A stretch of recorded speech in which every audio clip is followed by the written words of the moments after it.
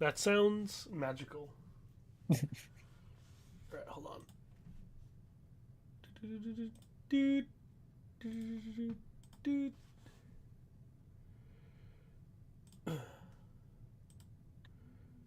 Okay, that's zoomed as much as it technically can be zoomed.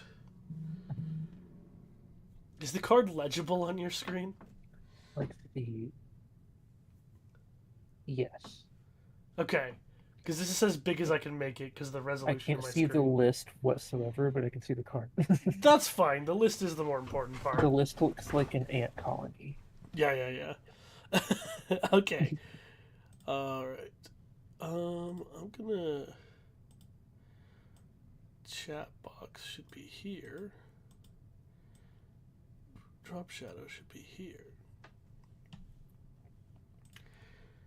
All right. I wish I could make it a little bit bigger than this too, but it's just the resolution of my screen is too.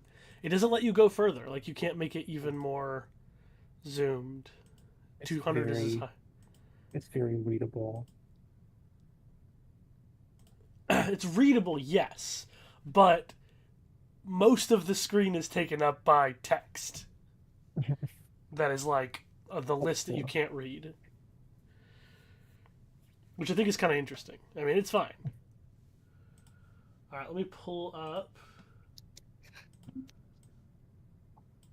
all my stuff, and then we'll get going. There's a lot of cool shit here.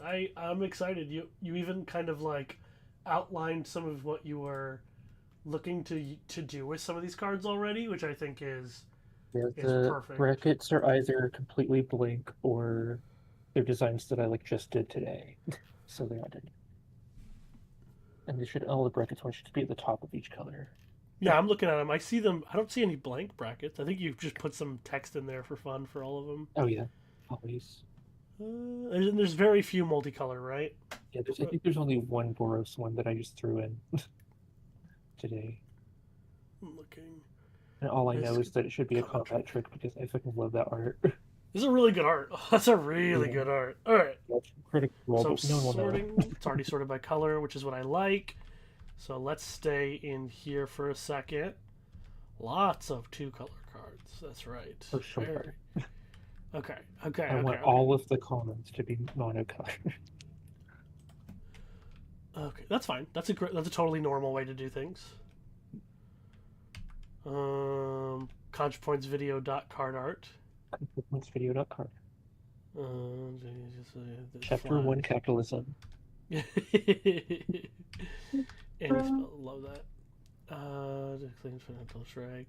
Try to remember. Okay, this one. Yeah, yeah, yeah. This one. I think this is funny because it's not a rebel, but it has revolutionary. That's true. Sometimes the same is true for if you go down to Is It, there's Uh, Audacious Hoarder is a goblin rogue who has a revolutionary. that's totally okay. They don't have to be rebels, but I think it's interesting. Yeah. And weirdly, that big teamer legend who's a big rebel guy doesn't have a revolutionary ability himself, so he's not even a revolutionary permanent. I think this card's pretty powerful. I know we've talked about it a couple of times, but Yeah. yeah, this is really good. Whenever a player gets two more creatures during your turn, they draw a card, including yourself. I think Yeah. this line of text protection from nobles is definitely going to come up. Oh yeah, even just with ignoring the other parts of this card, it's just Yeah, relevant because there's so many nobles. yeah, this is a really, really good line of text for that. Okay, um, I'm just thinking how I would. Okay, this guy.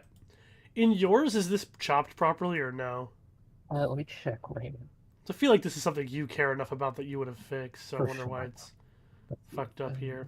I'll wait for the style page to load because of course it would take forever for the style page to load. Yes, it Oh, is. speaking It is. of, hold on. I'm gonna pull up. I want to listen to music while this is happening. Put on some Baroque chamber music.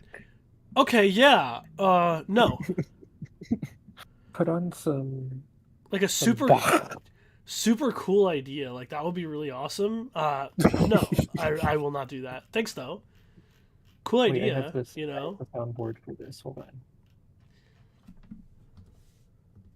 you have a Well, soundboard for this. that's interesting, but I sure don't care. Wait, no, you did. You were right. You actually did.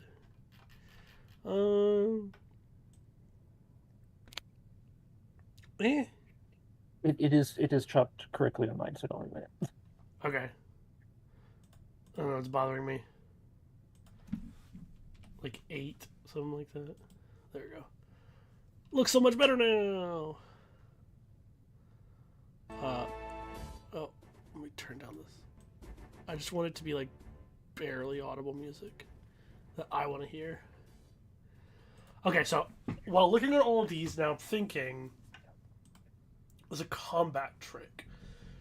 Now, to talk about combat tricks in general, combat tricks get significantly weaker the more expensive they are. Like, almost regardless of their effects, right? Like, it almost doesn't matter what they do.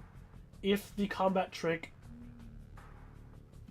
is, like, it is hard, the harder a combat trick is to cast, the worse it is by default. And unlike a normal card, like a creature, or even an enchantment that has effects, sorry, my nose is real messed up right now. Unlike a creature or something else that you're using, or even like an instant or sorcery that's not a combat trick, right? Unlike those cards where their like power to cost ratio is fairly linear. It's not exactly linear, but it's fairly linear. For a combat trick, it actually has to be exponential, because combat tricks' entire identity of how they work is centered around a specific opportunity in the game to use them to their fullest extent, right? Mm-hmm. But obviously combat tricks are very weird in that way, right? They aren't, you can't just like give them any ability at a certain point, right? If a combat trick costs 3 mana, that doesn't mean it can be +9/+9, right? Right? Because, like, you know, if I could pay green for +3/+3, and that's my whole combat trick, 2 and a green can't be +9/+9, because that could just kill an opponent. But at the same time, the opportunity cost is exponential rather than just like a linear, oh, I just need to leave up 3 mana, because not only do you have to leave up 3 mana, but the right opportunity for it to matter needs to come up. So balancing them is really hard. All of this to say that combat tricks that cost more than 1 color are very rare. They don't, and I think this can definitely be a combat trick, but I'm saying this might be very hard to design, because as you could kind of see by the examples I gave, you need it to be worth the opportunity cost of not only having to have both red and white at the time that you need the spell, and also the time that you would want or need it needs to actually occur without costing you too much tempo or having to leave up mana over and over again without getting anything out of it, right? Not only does all of that still have to be true, but it also can't give you so much in return that it like kills your opponent outright, right? Like, it needs to meet the spot of the game where it's asking you to sacrifice time, tempo, and mana for it, but it also can't be like, oh, okay, well, since this is so hard to make work, we're just going to make it broken. Like, you can't do that, because there's like a tipping point at which it just is like, oh, I just use it to kill my opponent. I know I'm just saying a bunch of shit, but like, imagine this card was like this. Target creature gets +3 until end of turn. Oh, we'll start here. End of turn, right? So here's your card. This is bad, right? Clearly this is bad. It's so much worse than Giant Growth, which is just green. Requires 2 colors. Even if this was 1 in a white or 1 in a red, that would be a million times better than what this is. So you're like, okay, well, this is not what it's going to do. So let's find a way to make this worth the opportunity cost. So let's say target creature is +3/+3, and gains first strike until end. And that's a pretty common red or white combat trick. Problem is, the most useful scenario for first strike is going to be when you are blocking or you are getting blocked. So if you attack and your creature doesn't get into combat with something else that could give you the value on that, then it's just +3/+3 like a Giant Growth is still. So you didn't actually add that necessary point in the game, and you still have to leave up 2 mana to get this, right? We've seen cards like Sure Strike, which is 1 and a red. Target creature gets +3/+1 and gains or +3/+0, gains first strike until their turn. And those cards are barely playable, and they don't require you to have 2 colors. And this isn't that different from that. So you're like, okay, let's find a way to make this worth what we're doing here. Maybe we'll say, okay, double strike maybe. Shit, now the card's too good. Like, way too good. Because now, if I target a 2/2 with this, it deals 10 damage. Yeah. So, like, can you see why it's so difficult to make this kind of card work? So my question for you is, did you already have, like, a deck that you think this could be better in mind? I already have some thoughts in my head, but I want to hear from you what you're thinking. I literally just saw this art and thought this looks like a Boros combat trick, and Boros needs one more in common, and that's the extent of my thought. Sometimes I love you. It's amazing. All right, here's my thought. Oh no, go ahead. No, go ahead. If you have more. I just thought, since it's Boros specifically, and it needs to play with the mechanics. Maybe it could be +X, where X is the number of creatures that gave a claim this turn. Well, all right. So let's look at it this way.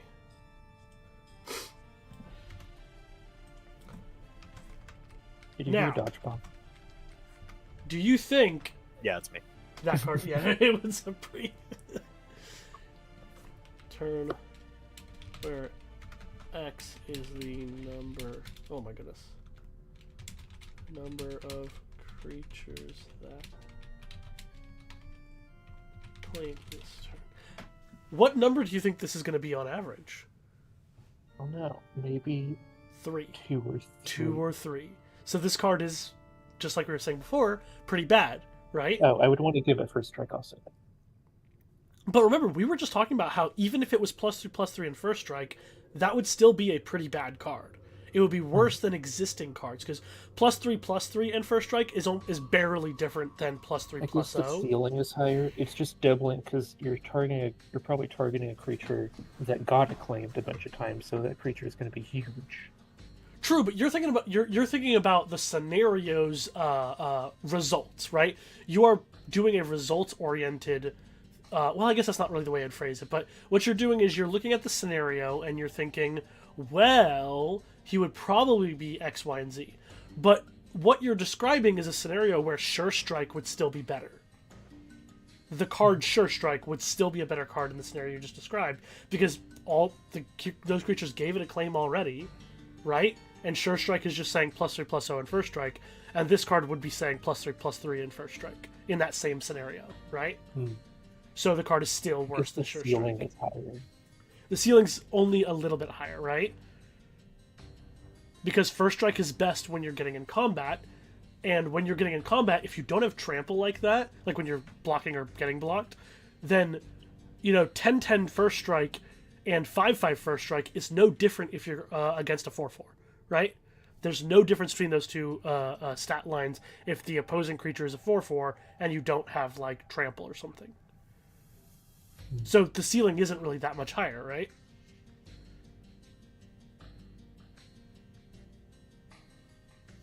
So, one of my thoughts, though, is let's think about the scenario. Let's not think about just designing a card that does the text of your abilities, right? Like, as you have really cool abilities, you've got some awesome stuff built out. Let's not think about just designing a card that says the same text as those abilities. Instead, think about the scenarios that are going to occur. You were already doing that a little bit, but we're going to think about the scenarios that are going to occur. Acclaim is our dealio here, right? We've got, for example, Beloved Prima Donna here.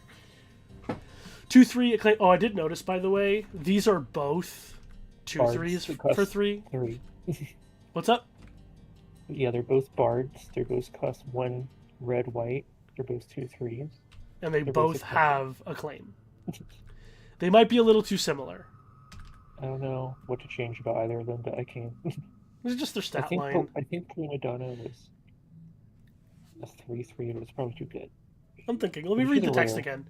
Oh, yeah, I was going to read the text. Whenever this creature or another creature you control enters, put a charm counter or another creature you control. Holy shit. Put a charm counter on up to 1 target creature. For as long as those creatures have a charm counter on them, they must claim if able. I didn't realize this triggered when any of your creatures enter. Yep. This card's kind of nuts, right? I mean, yeah. I mean, if you attack, then it doesn't matter. But well, so if I put this on my opponent's creature, the one I'm gonna attack and say they only have one creature, or I play this, then I make a token, or I play this or play a 1-drop right afterward, and they have two creatures. The person I want to attack has to acclaim my creatures. mm-hmm. And so it gets them out of the way and pumps my creatures. Yes. This card's crazy. Maybe I'm it should gonna be say 2/2. Maybe it should cost 4 then. It could. It could. It's a rare, though. You don't have to have your rares and uncommons be mana value balanced. They can have their... to differentiate it from Fearless Trendsetter. Yeah. Yeah, you could make it 4. I think one of the two should be 4, maybe. Let me think of this card again. Draws cards, makes a token. But everyone gets to make a token. Revolutionary abilities are kind of like balanced in that way. Acclaim 2/3. So it's attacking for more. Well, it's Acclaim makes you tap your other dudes though, so it's kind of like. I like Acclaim in general. I think it's a cool ability. But you get a dude to immediately tap for it, right? So. Mm-hmm. Maybe. But I like this at 3 mana. I would want to keep. I want to keep this one at 3 mana. It's a powerful uncommon, but you can have. I'd be okay putting Prima Donna at 4. Okay, so if she's 4 mana, then well, she can be. See now, at 4 mana, the stat line and everything, and the multi-trigger feels more appropriate, because that bump up in mana leaves you less mana on the turn you play her.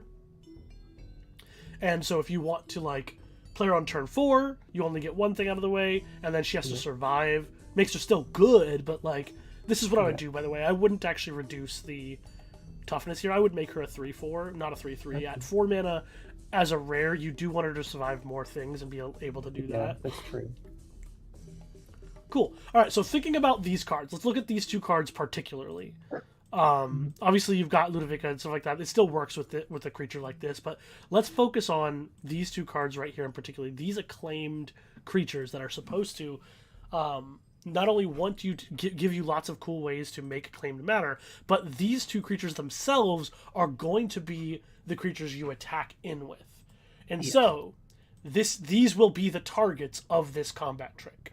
So that's what we want to think about is when I'm targeting Prima Donna with this, what do I want my combat trick to do for her? What is my opponent going to do? And so what kind of combat trick would really pay me off for having played into those two cards' styles of play? Like, we're thinking, I have tapped my other creatures, and so have other players. So, like, your thought of +X, where X is the number of creatures that gave a claim this turn, is cute, but it's actually just not going to be that big of a deal, right? In fact, it can mean the card is sometimes +0/+0, and that really sucks. Particularly, like, if you're trying to use this as a defensive trick, which obviously you're probably not gonna. You want to cast it on your attacking creature most of the time, but you know, you get what I'm saying, right? Right? Like it would be +0/+0 on blocks a lot of the time, which we don't want. Mm-hmm. So I could probably untap it, since you're tapping a lot of stuff in general, whether you're attacking or giving a claim. I think it should start by just untapping the creature.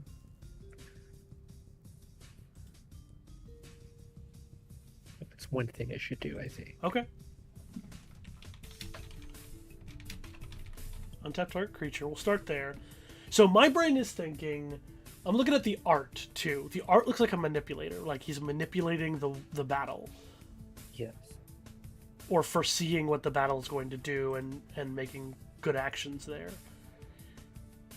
So this is the character who's in the palm of his hand, right? And if this is our target, then we are this person manipulating someone, even if it's our own creature. Maybe it's something you could use on someone else's creature for some reason. That's kind of what I was thinking a little bit. What if? Huh. I honestly didn't even expect you to find this card down here. I really like the art. It is. I love that art. It's a good art. Julian Divinos. Sorry, I'll be coughing. Oh man, I got lots of thoughts here. Okay. Okay, yeah. Under what circumstances would you target an opponent's creature with it? No, I'm thinking the untapped creature could be a thing, but target creature. Actually, okay, hold on. No, that would. You want a combat trick. Yeah. I was thinking of something really wacky, like target creature you control gains a claim until end of turn. All other creatures must give a claim this turn of Fable. Ooh. Now, that would have to cost more than 2 mana. It would, for sure. Because it's literally tap all other creatures, essentially. That feels I more swing like a in. rare. Yeah, that does feel like a rare, you're right. Sounds cool, though, right? Yeah, it does. What if it forces all players to give at least one acclaim? Maybe. Okay, that could work. Okay, that's definitely an option, and I kind of want to go down that route in a second. That's sort of like a +4/+4. Yeah, it is kind of like a +4/+4, but it also taps. Assuming everyone's live. It taps at least one creature, technically. Like, it taps other creatures, but you're... Well, I guess you could be attacking multiple players, actually, yeah. And it wouldn't affect anyone who's tapped out, I guess. That's true, it would not. It would not. Which is fine. Like, that's okay. Okay, I like that.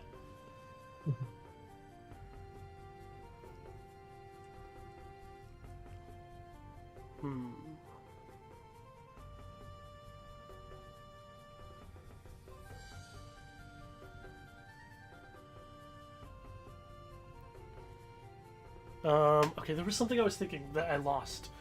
What was it? I'm having no thought.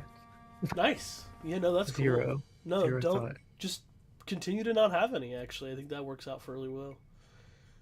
I feel like I can only do one thing at one time, and talking is one thing. True.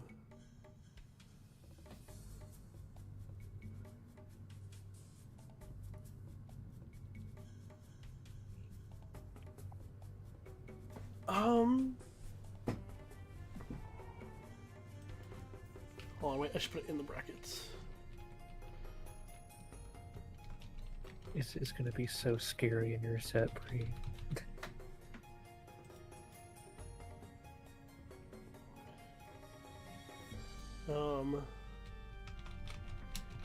It's either going to be really annoying for a while, or it's going to live for like a turn cycle, depending on when it's played. Which is completely the point. What will? A card I sent Quentin. Cool. What? It's cool. I'll send it to you too. I just didn't want to throw off what you were doing. No. You could post it in the channel you have, and then you talk about it sometimes. I could, but it doesn't have any art. Okay, well that's okay. Too bad. Okay. Wait, is it acclaimed? Sorry, there's an ED. Okay, target creature gains acclaimed until end of turn.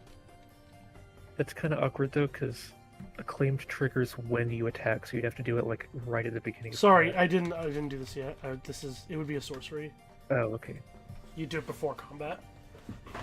I mean, yeah, that's fine, I guess. It's just weird to have. Like I said before, it's really hard to design a 2-color combat trick that can function like a combat trick does. The point of combat tricks is that they are easy to fit in and easy to cast and easy to kind of have open to trick without having to sacrifice tempo and time. So, I mean, I'll go back. The concept of forcing things to give a claim just doesn't work at instant speed. Like, it's an attack trigger. There's no reason for it to be... Yeah, that's true. So the ideas we've all been talking about, they really just should be a sorcery anyway. Okay. So, if you want it to be an instant speed combat trick that does what normal combat tricks do, then, rather than, like, just a pump spell that... I guess it doesn't have to be... I just think Boros should have combat tricks, because... They should be in monocolor, They can all be in combat. Yeah, they should be white or red, not white-red, if they're going to be There's also tricks. already another... Got a good example, Boros Uncommon that gives... There's actually 2 other Boros Uncommons that give things a claim, so that's worth noting. I have a card I want to show you really quick. speaking of Boros combat tricks that do literally cost, like 2 colors, like red white. I have a card to show you. This is Ride Down. Ride Down. Glide Down. Ride Down is essentially a combat trick. It says, destroy target blocking creature. Creatures that were blocked by that creature gain trample until end of turn. Okay. So, when my creature gets blocked, kill the blocking creature and pretend as if I wasn't blocked. Sounds really good, right? Let's just steal that one. Ride Down is a cool effect. But I got some bad news for you. This card sucks. Oh no. Yeah, this card's actually really bad. It just doesn't, it is not, like, the fact that I have to leave up the red white and do this at the proper timing, and I can't get, like, the, like, same trades that I would have otherwise get, and it only works when I'm attacking, not when I'm also blocking. It actually limits the scope at which you can use this card so much that this has been in 2 sets now, and it's just been pretty bad and limited most of the time. But it has a horse on it. It does. True. That's actually a fact. That's So, playable. What I was is saying, it? though, there's already 2 other Boros uncommons that give stuff acclaimed. So that's worth noting, I think. Right. So that we one got and the Sword Twins. right. Well, Prima Donna kind of gives things acclaim as well. Well, she gives Oh, things, sorry, she makes things acclaim. Sorry. She gives things simp. Simp. That's what the keyword is. Yes. Yes. Those guys. Okay. I see what you're saying. It can also just be, like, it doesn't have to involve acclaimed. It could maybe work well with acclaimed, but it can just be, like, a good combat trick, because that's the other thing that Boros is doing, is trying to cast spells during combat. Okay. How about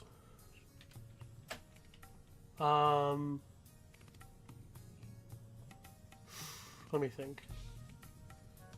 What am I write down here? 2-color modal combat trick, Mr. Power Up? Modal. Okay. So giving us flexibility because we have this opportunity cost of red-white. That's not a bad thought. Now, if it's modal, the modes should be I use when blocking, I use when attacking. Like, what are the 2 options here? So, hold on. I gotta go grab the choose one nonsense. I just copy and paste it every time. Give me a choose one card. This one is a choose one card. Can you guess what card this choose one came from?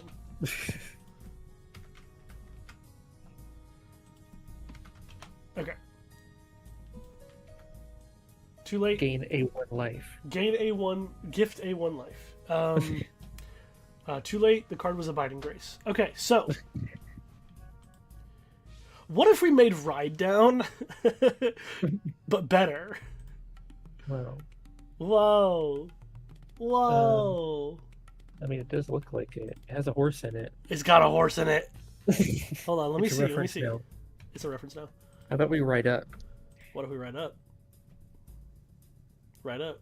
Everybody ride up. So we could go Ride Down plus another option when we are blocking. Okay.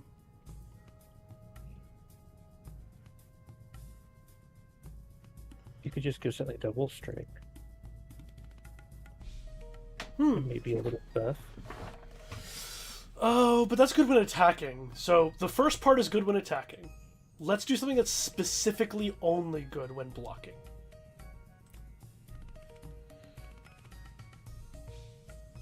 Let's see.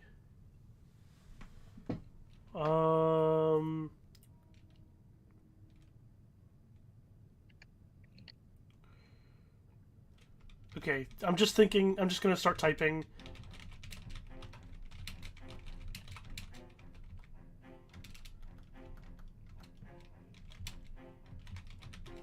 This is not when we are blocking, though. This is when we're being attacked. It's kind of a weird... They don't do this very often, but it's kind of a... I like it, personally. I've always liked that. Wait, oh, I love this one. This is a wording we never use, but I really like it. Hold on.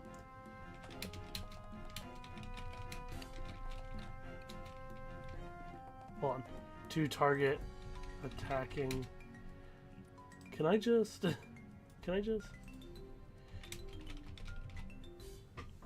Have you seen this wording? I love this so... I haven't. They never use it. I can show you... You don't need any creatures for that? Yeah, exactly. You don't need any creatures for this. Hold on. I know what it's called. There's a really cool card that has this. They just never use this. It's not a strong ability because, you know, they have like fogs and stuff like that. But look at this. Curtain of Light. Target attacking unblocked creature becomes blocked. This is the only card I know that has this ability. Wow. I think this is... I have to use this wording. Hold on.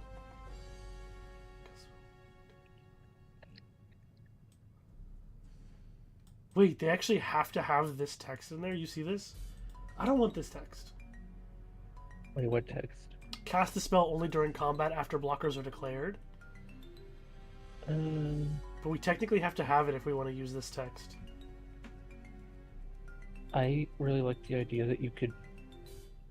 Oh wait, no, never mind. Yeah, I don't think... No, I probably don't. I don't know. Maybe we do. If you're gonna cast it any other time. Yeah, I don't know that it's necessary, but here, I'll just see what happens when we do that. If you don't specify the creature is unblocked, you don't need that text, right? Just target attacking creatures.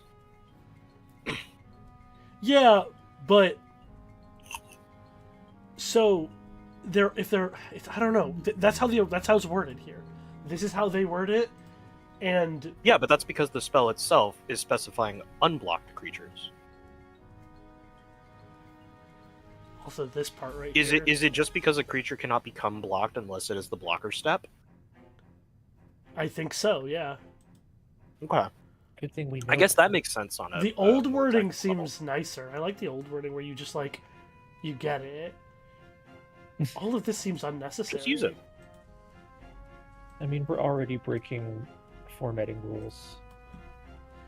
Thankfully, though, if we did have to add this, if we had to add this, it still works with this. Right, this part still can be used at this point in the turn. Yeah, I don't know why that's even necessary. Kind of weird. It's simply not. Up to target. You can't even do it during any other phase because the creature is attacking. Well, you could cast it. Oh no, you're right. You can't. What the fuck? So weird. You could, well, like Bree was saying, I think it's partially because you could cast this during declare, like at the end of declare attackers before blocks. You could also declare this in the damage step, which is weird. Like, I think that's probably why they did it, because like, do you know how that works? If we get to damage, what happens when I block a creature after it deals damage? Like, what? It could just prevent the damage. No, screw that. I mean, if you want to explain to people... I don't know, I like this. This is fun. I mean, it is. And we're already breaking rules. I break rules all the time when I design stuff in Magic, so... Great idea. That was a great idea. Someone from chat suggested a modal spell. Okay. Also, this is the name I came up with, but it's not necessary to keep. Yeah, I'm updating mine in real time. Oh yeah, I assumed you would. I assumed you'd do that. Yeah, I'm gonna just make up all the names later. Totally. No, for the love of God, let's go to monocolor. Okay, oh my god. One of the reasons this is the name I gave it because I was thinking we were gonna do like forcing them to give a claim, so they were like they've been propagandized that would make sense if that's what it was doing. Yeah, but probably now it's something you'd make it something else. Alrighty, okay. Here we are. Or big ass flyer. Oh yeah, this I think is a real card already, and let me see if the name for the real card actually works. I don't think I've seen non-land permanent. I know I've seen creature. Oh no, the card I'm thinking of is creature or artifact, I believe. It's scroll shift, isn't it? Yeah, scroll shift, yeah. Or is that creature enchantment? That one might be creature enchantment. Yeah, I just wanted to. I don't think I've seen one that's non-land permanent, so I wanted to make it non-permanent. Just make sure. Oh no, the artifact, creature, or enchantment. Sorry. Scroll shift is artifact, creature, enchantment. So, like, the only thing you now are allowed to... Oh, yours also can hit your opponent's things. Sorry, that's interesting. Yep. So, very similar to scroll shift, though. Yep. Cool. Yeah. I mean, it sure does flicker. Whatever you want to call it. Alright. There was something else. Sorry. Probably gifting. Probably. He's such a nice guy. Looks Look like at he's him. doing. Point. You there. You. You there. Hey, that's what my son does all the time now, is he points at people. So you already have a card here, essentially. Yep. It's just my idea. I thought about making it like...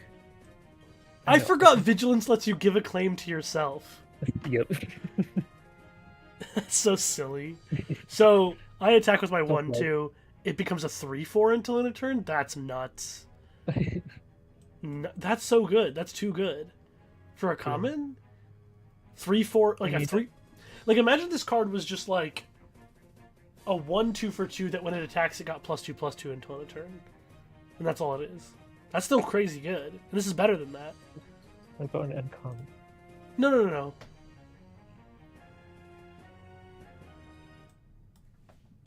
Maybe this. Maybe just make it a 1/1.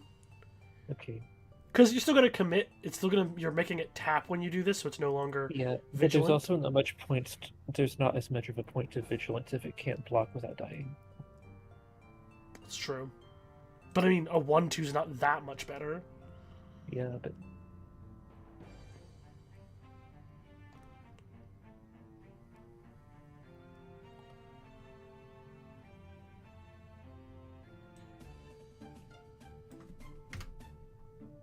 What about this?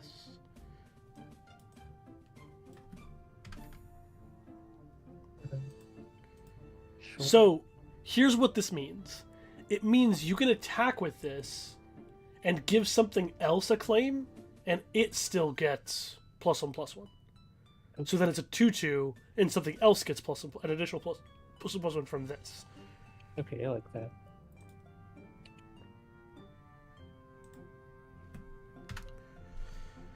Let me just look. I'm just looking through some stuff really quick. Damn, these arts are so awesome that you found. Okay. Alright, let's go back to Aura. Alrighty. Okay. So, brain thinking No idea. thoughts. Do you have an idea? No idea. Actually, Okay. I have kind of an idea. I don't know if it should be this one, but I thought about an enchantment that's just really cheap, and it's just enchanted creature, has acclaimed, and is a noble. That card sucks. You see. So,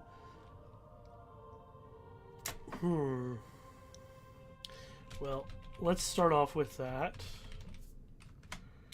Creature. Creature. Enchanted creature has acclaimed and is a noble. In addition, its other types. We can start here, but this is a very weak card. Okay. You just wouldn't play a card like this because if you get removaled, you get 2 for 1, and this didn't add much to the board at all. Auras are hard like that. You have to make them either provide enough that you are willing to risk getting 2 for 1, or they have to essentially pay you back in value so that it's okay when you eventually get it. Does that make sense? A humble +1/+1. That's not good. That's not good. What about a humble +2/+2? That's too good. I'm just kidding. What about a humble +8/8? That'll do. I think we want this card to have like reasonable purpose here. Like we want to be like why are we using this? When are we using this? What does it add to your set? Right. That's where you got to get with these commons. The commons need to be very simple, but they need to really add to the decks that play them. So when you look at building your commons, you should often be looking at your uncommons and rares down here and say, what does this card want? A deck that has Earthly Paradise, what does it want? A deck that has Fearless Trendsetter, what does it want to build out the rest of its cards, to play with it, right? Mm-hmm. So it could be you get a claim and it makes a noble token. It would be similar to Vaunted Veteran then. Yeah. Wait. Okay. It'll give you a body for a claim, Hold on. and then it would just make a noble instead of making it into a noble.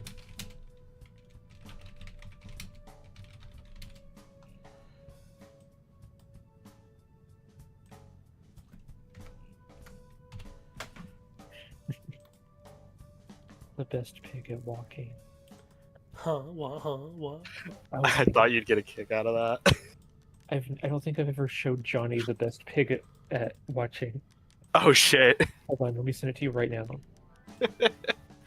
Sorry, I'm slowly sending Quentin shit posts just because I'm finding hilarious old cards while trying to find references for stuff.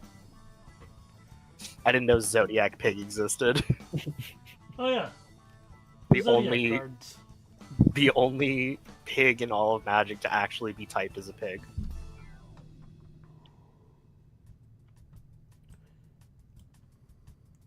And I'm sure Scryfall disagrees with me, but that's what's on the card, damn it.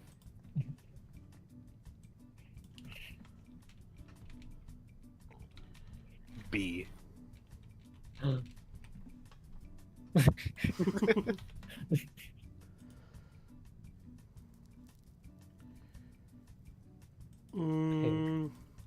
Ooh, I do like this.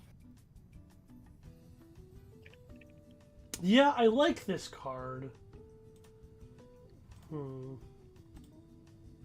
Are you sure it's this enchantment enters and not this aura, like equipment enters? Oh, sorry. Oh, it is aura? It is. Okay. Not to be confused with aura. Not to be confused with Sora.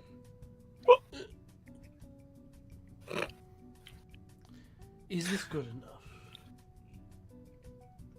I love how the inflection of a grunt can make all the difference. No. It's... Well...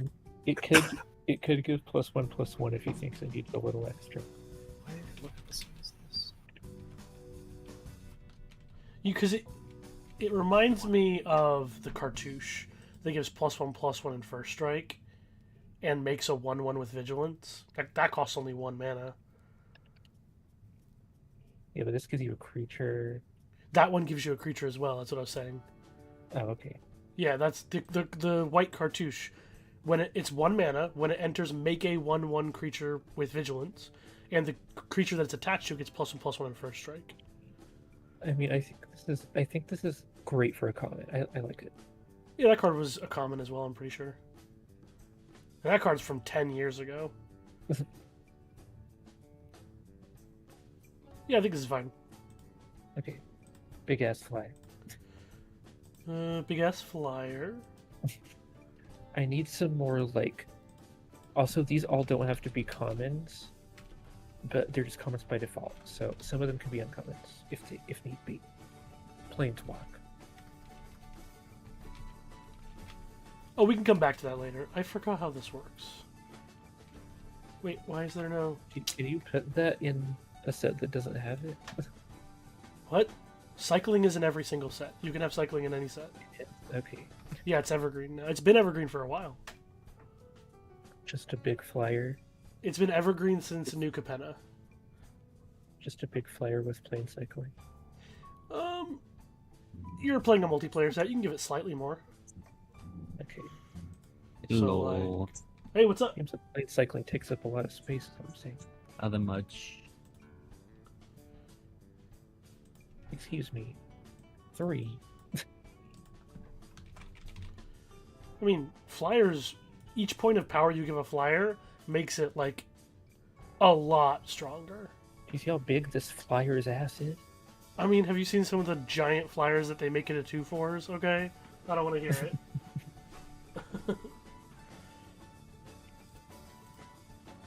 You can have it just be this, and These are nice to have. These kinds of cards are nice to have. But like the most recent Magic sets, every single one of them has had common land cyclers in them. Like every single one of them. I'm not sure if you missed that or not, but maybe my eyes just glaze over that text. it's because they're limited. And I get a lot of people just don't pay attention to limited enough. But this set had only one in red and one in blue because of those were elementals. They didn't actually have them in all of the colors, which that was Lorwyn. But Edge of Eternities had basic land cyclers. They were all for each of their colors. Where are they at? I mean, what I did, I went down the Bloomburrow route and just made like a Fountain Port Bell clone. I'm not sure what you're talking about. Hold on, I'll pull up Warbowser. Give me a sec. Where are they at? Where are my friendly neighborhood land cyclers? They were in here too. They were in the Avatar set. I believe you. You don't show me. No, but I have to show you. I also have to show you that they had more text on them and they were still common. They don't need to just be a flyer that does nothing else. Then players won't pick the card if you do that, is what I'm trying to say. Let me show you. Okay. For example, Mongoose Lizard here, 4 red, 5/6 menace. When it enters, deal 1 damage to any target, so it can kill small creatures or hero for 1, milestone 2. Rabaru Troop, 3 white for a 3/5. When landfall, gain a life, and this gets flying until on a turn, plane cycling. Giant Koi. I just want to give you some examples that you can look at. The black one makes a food token, and it has Death Touch, I believe. Yeah, here it is. 6/6 Death Touch for 6. When it enters, make a food. Like, you see, commons can be better than I think you realize they can be. We are way past the day where commons are like actually trash cards. They're just simple and not as good as uncommons and rares. So you're saying that Gutter Hogs shouldn't become a vanilla creature? No, I think Gutter Hogs is a very powerful common, but it doesn't need to be more than a common, right? You could have a little bit better commons than I think you're imagining. This isn't a core set. This is actually a multiplayer set, so it's more complicated. Your commons actually need to be better in this set than another set would. This guy, what stands out to me is his bigness. So his bigness. How would you want to represent his big butt? I don't know. Make him a 0/12. Simple as that. That's dumb. I don't want to hear another peep out of you if you don't say that again. Okay. He does look vigilant, actually. Now this, he does actually. This is really powerful, actually. Yeah, because that's true. He's big and will be attacking every turn at no risk to you. You put him into play on 6, and now you have a very real threat that will always be available to block or to give a claim. Okay, and if any of the other creatures in other colors say land cycling to you, they can be similar. Oh god, it kills me so much that you don't have keywords. Oh my god, I don't care. Why are you like this?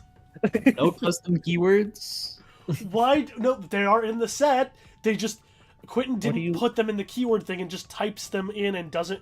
Quentin hates reminder text. I make them with love. Quentin hates reminder text. Fucking hates reminder text. Which means I despise it. Quentin hates players, is what it is. Quentin hates his players. I do. He doesn't want players to be able to understand his set whatsoever. What's the point of a keyword if you fully explain it every goddamn time on the card? I understand what you're saying. That's not what reminder text actually does in practice. That's what you think it does, but the purpose of it is it's there for the first time that you need to read it, and then every other time you see the one word and you know exactly what it does. Yes, that's why I'm putting on as many comments as I can. Right, I'm just saying. It's very important. To like venture into the dungeon.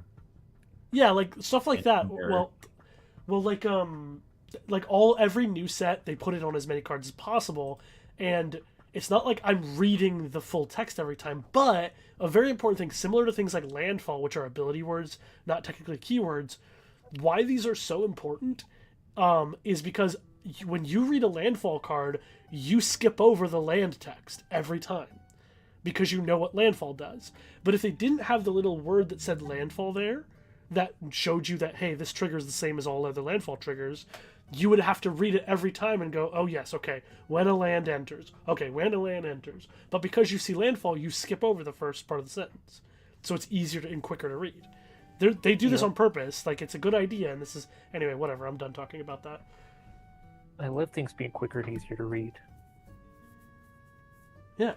But it's not quicker and easier to read if they have to ask you what it does every time they see it on a card. Good thing I'm putting it on commons. Good thing you're putting it on commons. And I'm having handouts that explain everything. Yeah, that's true. What do we want to call you? Who are you friends with, Big S Flyer? Look, you don't need to just ignore the names. I'm gonna do them later. What? I like the names. They help me think of what the abilities should be reflecting. I think it's really important. Well, you asked me to bring a lot of empty cards in here. Yeah, that's why I'm... Considering Oh, I'm sorry. I'm sorry, Quentin. I'm so sorry. I thought... okay, so we're not doing any names? Just... You're not... No, we're just gonna look at the text box only? Okay, sorry, Quentin. I didn't realize. No names. I didn't realize No names names. of cards... I didn't realize names of cards weren't a part of design. I'm so sorry. We're calling this big-ass flyer. I don't know what you mean. Oh, you're right. Well, why is it in brackets, huh? Because he's special. And he Oh, needs right. to be protected. Special. Because it's It implied.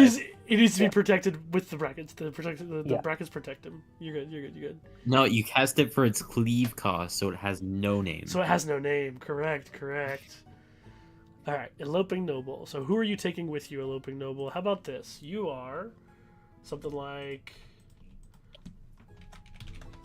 When this creature enters, you may tree you control to your... If you Wouldn't do... it be its owner's hands? You are so right.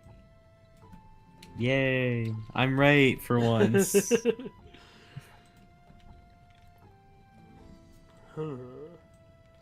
Now, think of the other cards that we want to do stuff with this. So in the set, white does Acclaim.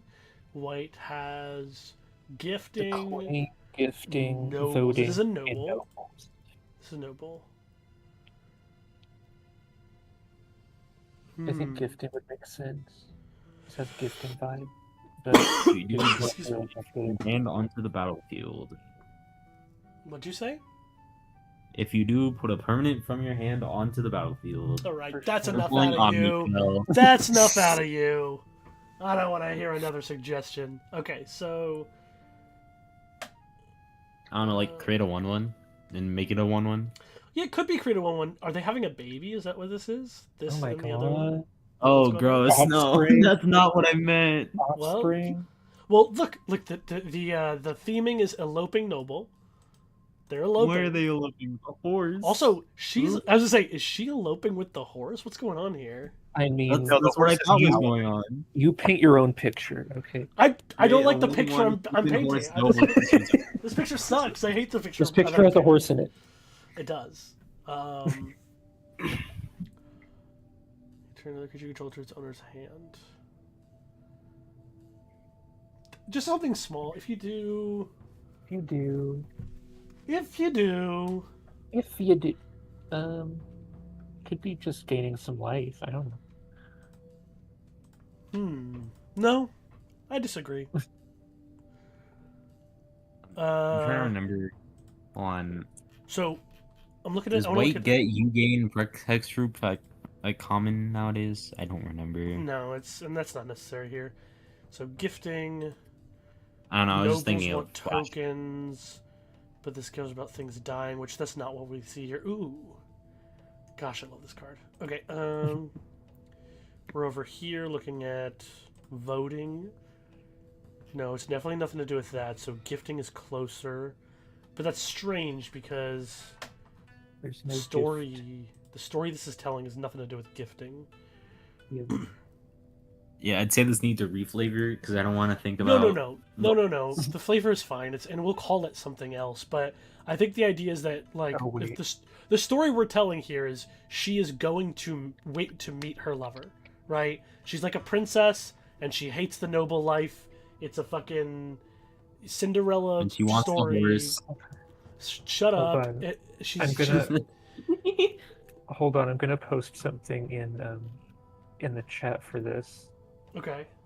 Where is Which chat? where is it? Where did it go?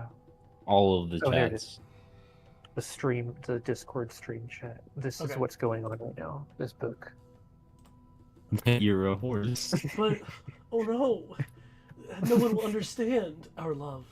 Okay, cool. Too bad it's not a blind. That would make more sense. I know. It'd be more relatable, is what it is. Exactly. I think that the effect is real. I think this is the correct effect for this card. It feels I right like it. I like it. because she's running away with the creature that you return to your hand. But I don't want it to just be like just that, because I think that we could do something more interesting. But ooh, I got this. If you do investigate. Now, the reason I say this is pretty good, by the way. This is pretty good. But remember, you have a multiplayer set. Your commons can be a little bit more powerful because you have 3 other players to deal with. I like this because the story is that now her parents are investigating her disappearance. Yeah, I like that. And then flavor text is like her parents. No, the king and queen. No, it's not the king and queen. There's not. Sorry. The Duke. Yeah, thank you. The Duke and Duchess searched for their daughter. For 5 minutes and then gave up. Yeah. I just put everywhere and called it a day. Their daughter.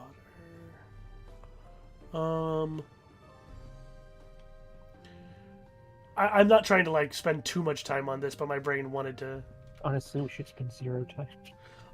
Quentin, what do you want to spend? Quentin, what do you want to spend time on? I want to spend time on this, but this isn't the stage of the process we're on. I want to spend time on more of Azurite. Well, we're focusing on conspiracy. Dude, if you want to do that, that's another time. No, that's not right now. I'm just goofing. Don't worry. Don't worry. I'm just chilling. Let's just leave it here, like that. I like doing this kind of thing. I like thinking about these and trying to find stuff like this. And Quentin, you keep trying to push me. Why are you doing that? Why are you pushing me out of the things I want to look at and think about? It makes me sad. I just know that I'm going to change it. That's all. Yeah, that's okay. It's nice to have starting places like this, and then you could change it when you want to change it. That's fine. Okay. Exile removal. It's a common. Ooh.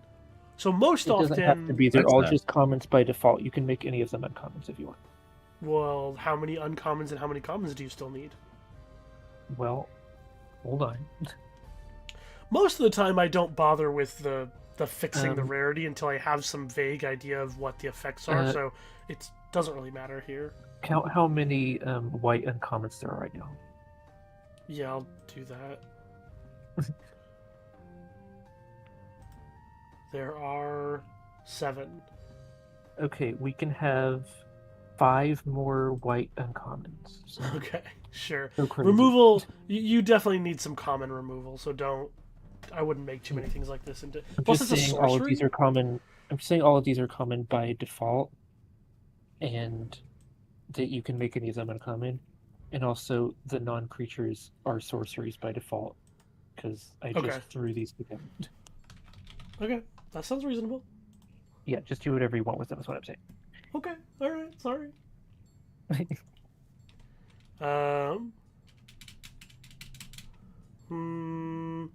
So obviously it's like exile, target, creature, or enchantment kind of beat. Or player. I would love to. Okay, I didn't see the player for a second. I was very scared. 3 less 2 cast, and then we have to think, is there something cool? Ooh. If you've given a gift. Yes! Ooh, it's like Ride's End, but cooler.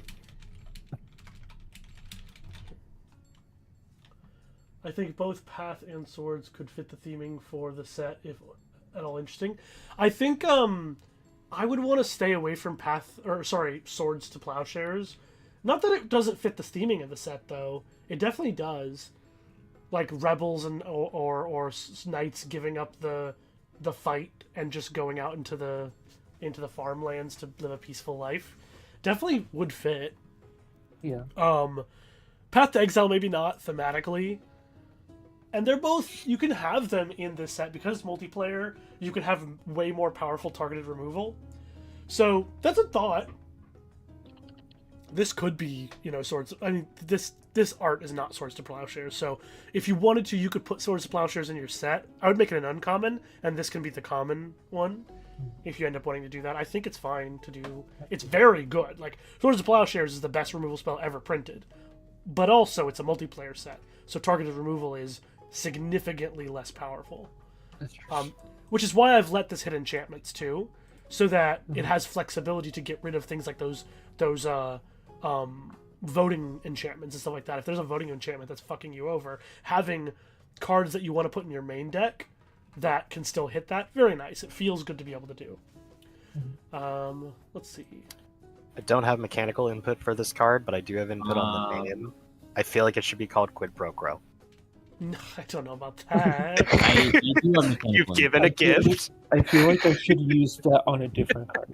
I feel like a different card, like a card that's like I'm you gonna get actually have a something note. from them. Okay, when- so hear me out. Instead of it costs 3 less, it costs 3 less if you gift a card and then has a gift a card. Maybe? I don't know. I'm just throwing shit at the wall, seeing what sticks. You But could, yeah. You wouldn't be able to discount itself with that way, though, right? Because you Yeah. only give the gift when the spell happens. Is that Right, how yeah, that it wouldn't work that way. Yeah, Yep. this would have to say if you've Boo. promised a gift this turn, that would maybe work. You promise as you cast, so like it depends on the the order, because like, oh my god, depends on where Really promising a gift. complicated. So promising a gift is a cost, and it is done in the process of paying costs. But at what point in the process of paying costs does it happen? Most costs you can pay in any order. But because promising a gift is a different kind of cost, it's not like where you pay life, pay mana, or pay additional costs. It's different. It's not even an additional cost. It's like its own mechanic. So I don't know if it's at a different layer of paying a cost or if it can be done at any point. Something you may not know is that you can pay costs in any order. So if you have a card that has multiple different kinds of costs on it, you can choose what order you pay those costs in. I know that sounds very weird because there's a bunch of shit that matters for that. For example, there is this, oh my god, it's so silly. Do you know Umbral Mantle? Anyone here know the card Umbral Mantle? Yeah, it gives like 3 untapped. This guy's +2/+2 until end turn. Yes, That thing. that card. Did you know that if you have a creature that can tap for 3 or more mana, you can activate that ability using its tap ability to pay the cost of it while it's tapped? Because you can pay the untap cost and then pay the mana cost by tapping the creature. That is so. There's an infinite combo in Modern right now that uses that. So fucking silly, dude. Sorry. Magic. I mean, it's Umbral Mantle. Yeah. That's what it's for. Yeah, Umbral Mantle. Well, Umbral Mantle, your assumption would be that it only goes infinite if your creature is untapped because you have to be able to tap for the mana, right? That's your assumption usually. But it actually doesn't have to be. It can be tapped because it'll untap before you have to pay the mana, because you can choose to pay the quote-unquote untap cost before paying the mana part in the cost of that ability. Ooh, who was talking about Yasuo? And you can activate earlier. mana abilities at any time. They don't use the Yeah. stack, so Yeah. it's fucking weird. This is fine as it is. It it could be. This also could be too I was expensive. just throwing shit at the wall, seeing what sticks. Yeah. I don't think it'll work, but this could be too expensive as well in this set. So we'll keep an eye on it, but I think it's probably fine overall.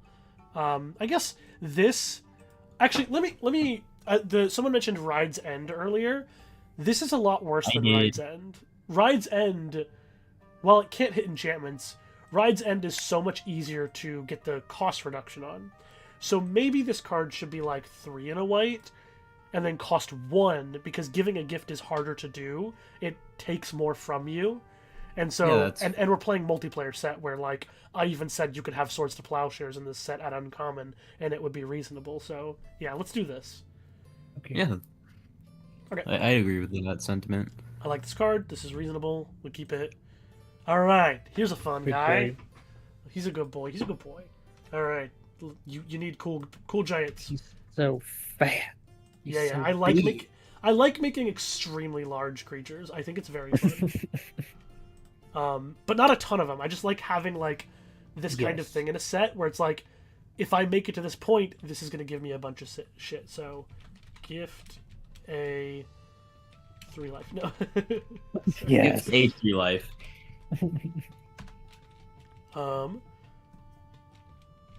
When this creature enters, if you promise, is it the gift? Yeah. Hold on, I will just grab the templating. Already Oh got wait, it. no. It's if the gift was promised. Sorry, if the gift was promised. It's fine. Yeah. The gift was promised. You draw. Oh, not you don't need the U here. You only need the U if there's extra text like gain life or lose life. You should make Um, it here for the mill win. No. I hate that. Wow. No.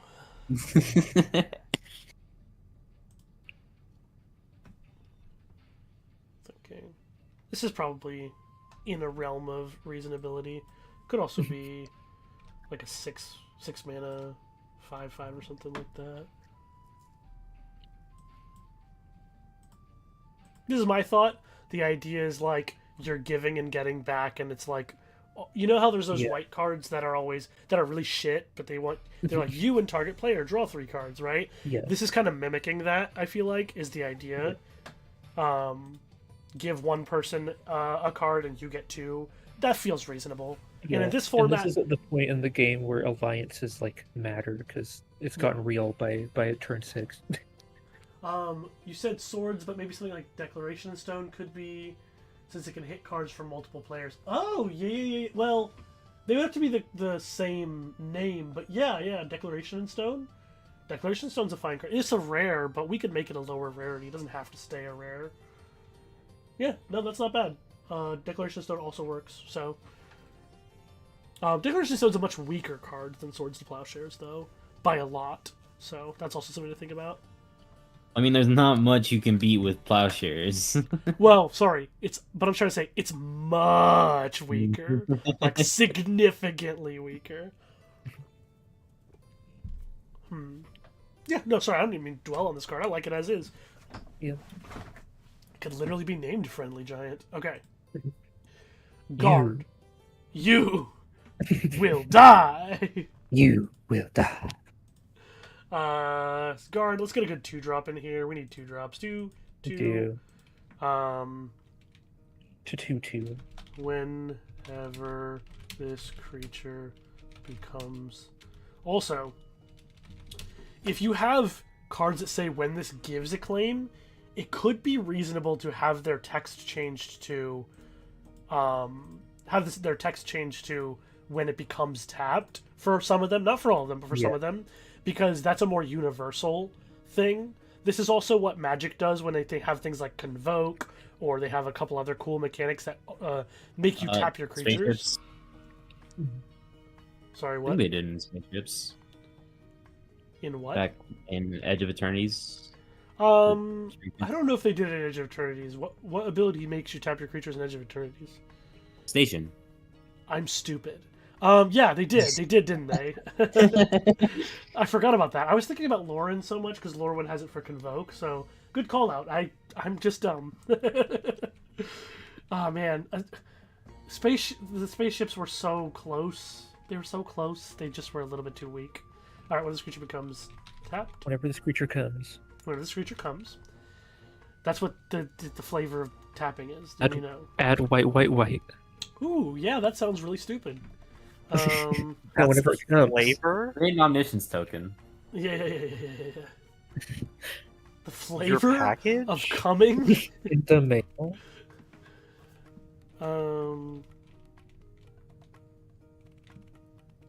Target creature you control. I know I was never good at taking stuff in the first place, but god damn, I'm rusty.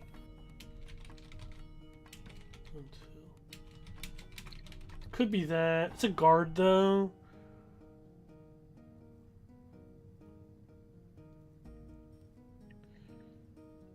So, like, at a base rate, it's a 2/2 for 2 that while it's attacking, it has first strike, because you attack with it, give itself first strike. But when you give a claim, you can give the creature that you're acclaiming first strike. And that's really good with a claim. I think I like this card.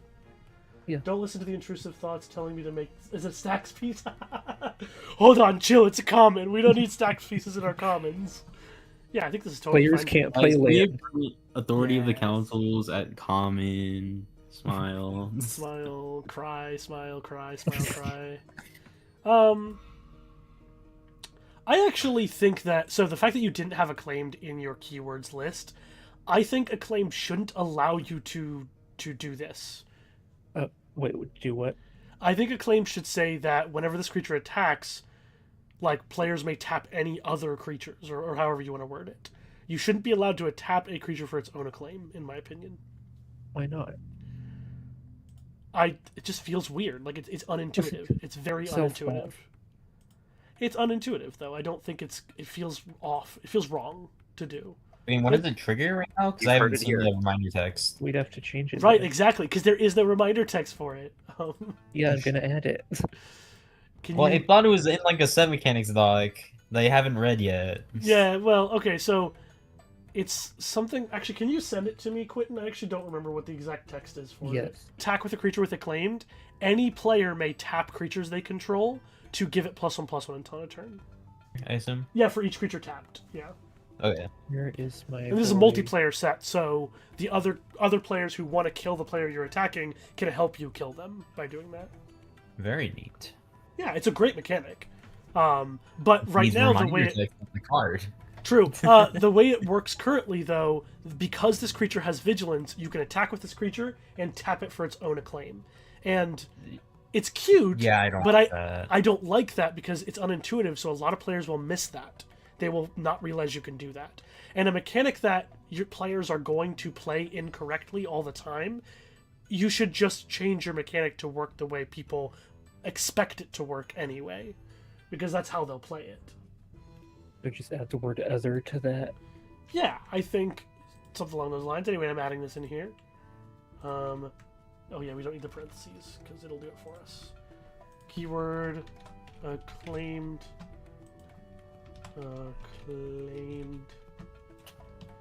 For each creature that any play for each other creature. That's all you gotta do. Acclaimed. Reminder text. I'm keeping my own file. With this one, though, what I like about this one is that if you attack with this and another creature that has acclaimed, you can still acclaim the other creature. Wait. Why would you want to give this +1/+1? Because it's attacking, Oh, okay, I guess. right? Because it has vigilance. Can it be a little stronger then? Since Yeah, we yeah. I can't- think its base rate could be. We can go back to 1/2 if you want. Okay. So, like, what you'll do is you'll attack with this and another creature that has acclaimed, tap it. I mean, otherwise,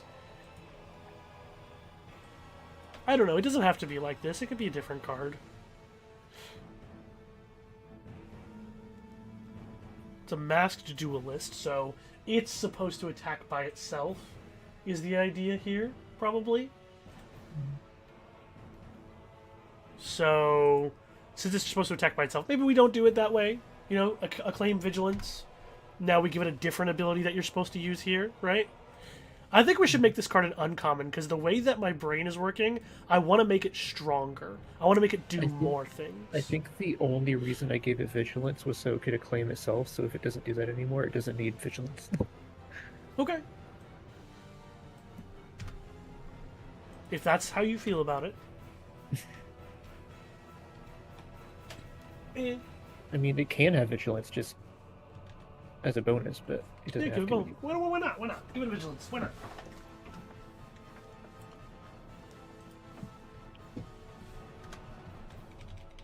Whenever this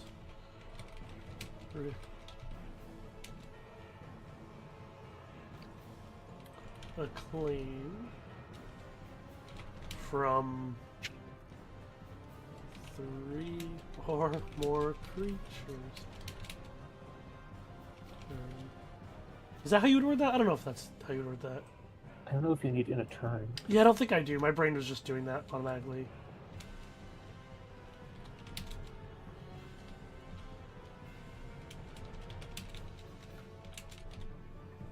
Something like that?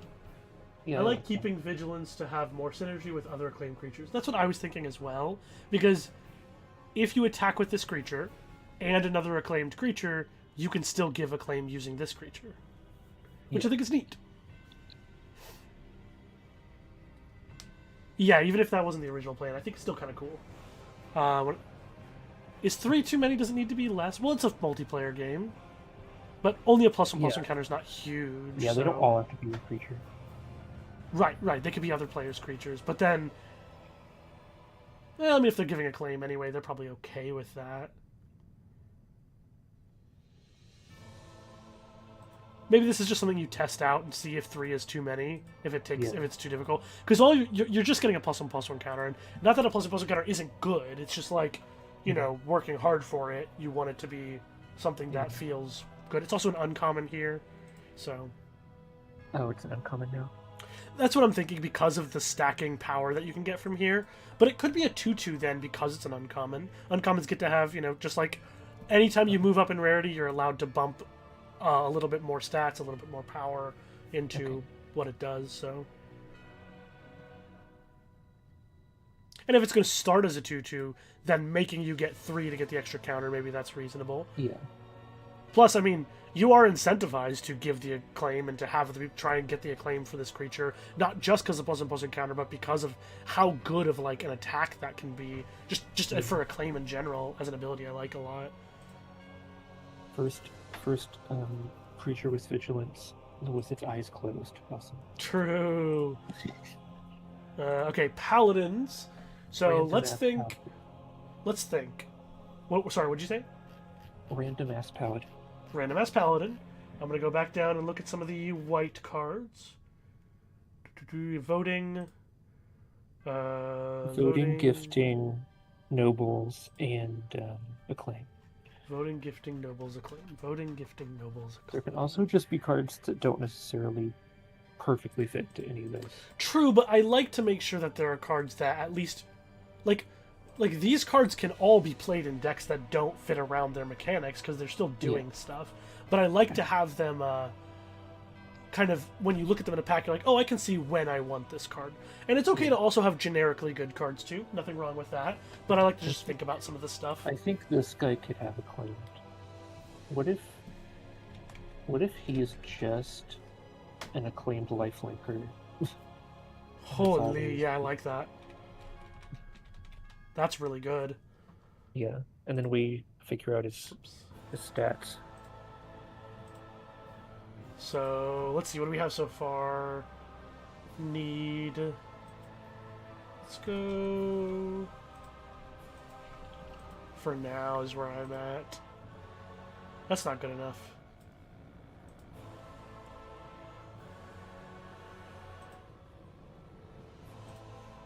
Maybe...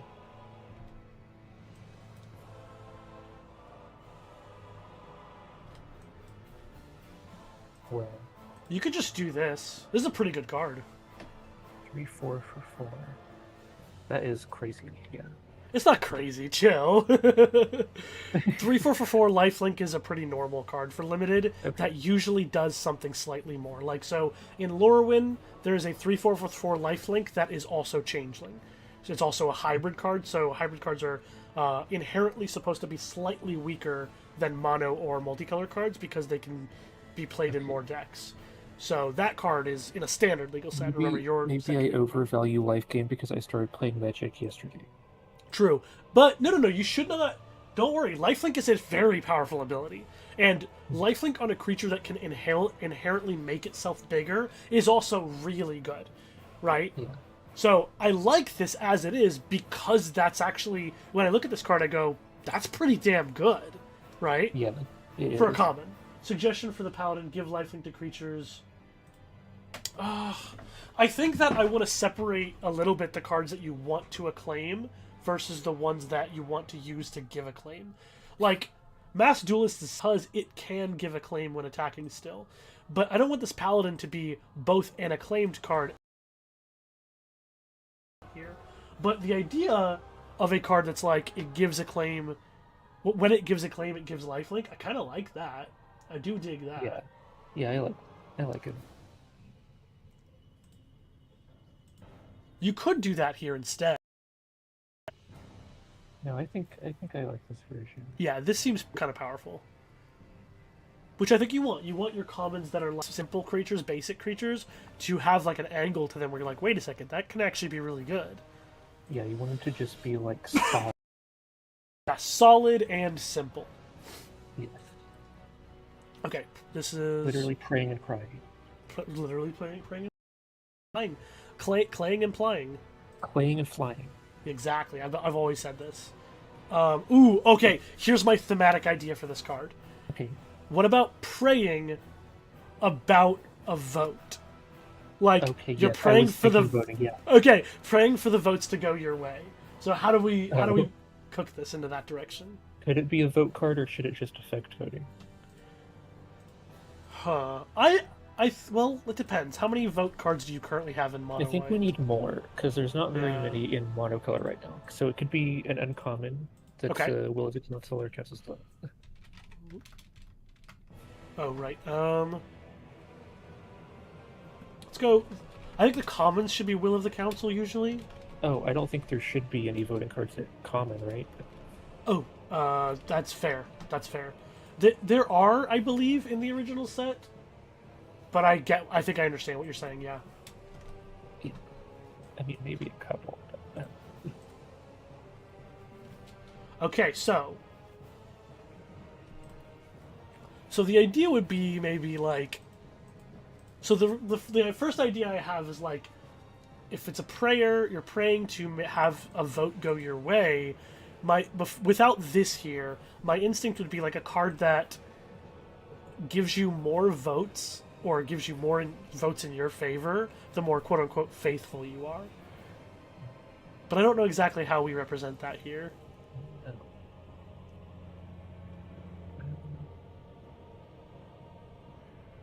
Yeah, because I don't even know what I want a white voting card to do. Yeah, this might be the wrong one for voting, since it's not... this is not a vote. We'll get there. We'll make some more voting cards in white. Look at these cards for a sec. Right. I love this card so much. So you become the Monarch, including the Monarch, which is +1/+4. I forgot this card is like a 2/8 defender when you're the Monarch. Yeah. Yeah, I love this card. Yep, we talked about that one. Combat step, yeah. Flying lifelink. Better horse. The horse with the better. Right. We put the butter on him. This is fine. This could be a common in your set, I think. Oh, really? Well, maybe. I don't know. Let's leave it at uncommon, actually. Giving an acclaimed creature flying seems crazy. Yep. Yep. I'm just looking back through stuff to think. Yep. Yep. Yep. Yep. Yep. Yep. Yep. Pretty good. Okay. So...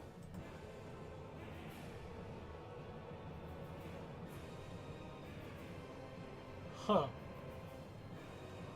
This is interesting. Any ideas? Any ideas here? I wish I could have ideas right now. When I'm sitting down in a call, I'm like, I just can't have good ideas. Insane. No. Insane. Insane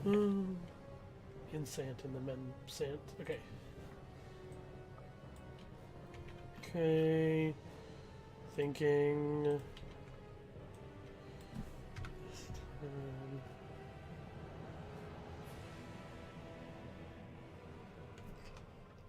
Maybe it rewards other players for voting for the same thing as you. And also gives you something. How do you phrase each player who votes the same way you do? Let me look at Friends and High Places. That might Maybe be it similar. could have the effect of a bribe token, both scry and vote, and maybe draw a card on top.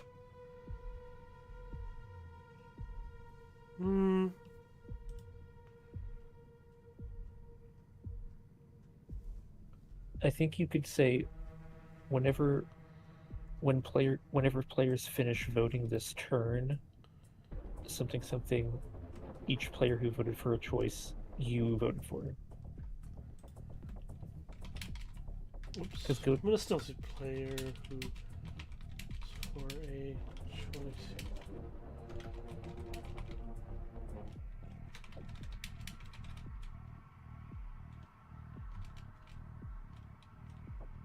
It would be whenever players finish voting this turn.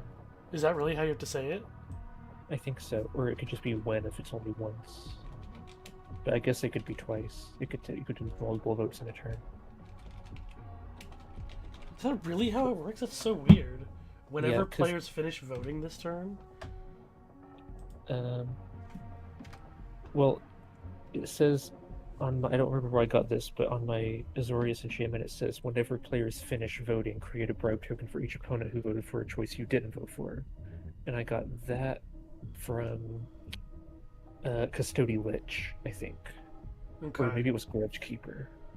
No, I don't think it's Custodian Lich. Custodian Lich is the one that makes you the monarch. And... Okay, it's Grudge Keeper then, because I think Grudge Keeper just makes everyone lose 2 life if they didn't vote the same as you. Okay. Whenever players finish voting this turn, each player who voted for a choice you voted for draws a card. Okay, and could that be a common? Oh, I'm not done. There's more. Obviously, this would be shit if that's okay. what it did. This is gonna do more. I'm just thinking through it.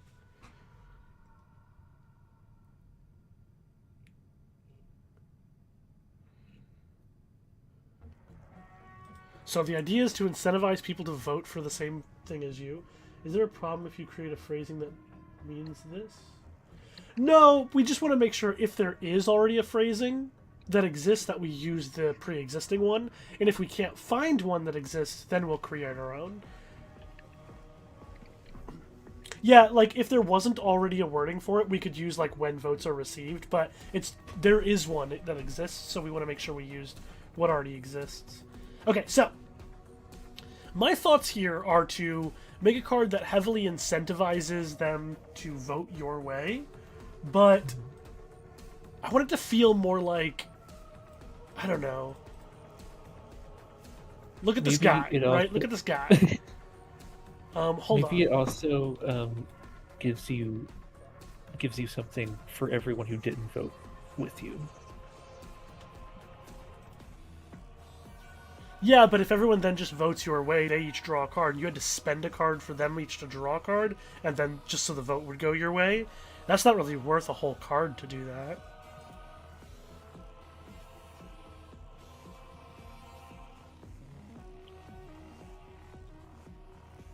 I'm thinking how, totally not political. Yeah. I'm thinking about how, like, people imbue our political situations with whatever their religion is, right? Mm-hmm. Regardless of where you live or what your place is, people will look at your laws you're voting, all of that exists in a nation through the lens of whatever religion or faith they have. And I think this card thematically should be representing that. Okay. Jesus cycling. Jesus cycling, yes. Incredible. Island walk. Okay. No. Hold on.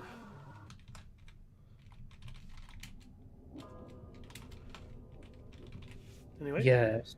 Hold on.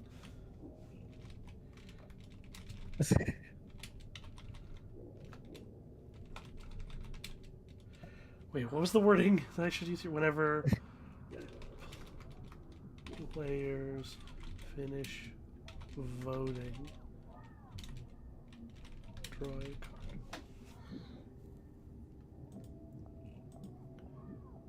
Okay, this is definitely not the final version of this card, but this is kind of where I'm at.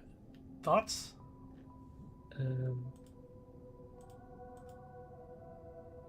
Well, it would have to be you cannot vote this turn. Oh, sorry.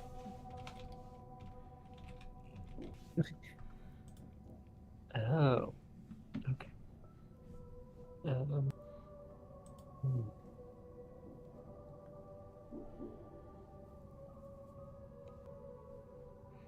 So each time you are abstaining from a vote, you draw a card. I don't hate it.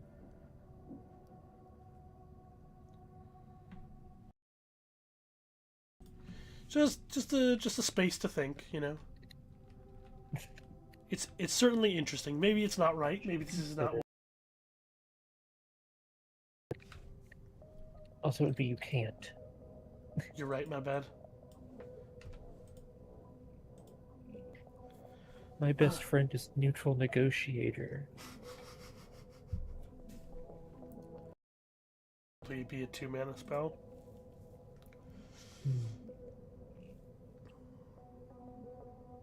Yeah, I like it. To make it better. Uh-huh.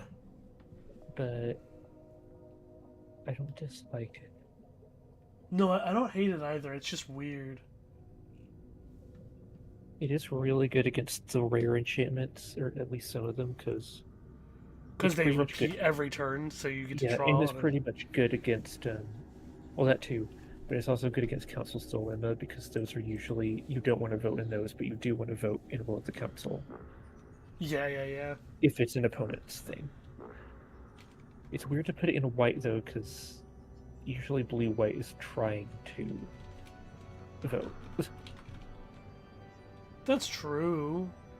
But that's the only color this makes sense in. Yeah. It could be blue. No, because it's about... It would just be neutral negotiator. Yeah, this is about, like, a character's, like, religion is why they're not participating in the government.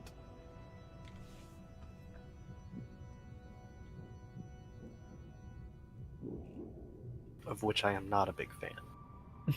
Not a big fan. No politics. A card that actually feels like church. Yeah, and maybe it goes the other way. This is more like using religion to influence politics instead. Mm-hmm. Now, how do you do that? How do you represent that in Magic?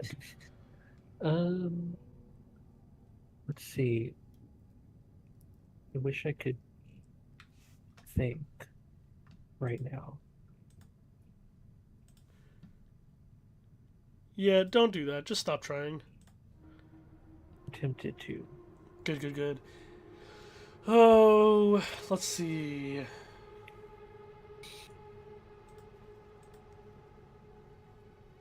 Because, like, I would rather... Like, I do like that effect, but I would rather it enhance your voting than... Be good with voting, yeah. Yeah.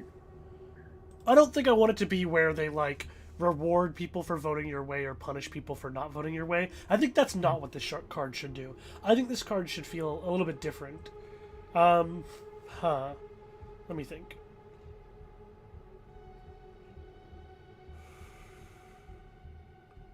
I'm trying to get into my wacky headspace for design, where I'm like, what can we do to mess with voting in a very unique way that has not really been done already in a bunch of the other cards.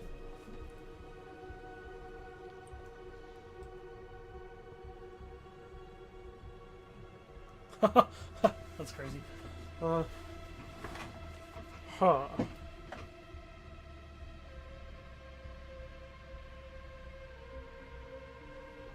If you win the vote, all players that vote for the winning option draw. Nah.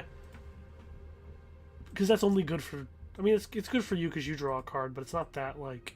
It benefits too many other players, too. For it to be a payoff. Maybe it's compensation for when you lose a vote, but then that would only apply to Will of the Council and not Council's Dilemma, because you can't really lose those. Hold on. I be thinking. What's it called? Hold on, I'm gonna look this up.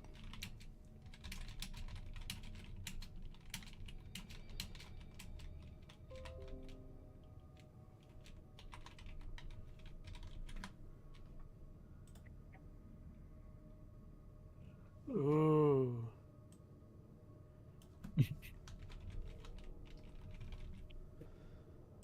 Yes. Or resolve mode activated. Okay.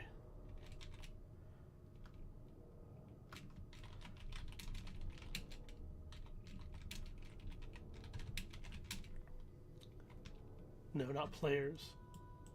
Sorry. Opponents. Opponents.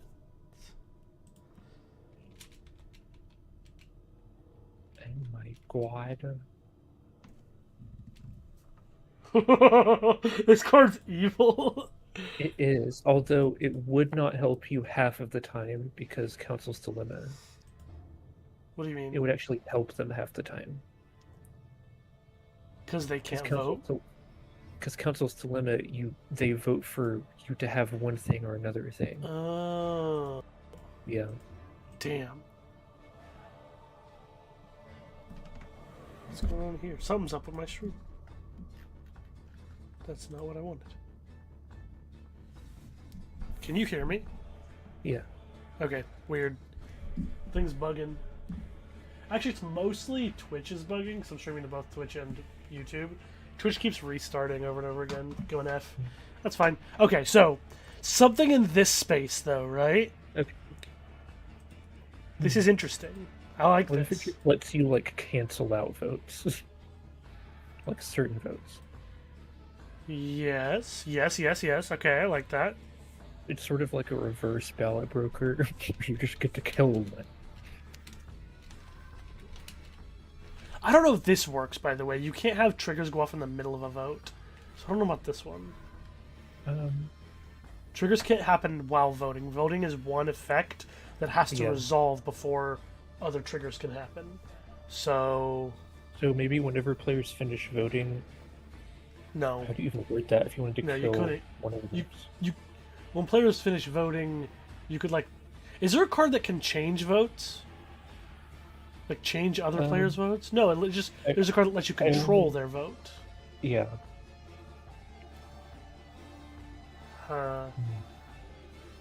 Wait. What if it gave your bribe tokens the illusion of choice ability?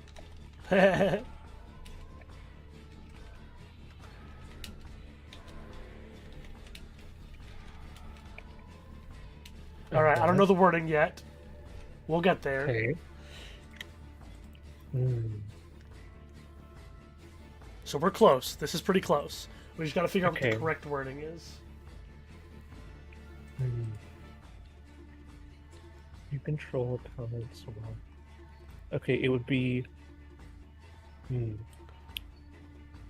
At the beginning of your turn, each opponent may pay 2. If they don't, then you control the player vote. Sorry, run that by me again? at the beginning of your turn, each opponent may pay 2, and then if they don't, you control their votes this turn.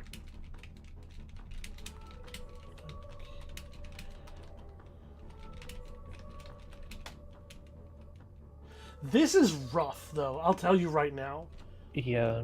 This is rough because they have to guess whether or not you're going to play a voting card.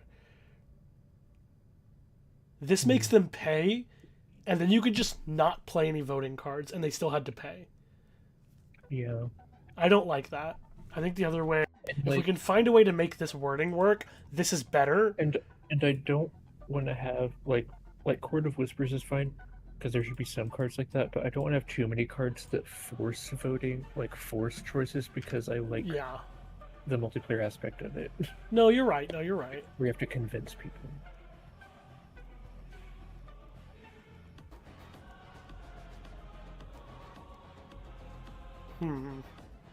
This fucking guy.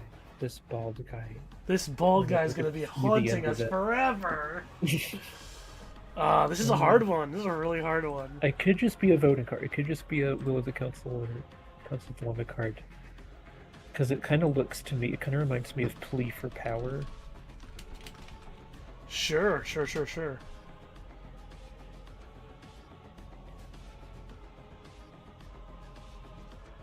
No. You only control their votes during the turn. You don't control them as players during your turn.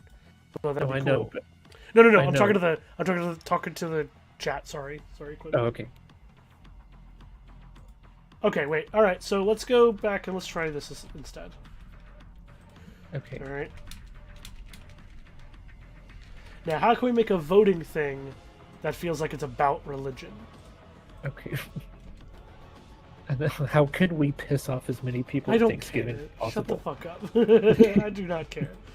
You don't understand. I do not care. We also have to bring the Great Pumpkin into it. Oh, true.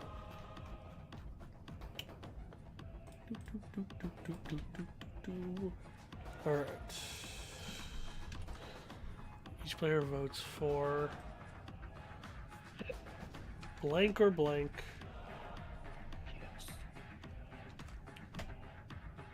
Okay, and it could be 2 different seedy, gross religious things. Oh, yeah. Like tithe or confession. Sure. Confess. Alright. Now, if tithe... We're trying to figure this stuff out before we know what the effect is at all. It's important. This is really important. One of the things that allows you to come up with like interesting and cool abilities is finding out the flavor first. I think that's pretty important. Figuring out where you're trying to go with the flavor, and then you can figure out what does it do.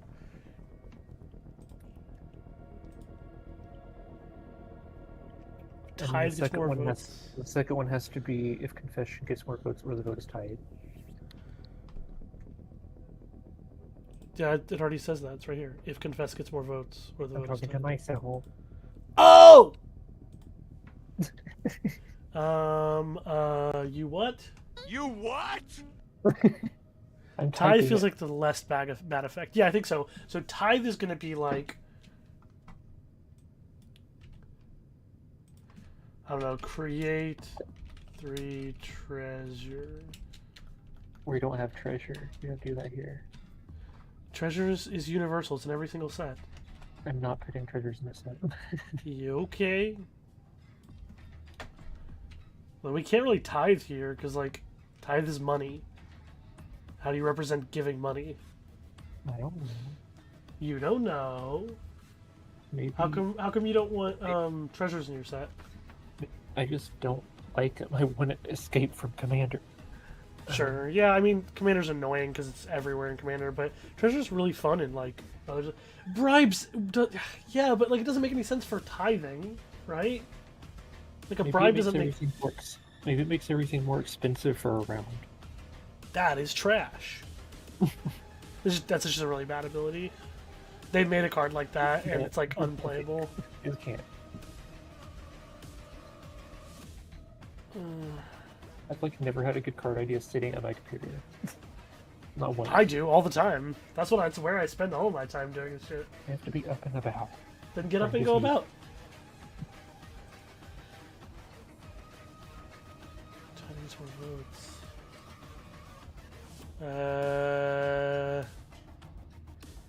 I mean, we don't even have to stick to those words either. I know, but I like them. Catholics do so many horrible things. True. You have a buffet. Choose from.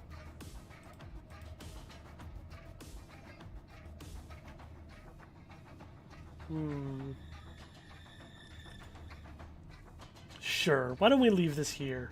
This seems neat. We can do something with this. The flavor's nice. Yeah, I would love to work on this later. Okay. Tithe is like playing money. Bribery is basically someone... Sure, but... Yeah, that kind of does work. It's just not a very good effect. Like, create... free... bribe... tokens. It's not like the best effect here. It's sort of like paying it forward for your next vote instead of...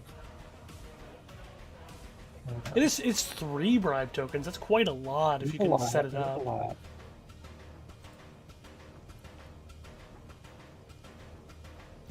I wonder... Yeah, I don't think it could be... if it was Council's Dilemma and one of them was create a bribe for each tithe vote, I don't know what the other one could be, because I think they'd always pick tithe in that case. Yeah. I think this is fine. 6 more votes, or the vote is tied. Confession could be clues. But then you would just not vote for that. Then you would always choose... Well, I mean, it would be like 3 bribe tokens or 2 clue tokens kind of type beat, you know? Mm-hmm. That's how you could do it. Or it could be bribes and clues for Council's Dilemma, and you would play this when you have bribes to spend to get clues. That's true. Maybe so, maybe so. This can't be discard or sacrifice a creature. Well, usually can't be sacrifice a creature or discard, by the way, those in chat, because it's a white card. White doesn't do that. It could technically be sacrifice if we have a conditional sacrifice on how the sacrifice works, but it can't be discard. Well, anyway, so I guess Council's Dilemma could be an option.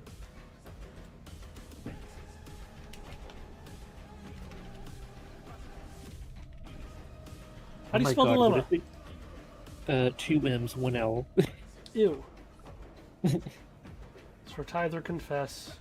And then it's okay, what if to balance it out, what if tithe is 2 bribes for each tithe vote, and then you just get 1 clue per confession vote?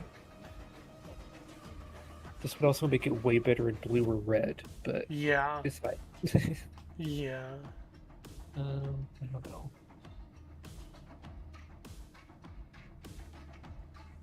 I feel like I can workshop this one. We'll come back to it then. Let's move on to blue for a bit. Yeah. Get me out of this church. Yeah, I know. It sucks to be there. Oh, hey, neutral negotiator. What are you talking about? I love the flavor text on this so much. No need to make this political now. It's so good. Sure. I don't take sides. I believe in people. Who? I think bad people are bad.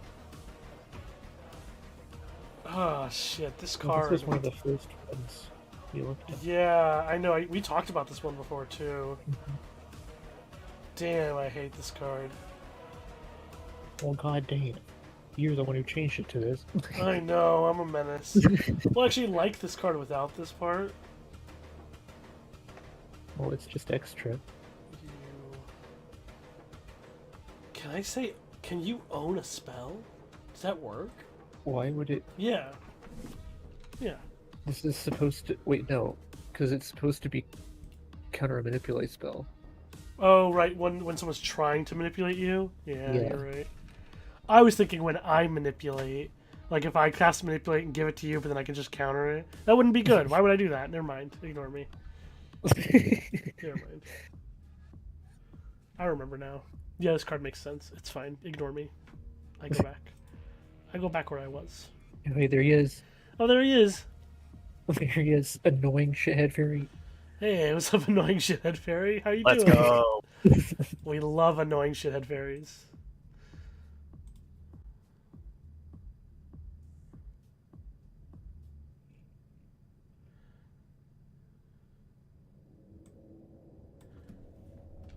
You don't need to say you have. You can put contractions.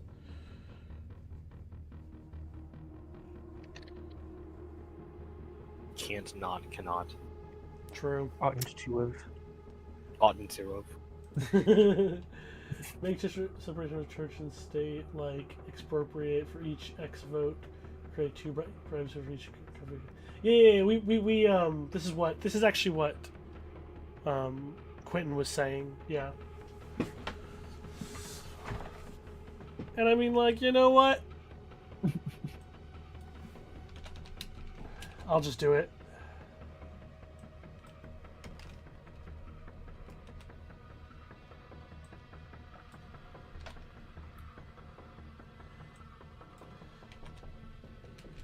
Each.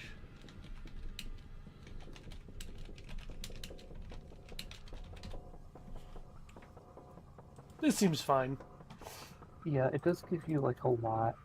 A lot of artifacts. You can get quite a lot of artifacts out of that. But it's like, do you think it should still be? I guess it should still be uncommon if it makes that many. I think it should be uncommon because the sheer number of artifacts you can make with it. Power level, you know, it's not necessarily like the most powerful card in the world, but if let's say you're playing blue-white and you get a lot of the artifact cards from blue for your blue-white deck, now that card is like cooking the shit out of people, right?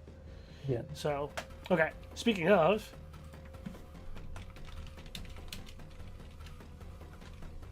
no. Oh, what the fuck? You just have it by default. This shit turned off. Ooh! Sorry, I forgot it does that. Something's up with the most recent programming of this, where if you don't start putting text in the next layer, it does this, whatever that shit is. Oh my god. It's fine overall, but it's just kind of weird. Okay. I unironically want to put affinity for artifacts on a card that costs 1 blue. It's just blue, yeah. That sucks. I hate that. Hilarious. For each artifact space you control, not in parentheses. You control. You control.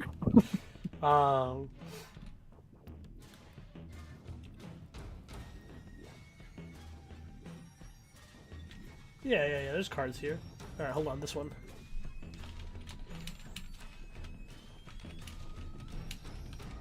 They're your control. Do something neat. One in a blue. Uncommon. So this card is the card where you're like, I made 1,000,000 bribe tokens, and this card is very happy that I did that. That's kind of what I'm thinking of here.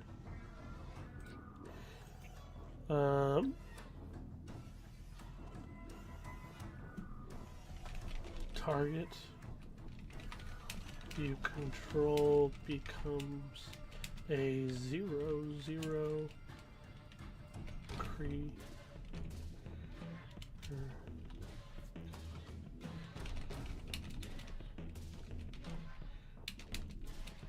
Other type.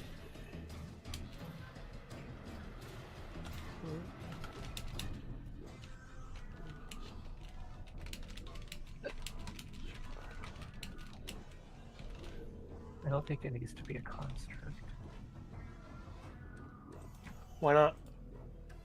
I mean, it can be, I just don't think it needs to be. True, but don't they usually do that? Sidri does it, and she's the big one. This one here?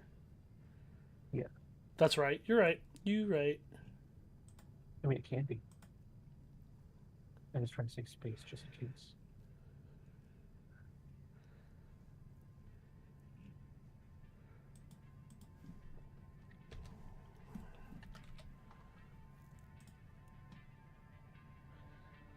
think this seems fine.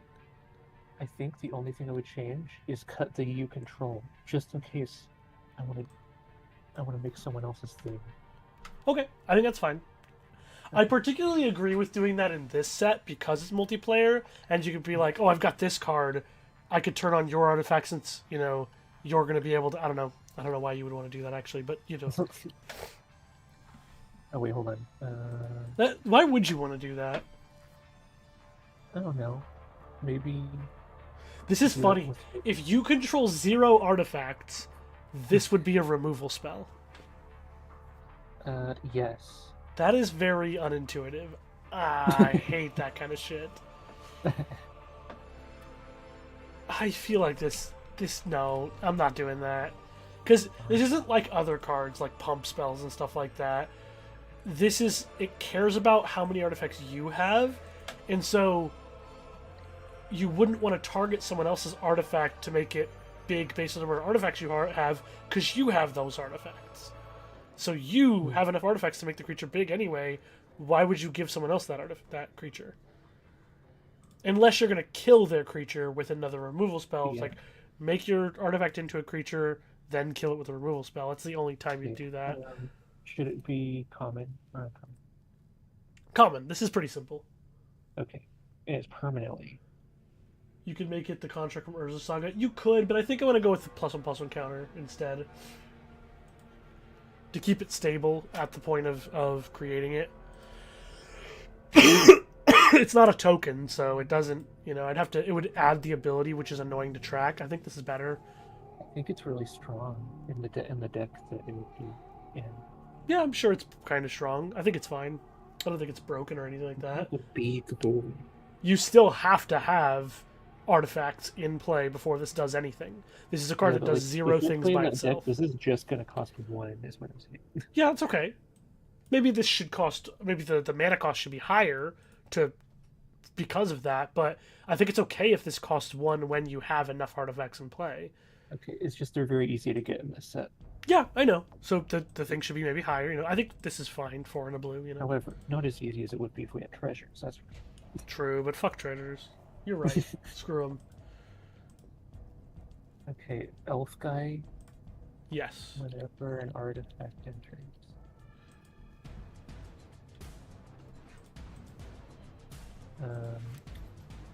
Can't just be draw a card. No, that's too good. Been there, done. I also want it to pay you off for making a shit ton of artifacts all at once. Because you have a couple of cards that can do that in this set, so I want this to pay you off for that.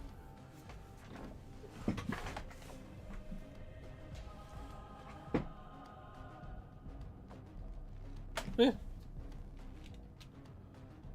Maybe it could, like... I was trying to think of how it could overlap with other archetypes, so maybe this could overlap with Cypher somehow.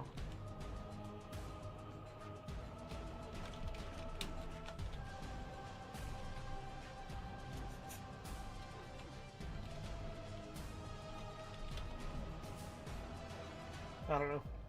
I thought it would just be special interest, as in, like, autism. Yeah. Artifacts. I'm thinking, like, government funding and stuff like that. Anyway, back here.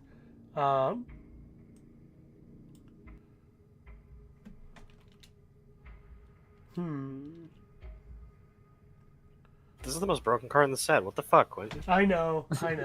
It's hard. It's just, like, what are you gonna do, right? Like, it was nerfed. Not every card can do something neat. It was nerfed from do something cool. Okay. Right. We had to pull it back a little bit.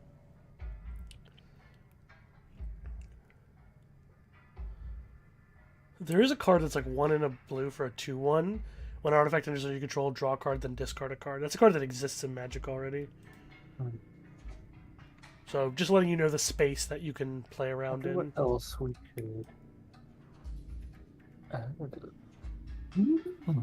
If we wanted it to overlap with Cypher. Oh, interesting. What are you thinking?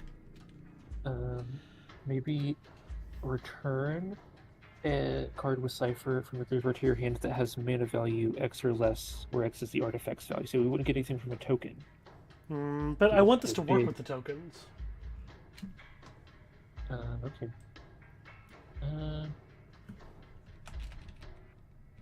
How often are you making bribe tokens and shit in this? A lot.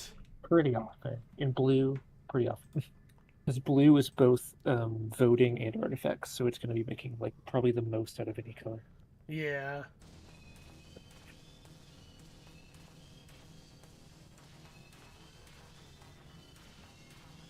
Protege. I don't remember. Is there like a way to do this? I don't know. Protage.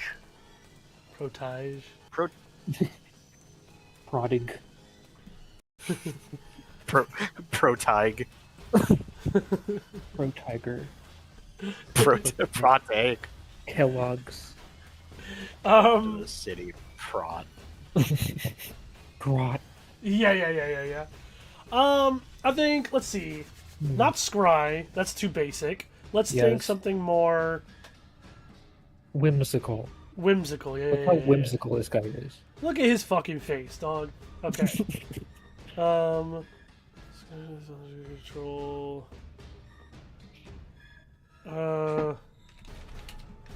This is not what my final is. Okay.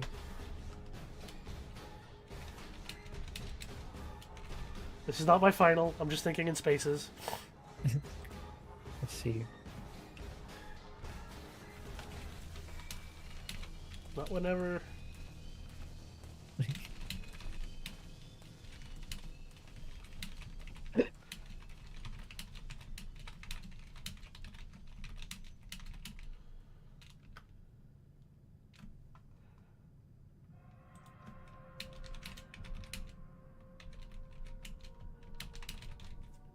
Oh, I just had an idea. I don't know if it should be this guy. There's already Curio Collector who makes all artifacts clues. There should be somebody who makes all your artifacts bribes, like a merchant or something. Okay, yeah, I like that. I like that a lot. That's awesome because bribes activate for free. That's really sick. You're just like, oh shit, this vote's really important. I'll sacrifice all my artifacts for this one. Go take it all. I'll just write that down somewhere. Fun. Maybe it should be white.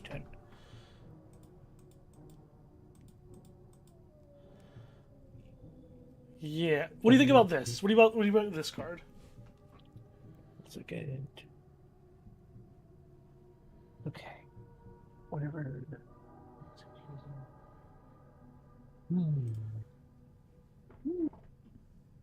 I don't hate it. Okay. Yeah, I think I like it. Okay, let's leave it here then for now. I think that I was searching through my head for abilities that pay you off for just making a ton of tokens all at once or a ton of artifacts all at once, and at this mana cost or at this rate, it's just like this is simple, but you can feed it into another ability this way, which I thought was interesting. Okay, 1 second. Let me just copy this.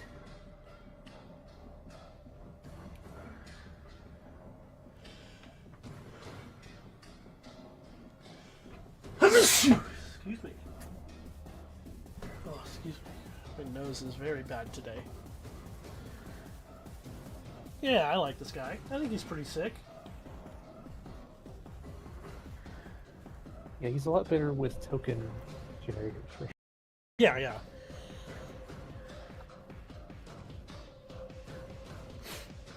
I love that we're looking at this card while listening to what might just be the most anxiety-inducing track in your background music. Hey, what do you mean? It's from it's from the Warhammer 40k game. What is it? Death Watch or something? What did I stutter? No, I know. I'm just saying. It seems great. This is awesome. This guy takes his work very serious. Dark Tide. For how whimsical. For how whimsical. This is the music that's playing in his brain. I mean, At all times. Here we go. Okay. We want to Cipher Enjoyer.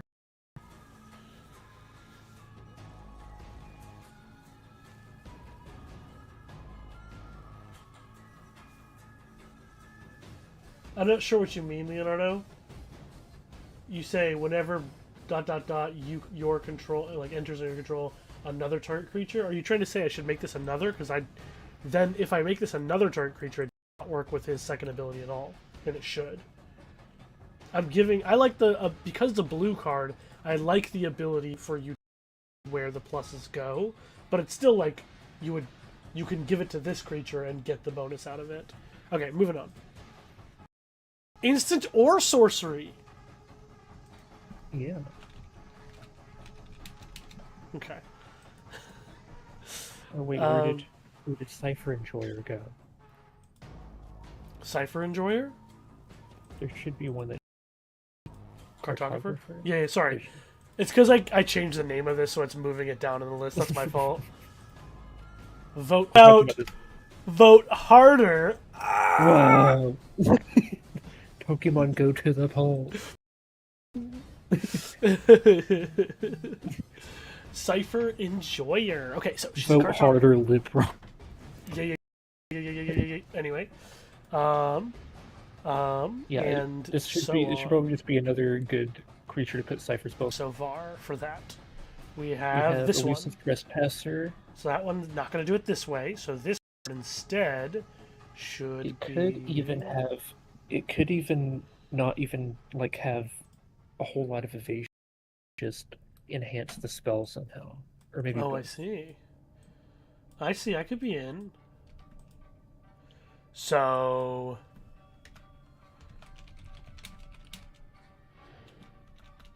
Huh.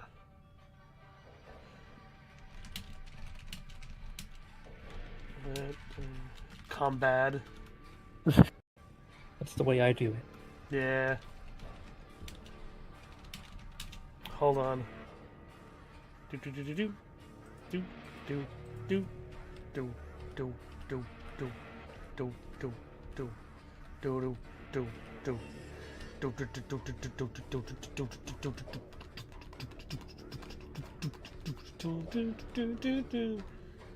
That's how the music you're listening to goes. You just can't hear it.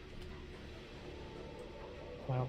Wow, you really do. You really do put the whole fucking text in there. That's crazy to me. Sure do. You sure do. No flavor text cipher cards around You here. may cipher. Okay, hold on. You may. You may creature.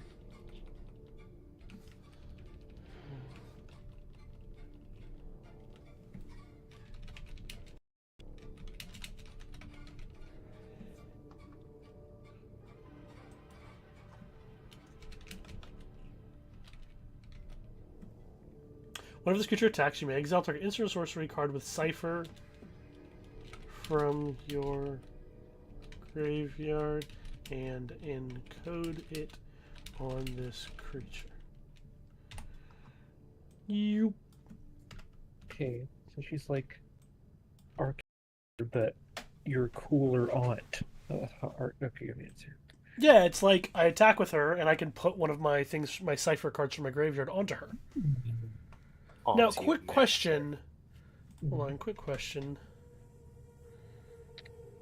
So Cipher cards never go back to your graveyard if they've been encoded? Well, it would just let you get one back if one of your creatures has died, I guess. No, it doesn't.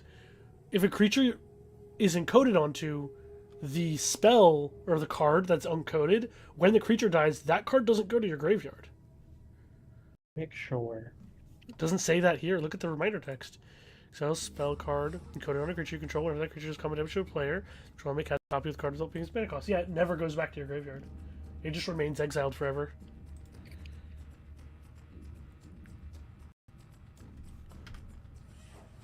That's interesting. Okay. Okay, never mind then. Is it encode onto or on? Yeah, I think it's on too. It says on. Encoded on a creature you control. So not onto. Wait. Oh great, that's not the worst. I'm gonna have to change 20 cards now. Well, I can check. I can just go to Scryfall, right? Cipher. That is not how you spell Cipher, Jonathan Perigo. Did they even print any cards like this still, like... Yeah, it just says Energy? Anna. It just says Anna. It doesn't say onto. Okay, well, Okay, well. if we just change all of that right now. I mean, I copied it from one of your cards. Your cards say on A. They don't say onto A. Wait, where? I copied it from Spycraft. It says on A. Oh. Oh, well, that's the reminder text from... Because on Yeah. other cards I say... Wait, where did I say it? I don't know. Don't ask me. I'm looking. Hold on, I'm looking for it. He's looking. He's looking.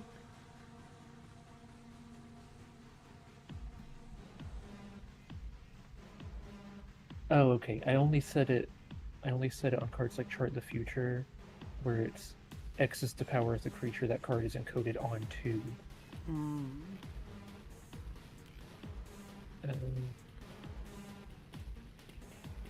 Okay, never mind. It's fine. Never mind. Yeah, okay. Okay. I'm telling you, I can't fucking think. You can't think. You know what you should do? You should pull out your phone, put in some headphones, connect to this call from your phone, and walk in circles while you're on your phone. I don't know about that. Hey, it would work. You could shuffle the cipher cards you already used. Yeah, but then you have to, like, go to the exile zone, which I really don't want to do. You know what I mean? I don't like moving cards from exile. I am very against it unless your entire set is built around it. Would it be too strong to just let Cough. her to just let her encode a spell from your hand onto her without casting it? Like just encode it? Oh, that's kind of a cool idea. No, I don't think that's too strong. It's good. It's very good, but, like, Yeah, it is really good. you don't get the If she's first gonna be- cast. If she's still. gonna be uncommon though. You may exile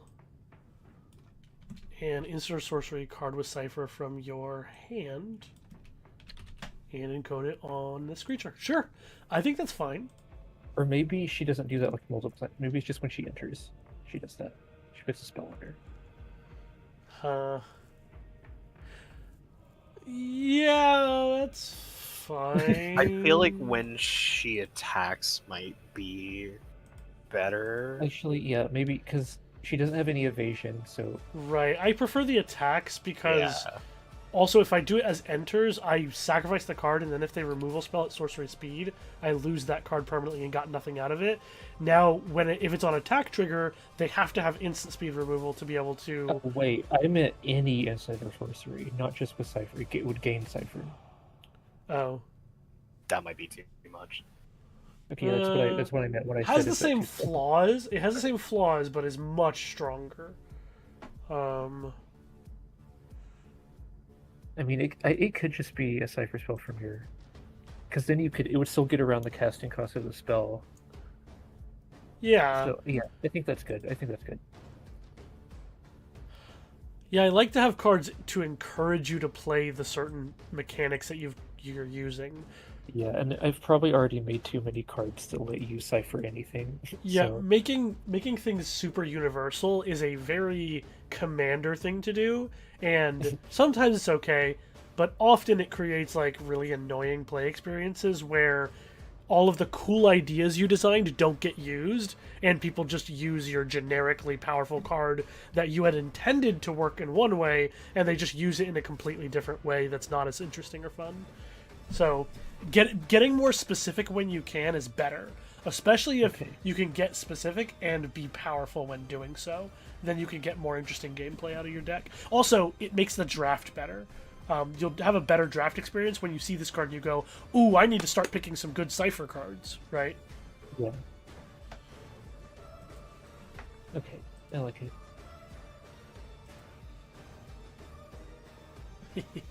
Wait a second. I'm going to be evil mode Johnny for a second. Oh no, Island Walk. His favorite mechanic. Oh, you get him back? Yeah. Oh.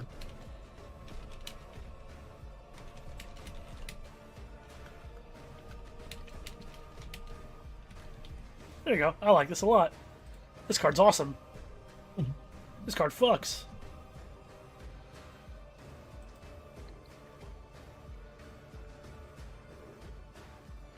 I mean, you know, this might be considered a rare level ability. Not that she's crazy powerful, but I think if she had evasion, it would be rare, but you have to work to get her to hit people, so... Yeah, it's going to be hard for her to hit, though you do have 3 different people you could hit. You could even make an ally and say, hey, don't block, I won't target you with the spell I saw. Yeah, and you only take 1 damage. Yeah, exactly. I think that's, like, making her have these stats as well is very important to allowing you to have those kinds of, those scenarios, I think. All right, cool. And if you're lucky enough to have Edric, you can target her. Exactly, and that makes you, as a player, you're encouraged to then go, oh, I want this card and this card to go together for this. Like, yeah, it's very, very good. Yeah. Okay, draw, mill, or removal. It does feel that way. Could be manipulate. Question. I'm gonna start there. Okay. Yeah, I want you to design a manipulate card. Yes, I would love to. I would love to.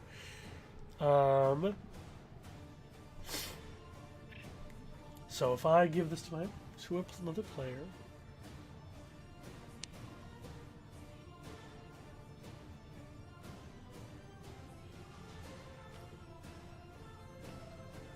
Instants and sorceries that are manipulate are a lot easier to design with creatures because you're not also giving them a body.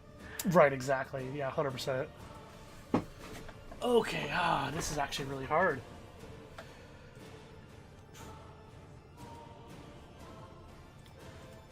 Look at some other stuff you've got going on in blue. Oh yeah, what do you think of that manipulate payoff up there? This one? Further up. The one that's literally called manipulate payoff. Oh, sorry. When you have an interest, draw a card. Your opponent gains control of a spell or permanent you control, draw a card. Yeah, I mean, this is fine. This is fine. I want to feed enchantment because I want it to be really hard to get rid of and just really reliable. Well, this could be a common, but typically this kind of repeated draw card is usually going to be uncommon, but it could be a common, though. It's going to draw you maybe 2 cards a game, usually. Yeah, I wasn't sure about it. It's pretty good. Rarity-wise. It could be common or uncommon. I kind of am back and forth on that. That's a little bit weird. All right, let's look at this, though. What's something... Oh. Something blue does. Well, I'm thinking of returning something to someone's hand. Or putting it on the top of their library. But with some weird downsides or upsides that are kind of strange. I thought maybe self-milling and then returning a blue card to your hand, but that would only be good to manipulate if you're trying to kill someone that way. I'm thinking self-mill for sure is part of this, is part of where I'm at, but the other part, no, I'm not so sure about that.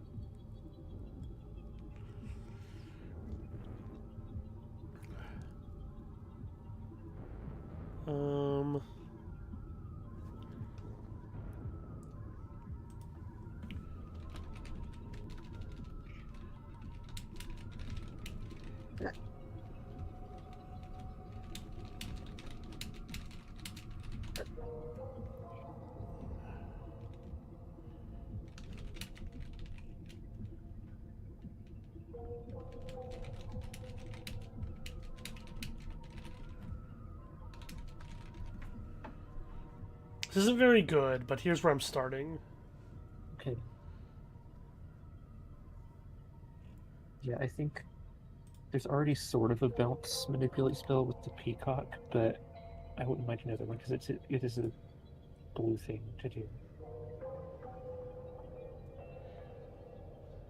Right. I maybe I'll do something slightly different here.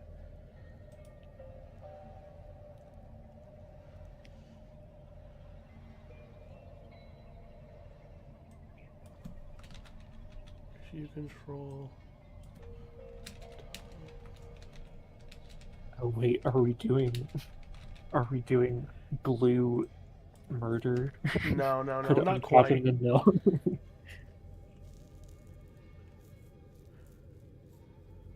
This is no. I don't want this.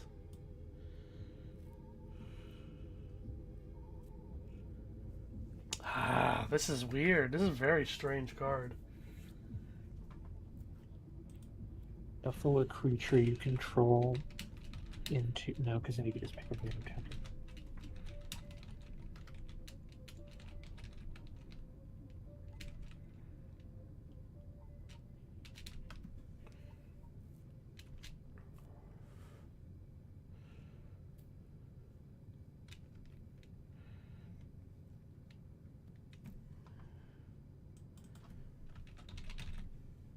Okay, so again, weird stuff going on here. I'm starting here. Okay. Because this is graveyard hate. If I target you, you have to shuffle your graveyard into your library. That's graveyard hate. I could save myself from being milled out.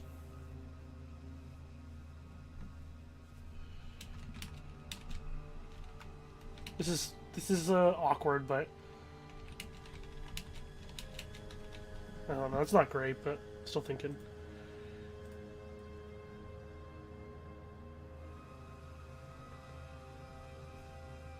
This almost looked like it was blue lightning bolt. That's strange. Put our creature card to your list of the mill card. No. Yeah, I remember seeing that card. I know what you're talking about. It's very funny. I love that. That's a good one.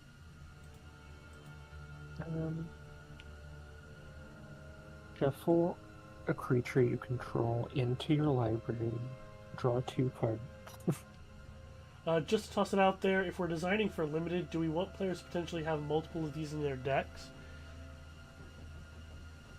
They can, but we're designing them as cubes, so they're not always likely to. But a lot of times when we play it on Tabletop Simulator, we do play it as a booster draft where there can be multiples of each common. So that definitely can happen.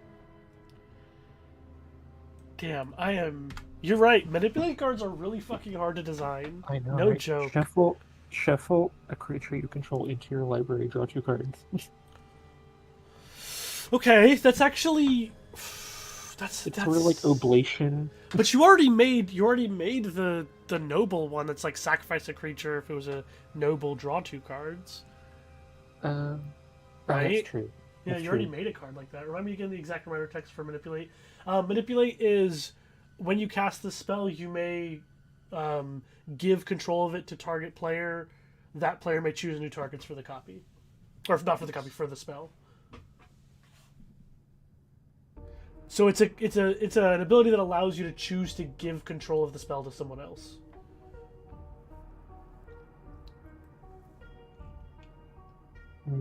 Okay, wait, hold on.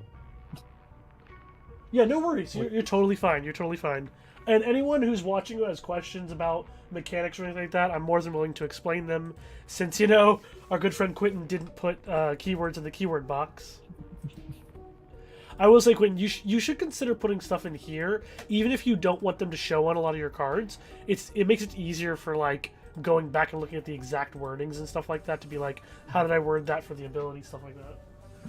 Also, should that be added to the keyword tab? Yeah, it should. This isn't my set, so I didn't do that.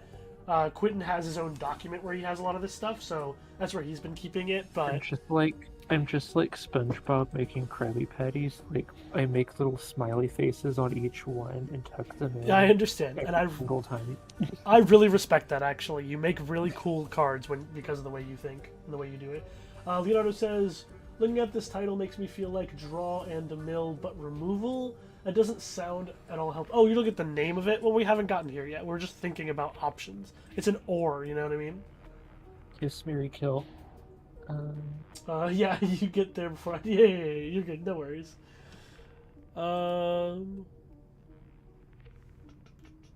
What if it was more of a big bounce?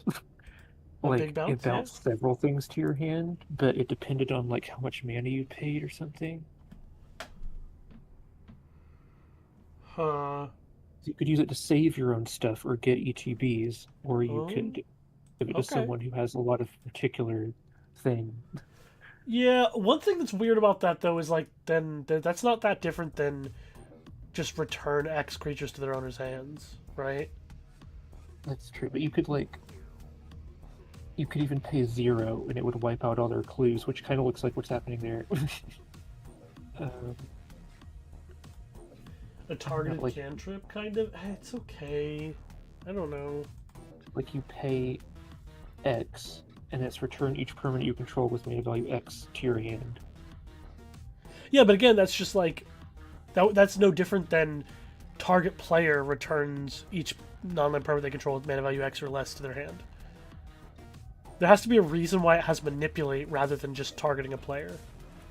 Because you could use it to do your own stuff, and like it doesn't have to be everything. Because you could set a number that benefits you. I'll show you what I mean. Because I'm trying to explain why this is not different. Return each non-land permanent you control. Mana value X or less to your hand. Right? So this is the card you have. This card is no different. Wait, sorry. What were you saying? I'm not saying X or less. I'm saying a specific number, so that when you keep it, you can get only the stuff that you want to save from like removal. No, that's not super relevant to what I'm trying to say. Also, this card's not very good, but what I'm trying to say is this is no different than target player. Yeah, I know what you're saying. Okay, well then.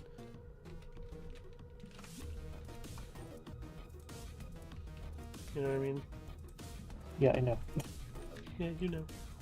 So I'm trying to think of why you would keep it. And like you could say that for like all of the cards, but I'm keywording it so it's shorter.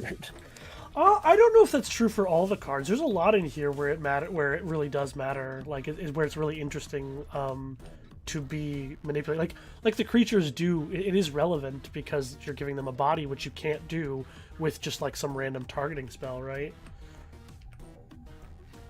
And this card, the Manipulate, is very interesting. It's doing a very different thing. So...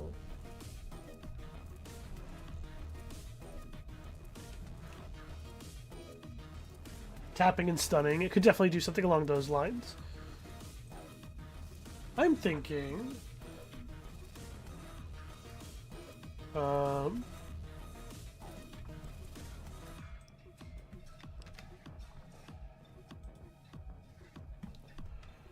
return a... No, okay, well, we were talking about that earlier. It's in... We could go... That one's creature.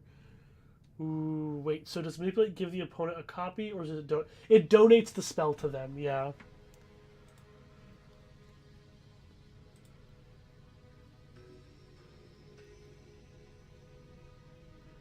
Okay, I gotta think of an effect that we could find the right scenario to be...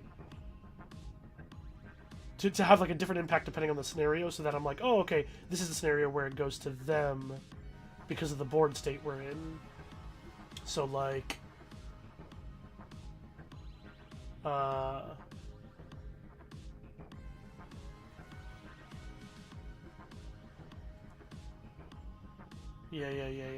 Okay, I'm thinking, I'm cooking in my brain a little bit.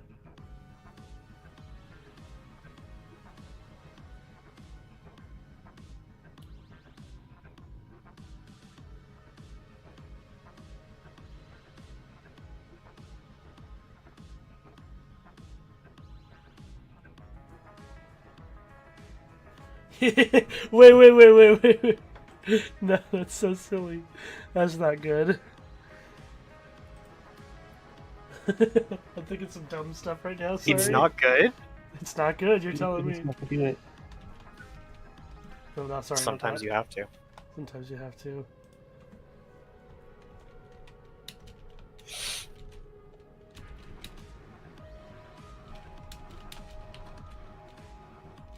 Not done. We're not done here. We're thinking.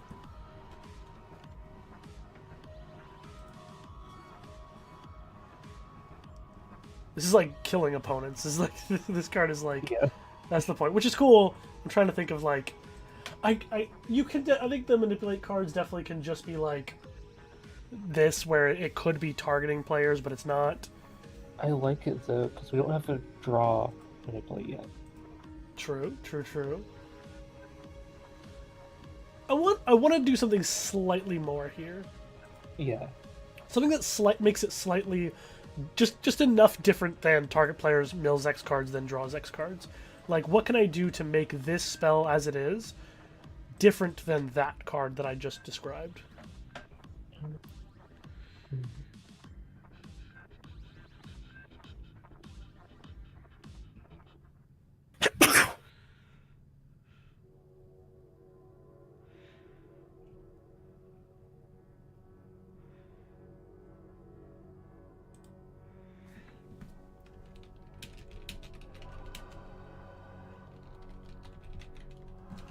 Oh, wait.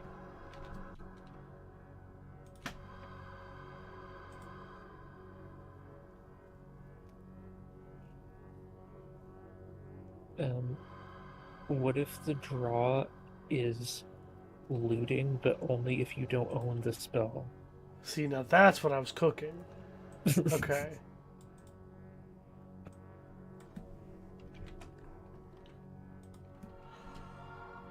It's crazy. I didn't know you could be cooking something when it comes out of someone else's pot. It's very wet. Good luck cooking anything in there. Oh yeah, he is very wet.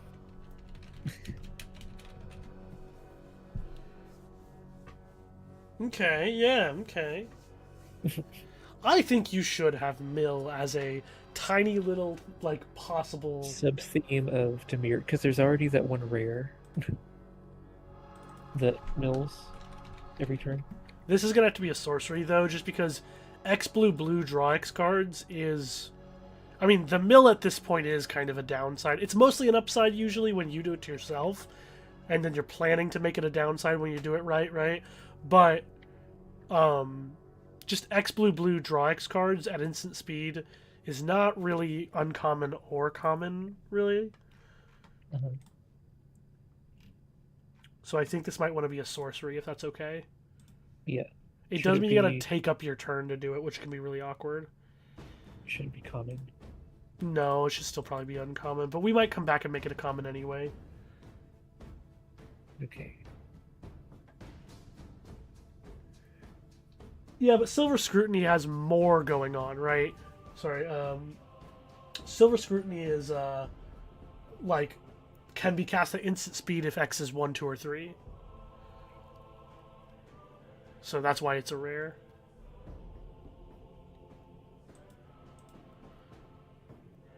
Yeah, this is fine. I like it.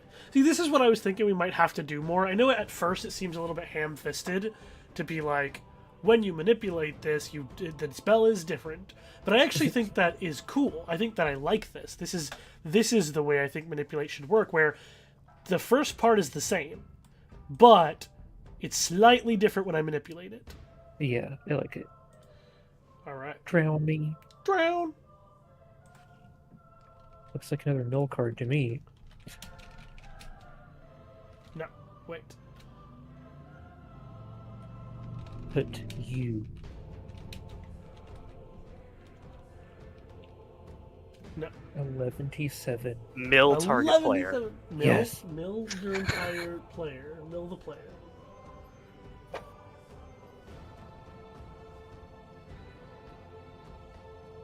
Mill target. You'd like to see some of the conspiracies? Cards of Common makes you mill a real con if you get 3 or 4 of them. Yeah, I think mill would be an interesting win con here, particularly because it's a 4-player match, so like, you know, it's not like broken. It's more doable It's more when you have 40 cards. Yeah, I like mill being an option. You don't want to put too many mill cards in your set, but if you make just enough of them and make those mill cards just good enough, then you can have an interesting like side deck that sometimes you, if you get the right cards, can be like, ooh, I get to do mill this time around. And I love when it's just like a tiny thing that sometimes can happen. It's not super common, but like, I think it's fun. I think it's cool to be like, I got it. I'm glad you like Machination. So yeah, here's one of the conspiracies. This is Citywide Brawl. It starts face down, and then if you're attacking 3 opponents, so if you attack each of your opponents at the same time, you can flip it face up, and your attacking creatures get +1/+1 until end of turn. Defensive Measures is a regular conspiracy, so it starts face up. Your starting life total is 25, but you can't be the starting player. So you get a buff to your life total, but you can't be first. This one's awesome. Heavy is the head. This is, again, a normal conspiracy, so it starts face up. Blind's Head. At the beginning of your first upkeep, you become the Monarch. And at the beginning of your end step, if you're the Monarch, you lose 2 life. So, you will die quickly, but you will draw an extra card every turn, and you start as the Monarch. It's a very high price, but the point is that there's a lot of cards in the set that supercharge the Monarch, because there's also some cards that are really good against Monarchs. There's a lot of, like, causing arch enemy stuff to go. So this is, like, really great, but you need your deck to really pay you off for being the Monarch. Otherwise, the loss of 2 life anytime you're the Monarch is so brutal. High Treason is also really cool as a Machination, so it starts face down. It says when a player loses the game during your turn, if they were the Monarch this turn, you can flip it face up. And so that means pretty much if you kill the Monarch, right? If you kill whichever player was the Monarch, you can flip this face up. When you turn this conspiracy face up until your next turn, your opponents can't become the Monarch, and your life total can't change. So you become the Monarch, and you stay the Monarch until your next turn, and you can't lose.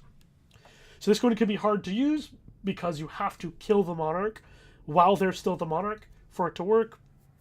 But it gives you something that's very powerful to help you stay in power once you do that. Last Will and Testament is very funny. I love this one. I'm really happy, Quentin. This one's really cool.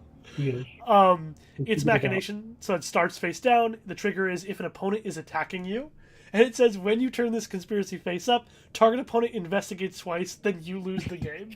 So what this essentially is saying is that if you're going to lose anyway, you can king make. You could say someone else is going to get 2 investigations. The flavor is that that player was your friend, and they're investigating your death. They're like, hold on, this is suspicious. I'm investigating my friend's death. It's cute. It's very cute. Masquerade, Machination starts face down. The trigger is if you've drawn 3 or more cards this turn, you can flip it face up. When you turn this conspiracy face up, exchange control of this conspiracy and another conspiracy, then turn this conspiracy and up to 1 conspiracy you control face down. So the idea is you swap conspiracies. They can use this one as well if they can draw 3 cards in a turn later on. But you could either take one of their face-up Machinations, or you can take, like... you could take well, we'll see some later, but you could take any of their conspiracies, and if it's a Machination, you can put it face down if you'd like to. So, thumbs up. I'm organizing a conspiracy BO cube, and this is some great inspiration for my slots when card design comes. Hell yeah, hell yeah. Next one is Midnight Sacrament. It's a Machination, starts face down. Trigger is if you control exactly 12 permanents. So you'd have exactly 12 permanents in play. When you turn it face up, until it turn creatures and lands you control gain tapped out of a mana of any color. So it's a once you hit the exact number you need, you can have a really big ramp turn that also fixes all your mana in that turn. The more creatures you have, the better this is, but it needs to be a ratio of your 12, right, for it to actually work.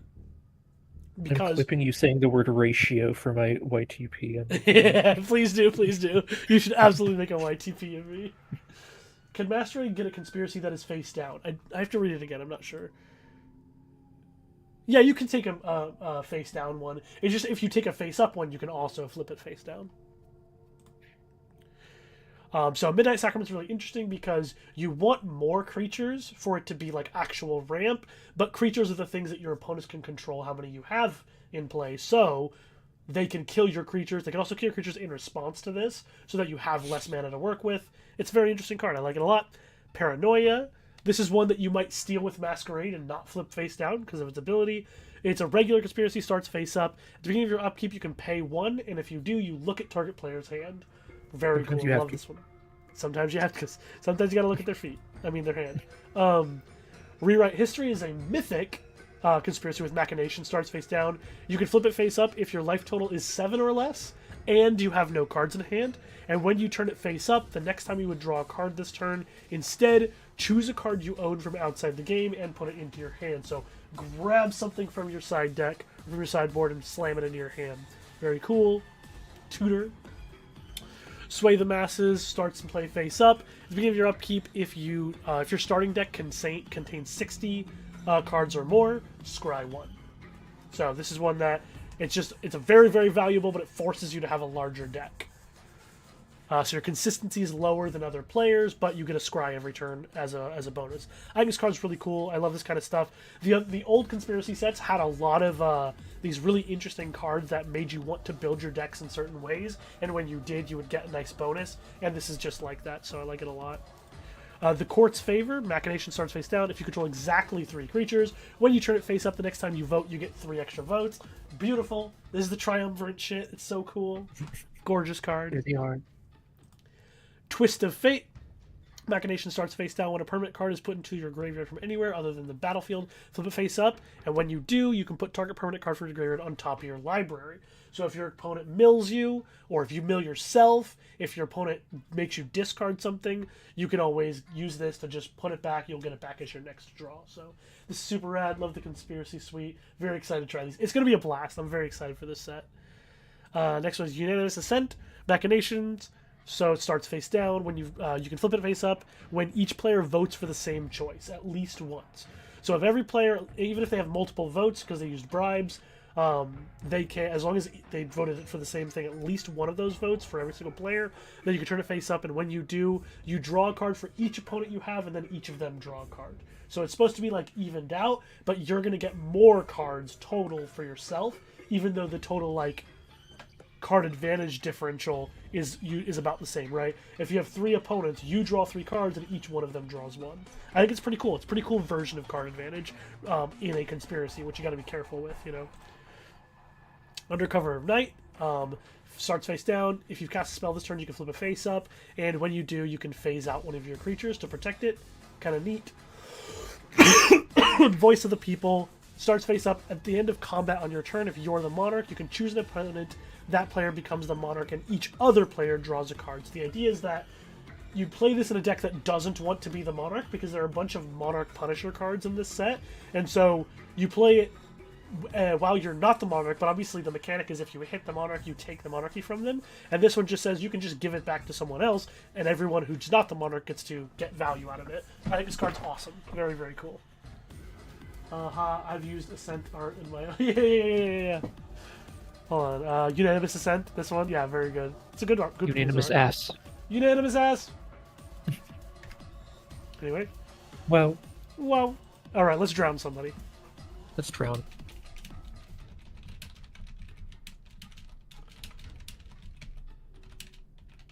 Then mill them. I'm not doing that. I'm not doing that. Nope. No. Nope. No. You're gonna have to put a shock collar on me at this point. I'm gonna. Yeah, you gotta stop. You gotta stop. Whenever I even think about Island Walk, I get evil. Get the heebie-jeebies. Yeah, baby. Tuck that card on the top. Now, use this with a mill effect, and it feels right. Combo, as you said. Yes, absolutely correct. Yeah, I'm in. I'm in for this. It seems fine. That? Yeah, it's simple and it's nice. It's nice the way that it's simple. Okay, I like that. Yep. Funny. All right. So this is Instant or Sorcery, which has the type Instant or Sorcery. Don't worry, Quentin. I've got your fix for tucking a creature and then milling the fuck out of your opponent in my set. Don't worry about it. I think this is literally the first card I ever showed you from it. I'm pretty sure does that. 3/4 mana, bounce to the deck. Cards are always solid. Yep, they're always pretty decent. This one is a sorcery, but it costs 3 mana when they normally cost 4. I think that's fair. Also, look at that mana cost. Well, okay. Let me get out my calculator. That was what I got whenever I pasted Instant or Sorcery into the cost rock. That's the hieroglyphics that say Instant or Sorcery. Yeah. Oh, that's awesome. Wait, how did it get down here? Why is it still down here? Oh, God. What have you done? Okay, there we go. I fixed it. How long have I been playing, by the way? I've been playing since I was 7 years old, which was... holy shit, 23 years ago. I've been playing Magic for 23 years. What about you, Quinn? So what, 20 years for me? Yeah, I think it'd be about 20 years for you. Maybe a little bit. I think you might have started playing in like 5th, 6th grade, something like that? So it might have been a little bit later. 6th grade with you, yeah. Yeah. So that would be 19 years ago, maybe? Oh, actually, wait. I'm sorry. Hold on.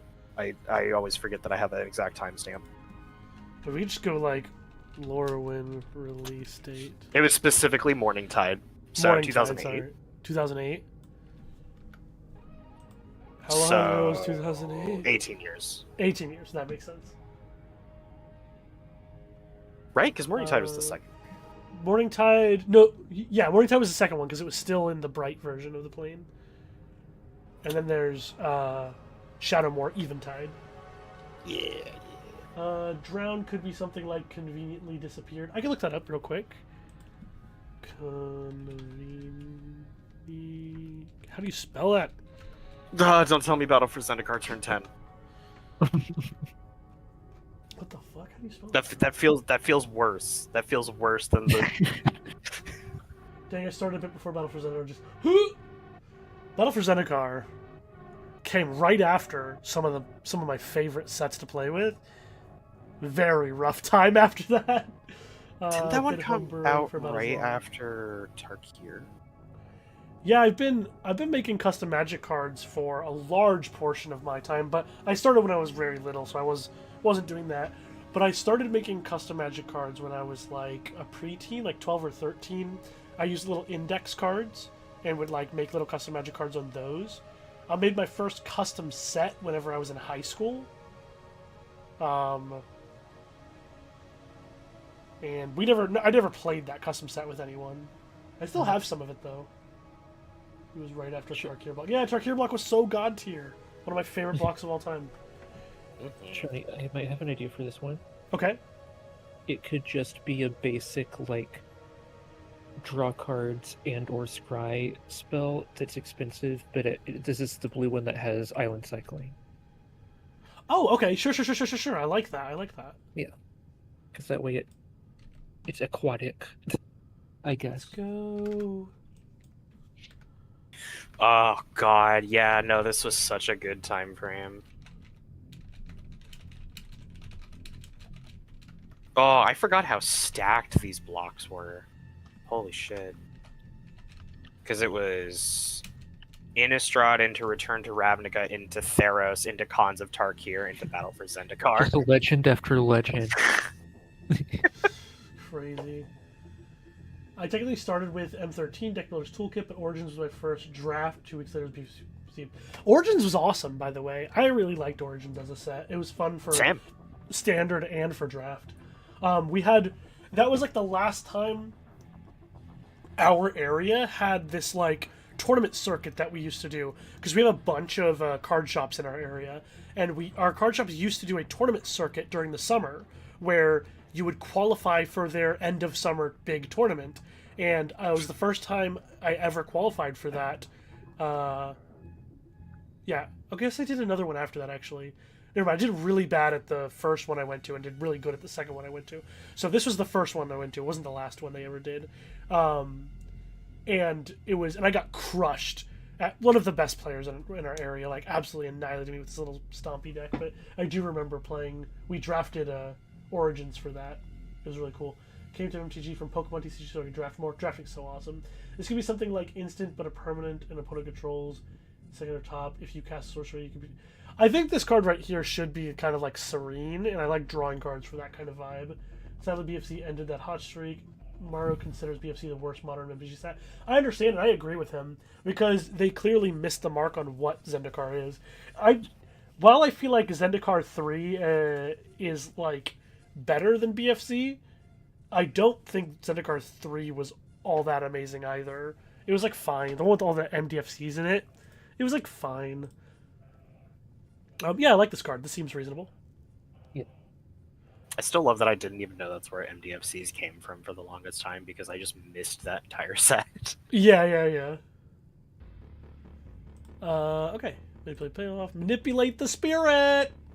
Honestly, this doesn't even have to be manipulate. It just has manipulate vibes to me. Let's do it. Ooh. Ooh. Oh, wait, Okay. I just had an idea just now. Okay. Instant and sorcery spells you cast cost 1 less. Creature spells cost 1 more. Okay, alright. Cooking a little bit.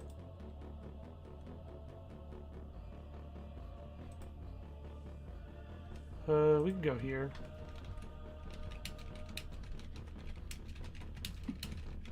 I agree, Shanks. The Eldrazi are fucking awesome. I loved the story of them from original Zendikar, and BFC was my first interaction with them. But I kind of treat it the same way that I do, like, Eldritch Horror stuff. I don't want them just constantly in my face. Okay, there needs to be more going on here. This is... Most decks contain more creatures than instant and sorceries. So this card is, for the most part, if you cast it for yourself, going to be a downside. I like the thought here. This is definitely great space to play with here. Okay. And also, when you give this to your opponent, this is... It's got the same manipulate problem. It's just got to be worse to keep. I mean, it is a flyer, I guess. I guess you would only do it when you're, like...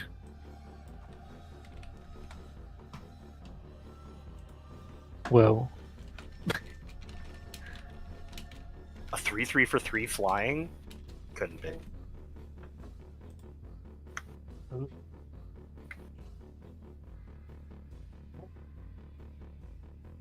This is a card you will always manipulate. And that, I think you would...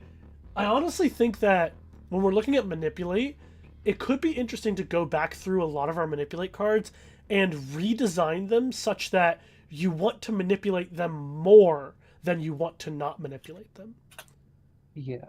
So a card like this, you will usually manipulate it, actually. But, you know, if you want a 3/3 flyer for 3, you'll play it sometimes if you don't have a lot of spells left you need to cast anyway. This might be the card that shows us how we should maybe look at some of the other manipulate cards. Because the idea would be the manipulate cards. Actually, here's my thought process. Manipulate as a mechanic will be awesome in this set if, like, 70% of the time you're choosing to manipulate. And the idea is that you're not the one killing players. You're having everyone else kill the other players for your bidding. And they're not attacking you because you're putting stuff in their way. Yeah. I think that is a good, like, mental space for manipulate to be a special and interesting and cool mechanic. So I'm gonna go back through and let's look at some manipulate stuff. Okay. This one's probably fine as it is because it, you know. Yeah, I like it. I like that one. It's a manipulate spell you're probably going to manipulate less often than some of the other ones, but it's cool. Also, should that spirit be common? I feel like it should be uncommon. I think so too, but we're like running into a situation where all of these cards are uncommon. Yeah, right? we're kind of make them all uncommon. Oops. Oops. This one's a common. This one's an uncommon. Okay. This one's a common. This one's a common, but like has the mechanical stylings of an uncommon. So let me just count how many really quick. This one's a common. 3, 4, 5. Well, MM2 Emrakul 6, was the first 7, single I ever bought. Didn't realize 8, Eldrazi 9, was it. 10, Oh yeah. 11, Again, brand new player at the time. I mean, this dude is still good. 13, Sometimes the only 14. downside is not attacking you. We got overstated downside. Do you have a set skeleton you're using? No, we are cool as fuck and don't use set skeletons. I go vibes based, and Quentin also goes vibes based. Also, we still do the math on making sure things are color and rarity balanced, but I personally love not using design skeletons because the sets take on more of their own life. They'll have some imbalances because of that, but they also have their own special personality because of it. Whereas using design skeletons too much, you'll end up with just like the same sets Magic has already made, but with slight twists, and I don't love that. Also, our sets are 360 cards because we print them as cubes, and so we actually have to have bigger sets than design skeletons usually make for. I will say, for me personally, my set quality improved considerably when I started using sets. Totally understandable. I don't think there's anything wrong with using set skeletons. I think they're great. I like not using them, though. Sorry, Quentin, go ahead. I have bad news. What's the bad news? There's already too many blue uncommons. Okay, well, we can actually do something about that. Okay. How many too many do we have? I think we have 2 over if we make this spirit an uncommon, which he should be. Okay, let's go ahead and look at some other ones and see if we can make them common. Okay. Let's not make this one a common. No, No, it's too good. All right. Let's come in. Uncommon. Okay, Paradigm Shift. It draws 2 cards. I mean, this could be a common. We'll come back to it. It's just Okay. weird. He should be uncommon. Creature enters this end at the beginning of your upkeep. If you control more artifacts than the other player, draw a card. This is repeated draw card again. Yeah. I'll come back to that one again, I guess. That one First could be creature's common. phase has manipulate. Creatures you own can't attack or block creatures you control. Yeah, but this is the thing about commons is also when you look at commons, you actually want to make sure that they were cards you would put multiple of in your deck. You would never put multiple of this in your deck. Oh. Yeah. Ooh, when this creature There enters has to starting with you, be- each player votes for a truth or cover up. For each vote, truth vote, investigate. For each cover up. No, this could be a common. Oh, really? Oh, absolutely. Okay. It's 4 Makes mana. a lot of... It does, but it's 4 mana. This is why we made it an uncommon before. I am 100% on board for why we made it an uncommon Okay, before. okay. Let's let it be a Um, common and see what happens, right? Yeah, it's also just like a worse one that we just designed, only it comes with a body. But it comes with a so- 1/4. Yeah, but yeah. Yeah. Okay. Says, what's bribe do? Here, I'll pull up bribe real quick. It's up here. Bribes are tokens that you can sacrifice to either scry one or get an additional vote on the next vote. They don't cost any mana to use. This set's not political. This set's not political. Yeah, exactly. Okay, let's go back down. So we've got, so far, 1. This card Okay, should be an which- uncommon, yeah. Switched one. You may search library for... Okay, see, this should... Tutors like this should be uncommon, yeah. Okay, wait, hold on. Vote harder? Vote All harder? right. Okay, vote harder can be a common. All right. Vote harder. All it does is Vote let you free. save your votes. That's not crazy. The It's a cards pretty that... strong effect, but It is, but, it can, you know... it can be. Yeah, it also like the card. Some of the cards in the previous ones that let you double vote were commons. Oh, okay. So Oh, yeah, Ballad Broker was common. yeah, so this is not that different from that. Okay. It's different for sure, but it's not that different, right? Oh, Wait, are you able to tutor for council stuff? Okay. In the rules of Magic, no, but we decided we wanted that like when you read this card, you know how this card works, right? So if I read this card, I know exactly what it does. It doesn't confuse me. And so we were like, okay, that's fine. When we make custom sets, if when you read the ability, any player in Magic would understand what it does, then we let it go, even if it technically doesn't work in the rules of Magic. Does that make sense? Them, and we let them Give it a silver border? Yeah. Give it an acorn, you mean? Hold on. Here. That's got an acorn. There you go. Do you think there's any way to... You said you could make Paradigm Shift common, maybe? We've already done 2 commons. I think you're good now, right? Okay, I just want to make sure. I'd have to go through and see that, like... This is a weird No. thing to do. That's the only reason I'm trying to refrain from making this a common. Because it's just weird. I think... Also, you don't want more than one of this in your pool. I just want to make sure that the archetypes are, like, decently spread among the uncommons in blue. I just want to make sure nothing's overrepresented, so if I want to make another uncommon, I could. How Oh, bad yes. would Hmm. you What? said but Quentin? I didn't mean to interrupt you. Go ahead. Paradigm Shift is already the name of a card. I can't believe you didn't look it up before making this card name. It is. Yeah. Fuck me. Hey, I just found out there's a card called Dust to Dust, and it does nothing like what I was wanting. There you go. For Paradigm Shift, whatever its name becomes. Paradigm Slip. Sure. Paradigm Tragic. Could it be dropped to a common if you made it 3 blue, costs 3 less to cast it, target the spell you control? Because then it's 5 mana counter spell, draw 2. What? Let's just make it Which strictly hand? better. What are you talking about? Why would that make it strictly better? Because you're saying Or change these 2 to both say 3. That's just strictly better. What? I'm sorry, I didn't mean to say the one in the mana cost. I meant to just say the one in the text box. And then it becomes 3 mana. Yeah. It just If it doesn't targets the change. spell you control. So the issue with this card, this is not happening almost ever. I mean, it's happening occasionally, But this isn't the issue of the card where we're trying to mess around with it. It's the 6-mana counterspell draw 2, which is a 3-for-1, right? And it counters tempo. That's why this is an uncommon, because it's a very powerful thing to be able to do. Okay. I mean, the uncommons might be fine. I just wanted to make sure that nothing was over or underrepresented among the blue cards at uncommon. But it looks like there's Cypher stuff. There's a lot of artifact stuff. I think if I need another blue uncommon, I'll just make that Elf Artificer a common and rework him to be a common.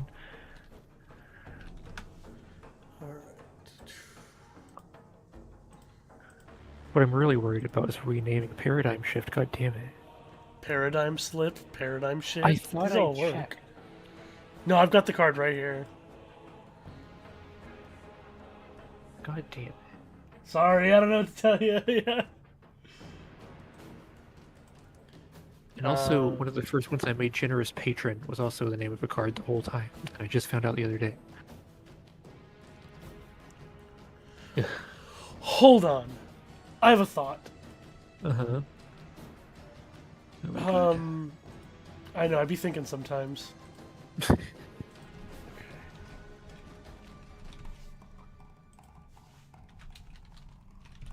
Now, I don't know if it'll do the thing, but hold on. We're going to do this here real quick.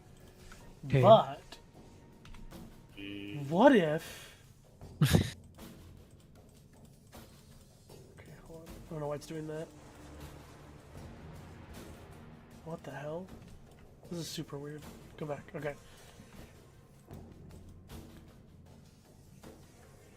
What if Manipulate inherently said, like, for the creatures, they can't attack you. They can't attack the owner. What if all the Manipulate creatures said that, but it's in the Manipulate ability? I feel like it's just another layer of, like... I don't know. Okay. I think it's... I mean, it would make it better, but I just don't want to tack another thing on there. Like, in the ability. Like, that feels just really inelegant. Okay, I was thinking of it kind of the way how Suspend, when it's a creature, adds that it gives haste, but when it's not a creature, that text isn't there. Yeah. I don't know. Okay. I think I'd just rather not.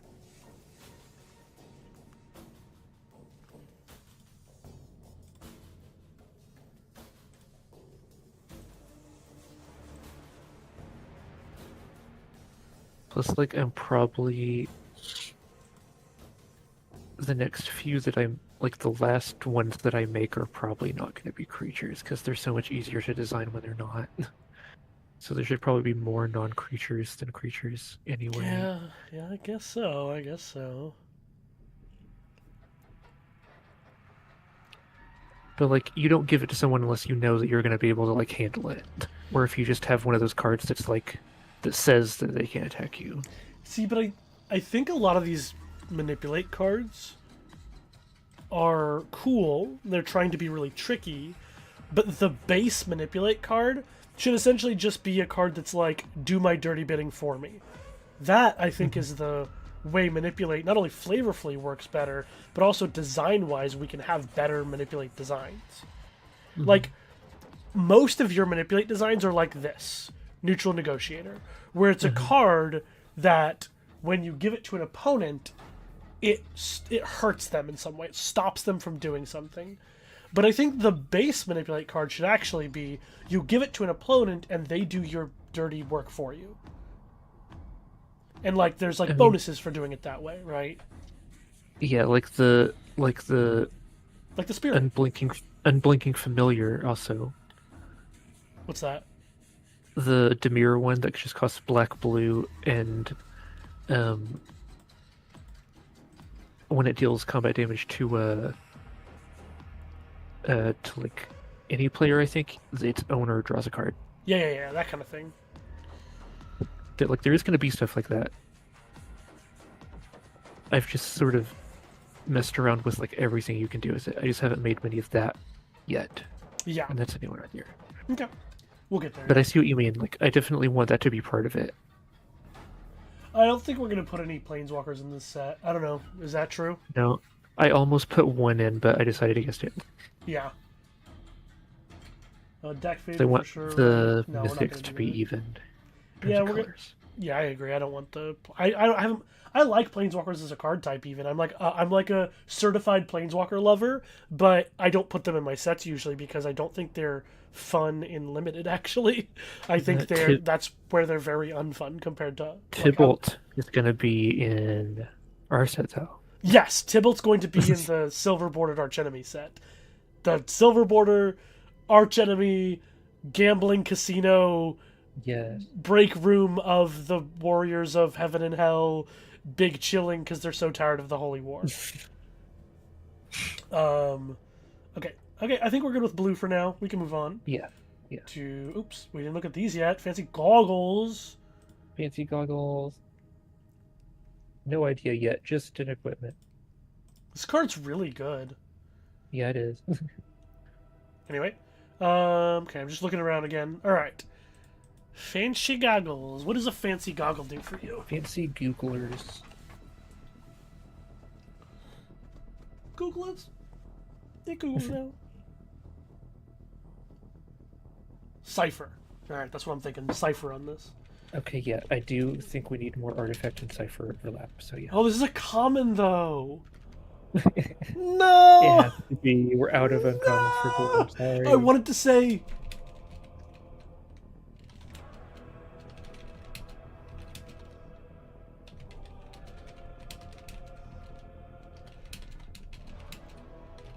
Oh, that's so cool. Yeah, right? Okay, I'll make you a deal. We have to make that Artificer Elf common, and then we can make this uncommon. Wait, for real? This card? Yeah, I feel like he's will be Okay. the easiest to make common. Here's how you make him common. You Just just click the button, so he's common.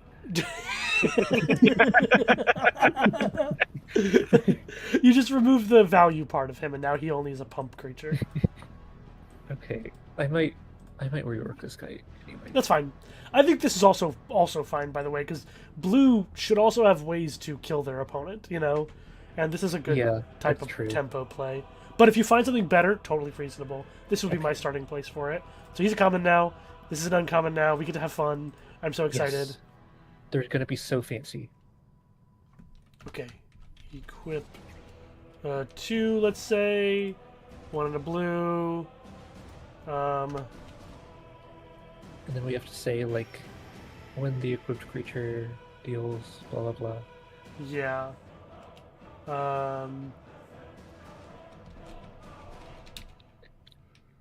Equipped creature.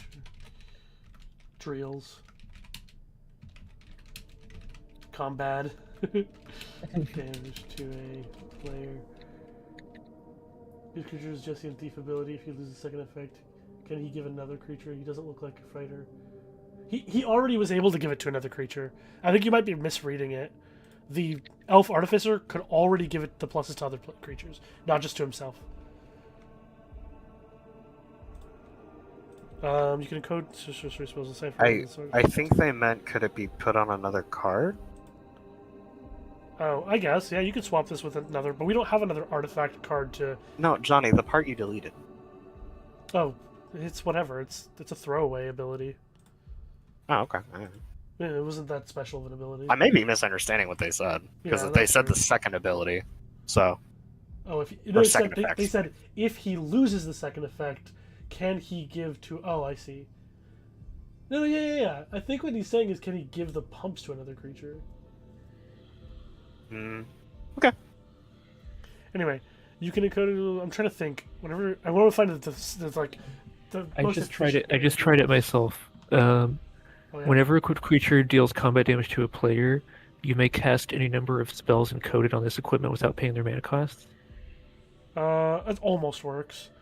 So, can you give that to me again so I can type it out? I'll just send it to you. Yeah, absolutely. That almost works, but by doing that, you cast the actual cards, which is not what we want. You have to cast copies. Oh yeah, copy. Okay. So, but I will reword it so that it works that way. Whenever a creature deals combat damage to a player, you may cast any number. You may copy be any number of, and it's not spells that are encoded. Technically, it's cards. Can you copy cards? Yes, you can, and then Okay. you copy the card, then you cast it. I know this because of the God Eternal Kefnet works this way. God Eternal Kefnet, you reveal the top card of your library at the beginning of your upkeep. If it's an instant or sorcery, you can copy the card, and then you may cast that until the copy until end of turn for 2 less. It's weird. Okay. Only card I've ever really seen that does it that way, though. But it is a card that does that. All the other cards that do it that way, they get rid of the card first, then make a copy of the card and let you cast it without paying its mana cost. So the actual like rule styling is still there, but we're so used to it being like an exiled card that becomes a copy. We're just assuming it's the card itself. Yeah. Whenever a equipped creature deals combat damage to player, you may copy any number of cards encoded on this equipment and cast them without paying. them without paying their mana costs. Cool. That works perfectly. Wait, yours looks better than mine. How is that? How can that be? I'm just kind of sick and cool with it. Because I have a line at the end that just says costs. Hold on. I don't know. Maybe just Did I like maybe just get Is better it at doing this. that, I think. that thing where the lines are just not lining up right? Do you have universal Yeah. like chop? Go to your style Um, page and see if you have universal chop on accident. That could be causing it. Like Hold if you have on. any universal settings that are changing either your font size. I don't think so. Because when you switch over to the style tab, if the box is not checked for options specific to this card, but there are selections made or chop Oh no, added, not at all. This is the fresh one. that's super weird. Wait, let me just make sure I have it written exactly like you do. I just disagree about not being able to have the Artificer give himself pumps, because it's for gameplay reasons. Like maybe for like flavor, you're thinking he can't pump himself, but say I'm an Artificer and I make a gauntlet that can punch through walls, I, as the Artificer, am going to still be able to use the gauntlet that can punch through walls, right? So I don't think that, in like gameplay wise, that card would suck if he couldn't target himself at all. So I think that it's fine as he is. Oh, well, I'll figure it out. Godspeed, soldiers. I'm heading out. All right. Okay, Have a good night.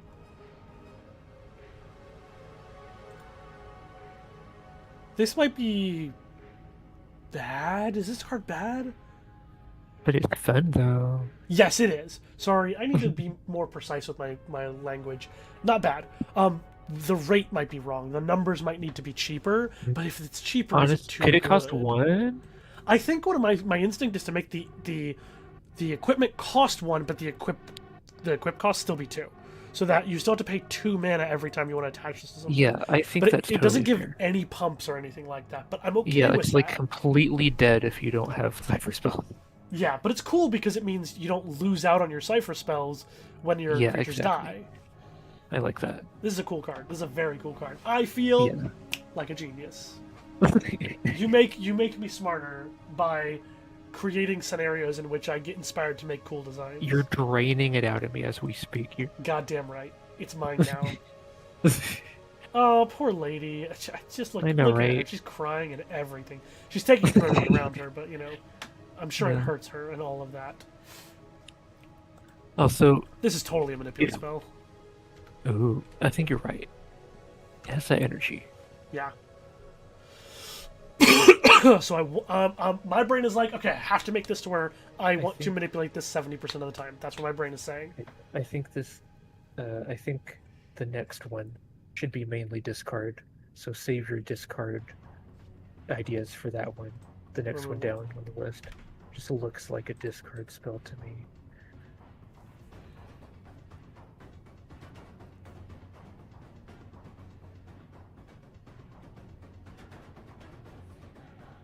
Okay, hold on. Let's think.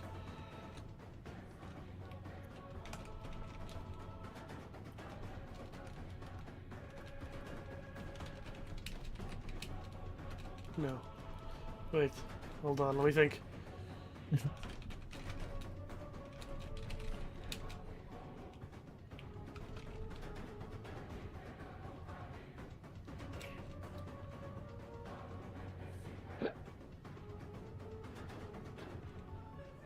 And then what?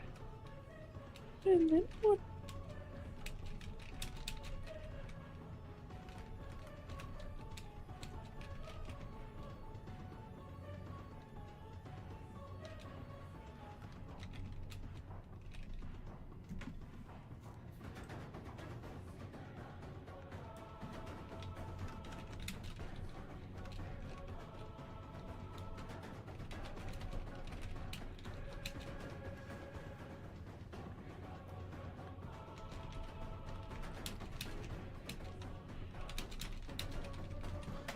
Weird wording, but I think this is kind of a cool card. Okay, sacrifice, then... Oh, okay, yeah. So the idea is, like, me as the player casting this spell, I don't lose anything, and I give the choice to someone else of what gets destroyed, but the person I give the spell to has to sacrifice a creature. So on my end, I get a 2-for-1, right? I kill one of their creatures, and they kill someone else's creature, and I'm thumbs up, all good to go. You just start a chain of suffering. Yeah.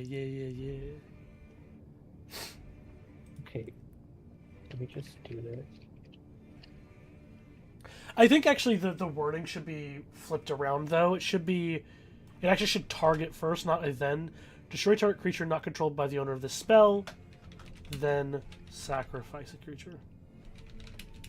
Oh, no, then they'll just... Wait, hold on. No, it does have to be the other way, and it has to be a when. When you do. I know this sounds crazy, but it has to be a when you do, which is a reflexive trigger, because otherwise they can target the creature they're going to sacrifice. And you want them to not be allowed to do that. Okay. And the cost? We're good. The cost is good. Black. Oh, well, okay. Yeah, this makes sense. This is normal. We'll just add the manipulate reminder text on there because I love my players. Yeah, you do, don't you? So, the card that this is similar to is like Bone Shards, right? Sacrifice a creature, destroy target creature. But this is just like a million times better than that, right? Now, you don't get the choice of what creature to destroy, so you're sacrificing you're losing the ability to choose what creature is going to die, like get destroyed, but gaining the fact that you don't have to sacrifice a creature. I love this because it fits into 3 archetypes. It does! It fits into nobles as well, because you can just cast it yourself and sacrifice your noble when you want to do it that way. Yeah, that's great. And when you need the choice, right? When you need to be able to have the choice yourself, it's just a Bone Shards. Wow. There's already a sacrifice a creature draw to, by the way. Oh my god, I'm also imagining a board state where no one other than you and your target has creatures out, so they have to kill 2 of their creatures. Yeah, that's so true. Oh, it's awesome. This card's fucks. This card's very good. I love it. All right, next removal spell. We need another one.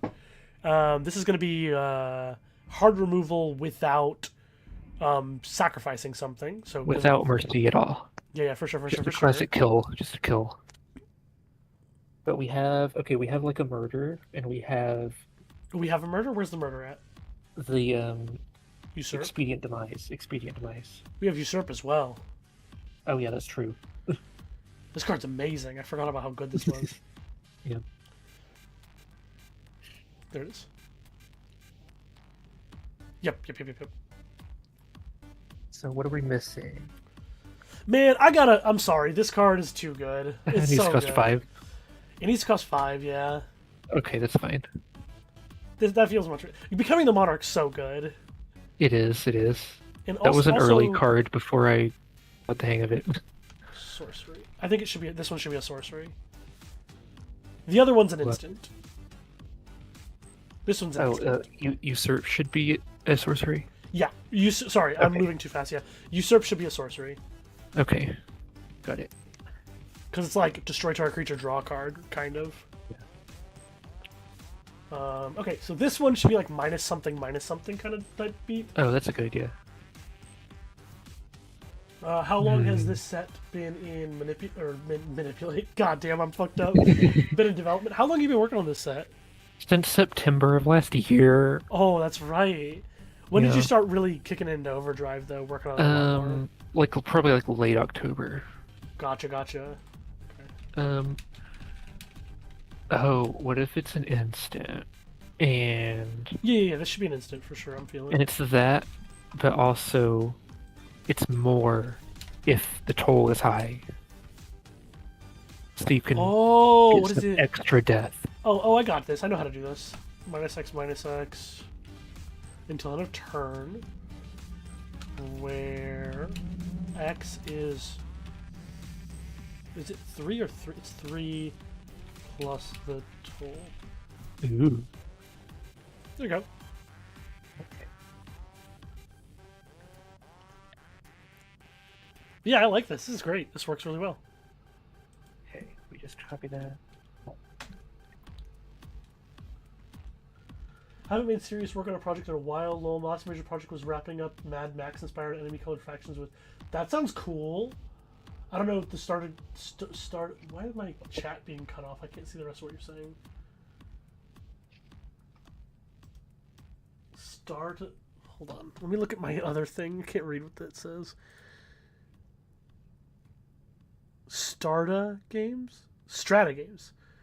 What's Strata Games? I don't know what that is. Sounds cool though. Yeah, this is Quentin's set. I'm just helping him working on it because it's really cool and I love it. The last set I made was the Bloodborne set. Some of you already know that. And it's done already. I finished the script for the video of it already as well. I just need to record the video and then start working on it. We've been drafting it a lot in the Discord. It's very fun. I like that set a lot. It's my baby.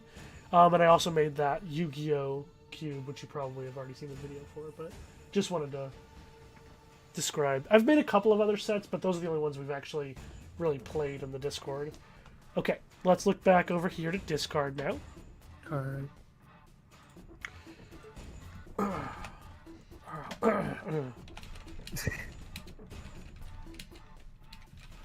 Let me have it. Let me have it. You just let me have this, okay? Let me have this. It sucks in this set, okay? Let me have this. This is bad in this set. I just wish Magic would print this card. I think it should cost 5 black. And you should only be able to cast it in the month of November.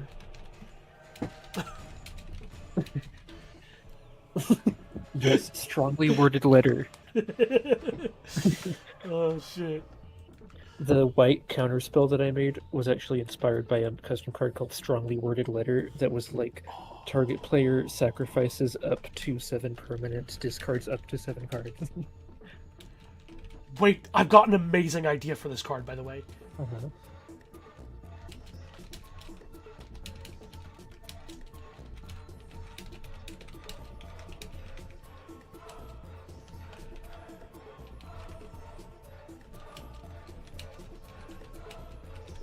Yo. I cooked hard here. I don't think you realize how hard I cooked.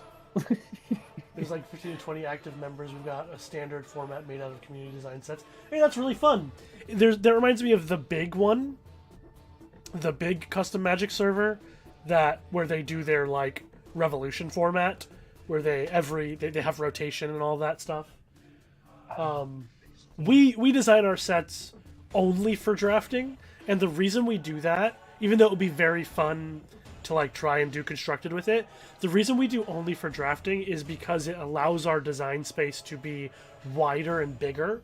We can do more things that you couldn't get away with in a constructed set. So for example, my Yu-Gi-Oh set absolutely does not work in constructed. It is broken mess in constructed, but as a draft format it functions. It's very fun. Its power level's off the charts, but it's contained within the draft format. So I think our goal is to stick to one inspiration, one goal, one like I don't know how to explain it, but like when WotC designs sets, they have to think of like every format, and they have to think of all this stuff to make it balanced, and we didn't want to hold ourselves back in that way.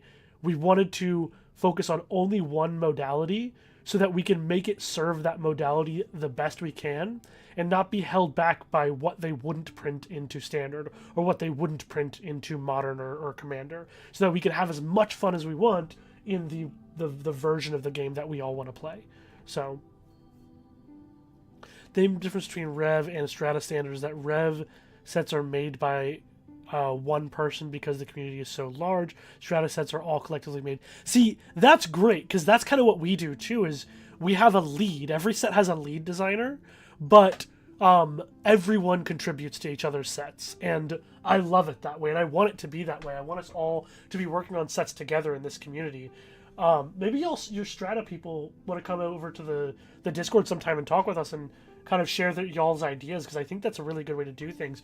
Y'all do standard, and we do specifically cube draft as like the main function, and I do think we want to stick to cube draft as our main function, because it allows us to do some really wacky and fun stuff that you definitely couldn't get away with in other types of play. Anyway, what do you think of this card, though? I think WotC should actually print this card. Me too! Me too! This card's really cool! It took me a second to realize what it did, but I was like, oh, that makes so much sense. Yeah, it's meaningless in like 1v1, but in like Commander or in this format, it's like you take the best card out of all of your opponents. Yeah. So and it gives you a lot of information. Now you know everyone's hands this one time. This card is awesome, dude. Yeah. Might poach a few of these cards for Strata. Okay, if you do, please let us know. Or you could even credit in MSC, you can actually do a design credit. Here at the bottom, I know it might be a little bit hard to see, but underneath where the artist is, there's a little wrench. I don't know if you know about this already. If you choose the little box here and click wrench, then you can put a name in, and you can say who designed the card.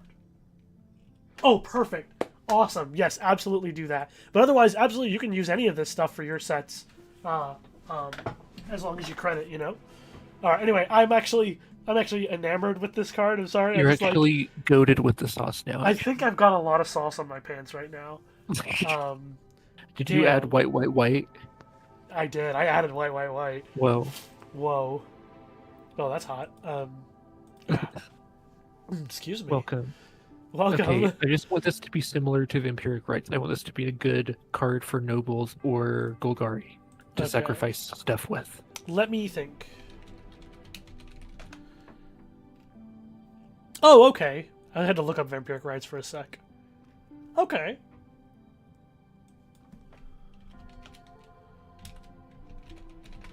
Is it lowercase?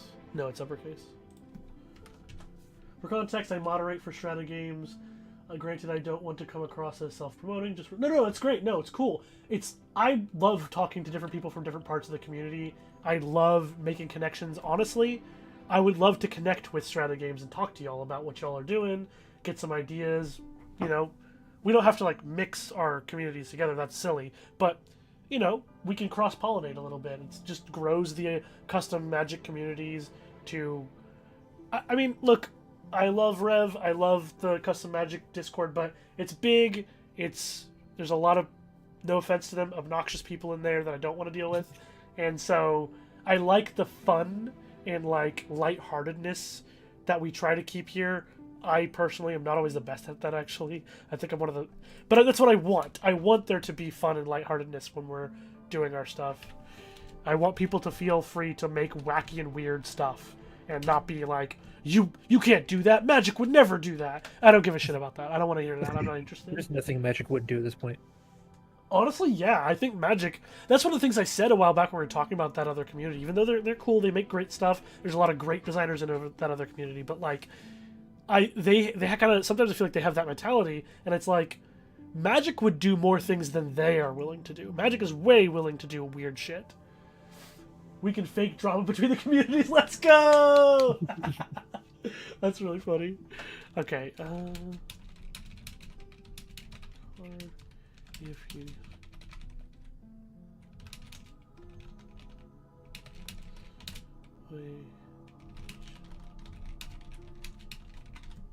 Something simple, like it's literally Vampiric Rites, but also if you sacrifice a noble, it gives you more.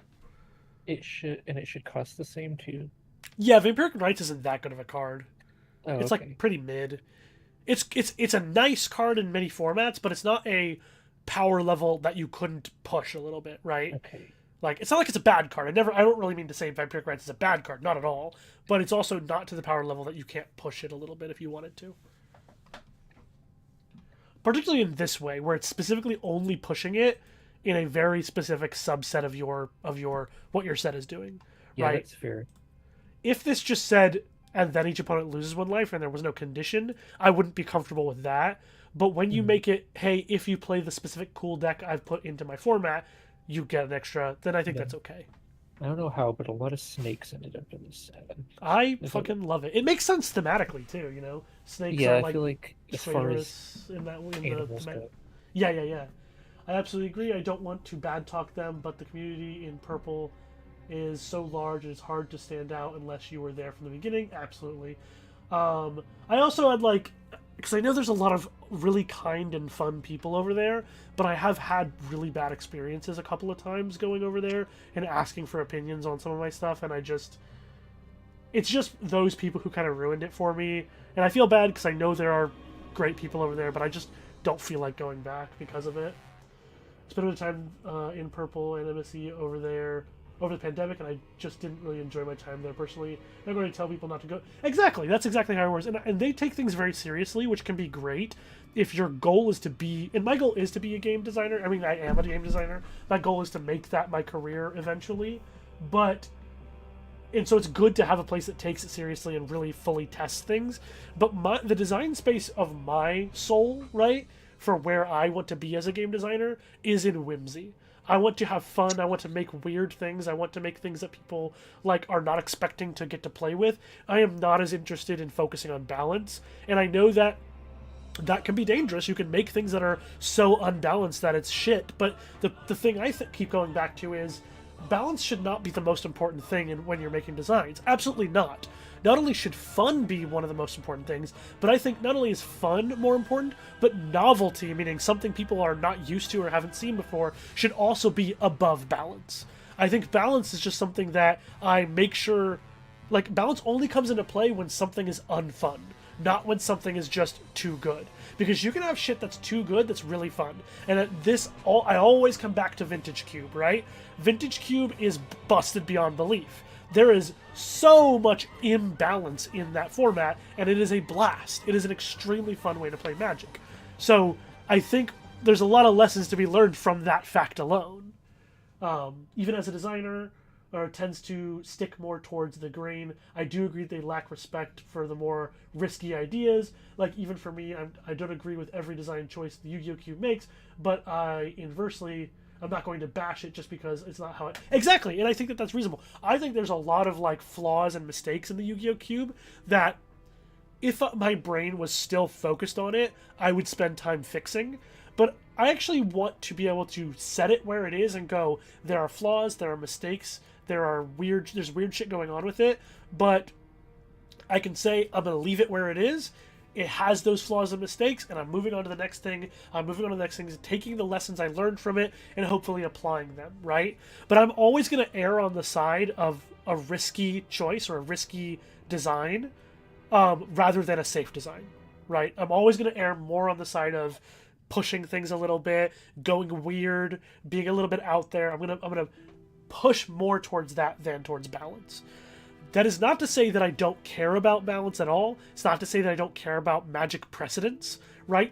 The design precedence of previous cards matters a lot to me, and I will be spending a lot of time looking at old cards, seeing what has existed, taking my experience as a player into question, right? I have been a competitive Magic player for a very long time, right? I'm not like the best in the world, right? I haven't quite been to the Pro Tour yet.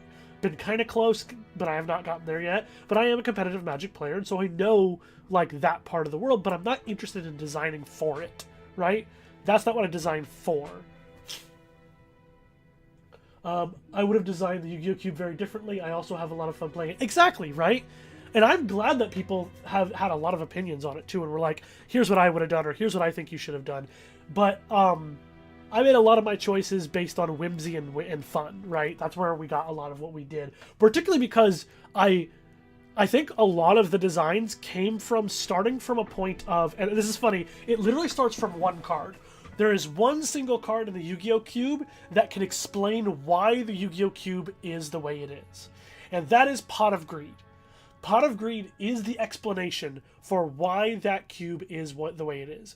And it's because I looked at Pot of Greed and said, this is a card that has been banned since almost the beginning of Yu-Gi-Oh! It has a reputation, it has a history. In Vintage Cube, Black Lotus has that same pedigree, right? And it, when you play Vintage Cube, does what it does. It makes 3 mana for nothing. Same thing with like Time Walk and Ancestral Recall. These absolutely busted cards that are a part of that format. And so I look at my format and I go, how am I going to design Pot of Greed to feel that way? To feel as strong as Pot of Greed should feel.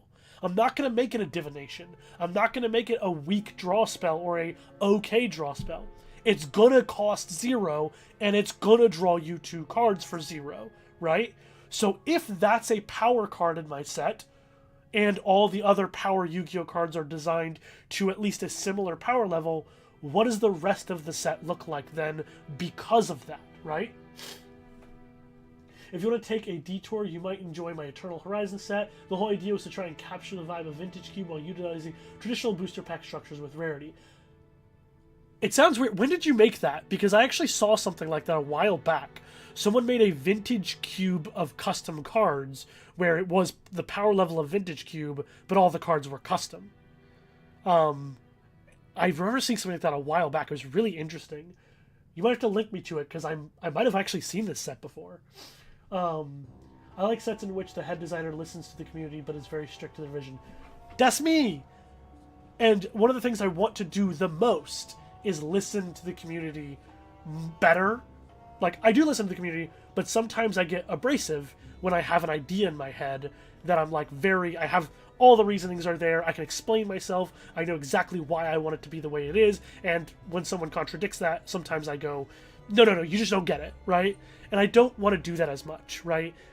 If someone makes a suggestion that is way off of what my thoughts are on a set, I don't want to be abrasive. I just want to like talk politely about it. I'm not always good at this. I want to get better at it. Talk politely about it, and if I end up disagreeing, it's okay. If it's my set, I can say, okay, well, I'm not going to do that, but I understand, here's why I disagree. But I also want that to allow me to soften my views to the extent that I am not shut out from people disagreeing with me when they could have a better idea than I do. And I don't want to be just abrasive because of my vibes, right? Like, oh, I think the vibes of this card should work this way, and someone says, well, I think it maybe should work this way because of this, this, and this. I don't want to just be like, no, it's my way. I want to be open to their ideas as much as I can. Your project is around a year old? Nope, okay, that's definitely not it. I saw it almost like 8 years ago or something like that, what I was thinking of. I know there's been plenty of similar projects before. You being a longer-term MTG player would hopefully get a lot out of it. Yeah. I mean, are you in the Discord? Because if you're in the Discord, you can just post it in the MTG channel. Okay. I'm so sorry, Quinn. I know, I've been yapping. This next one, I think you're going to like if I change one thing. Okay, hold on. Don't say. No. I want to guess. Guess. When this creature enters, its owner goads each other creature you control.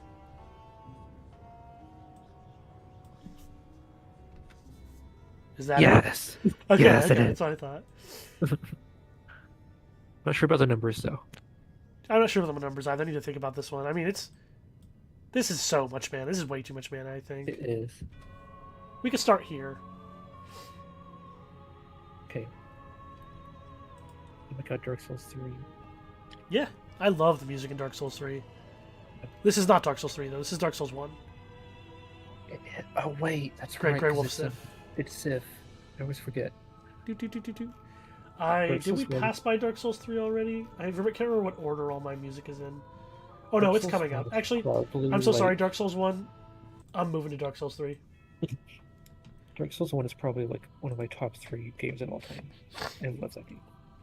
Okay, I'll play it. Damn. It's so good. We gotta do our seamless. It's been so long since we've done that. True. No, this is a common, Johnny. Chill. Calm down. Here's a creature. It has to be goaded by the owner, though. Oh! Yeah. But you can say that. Okay, that's fine. It's a common. Like, so, if you made it an uncommon, maybe it could goad all of their creatures, but at common, getting to goad all their creatures is really, like... That is true, actually. Mean. You're right. Obviously, you're still giving them a creature, so you're giving them a pretty big creature, too, so... Yeah, but this feels like what you wanted, which is making other people do your... And at common, I think making it simple is good. Yeah, you're right. But I am trying to think, like, why would I... For this creature specifically, why would I give this to them? Rather than keeping it for myself. Kind of just do it if you had, like, manipulate payoffs, I guess. Yeah, that makes sense. I'm trying to think if there's anything else we can do here to make that feel right. Well, oh, no, I know. I think it can be just better stats. Because, like, okay, if I, for example, if I cast this for myself, it's a 4/4 menace that attacks each turn of Fable, right? Because it has to attack still, even though I'm the one who goaded it. Yeah. But if I give it to someone else, it's not that different. Oh, I thought you were going to say we should add a buff, or like if you don't own this creature, it gets bigger. Yeah, maybe. I think that would be a good idea.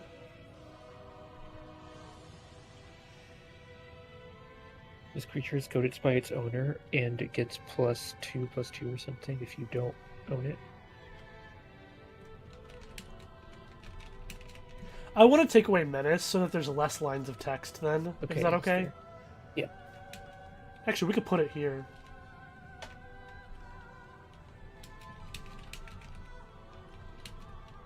Ooh, okay. I don't even know that it's going to be a demon. It just has demon energy. No, for sure. Demon energy. Real. There we go. I was definitely in the whenever at some point, but apparently I'd fallen out of it. Oh, no worries. That's okay. I think this card gives me the vibes of Witcher Fiends. What are those? I actually don't know Witcher very well. I only watched the show and I just recently began reading the books. I never played the games. I like this. This is nice. Yeah, I like it. Alrighty. Noble! It's a noble. He's a noble now.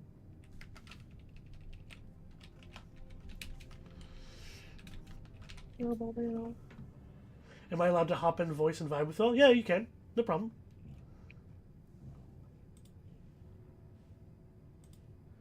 Okay, let me think.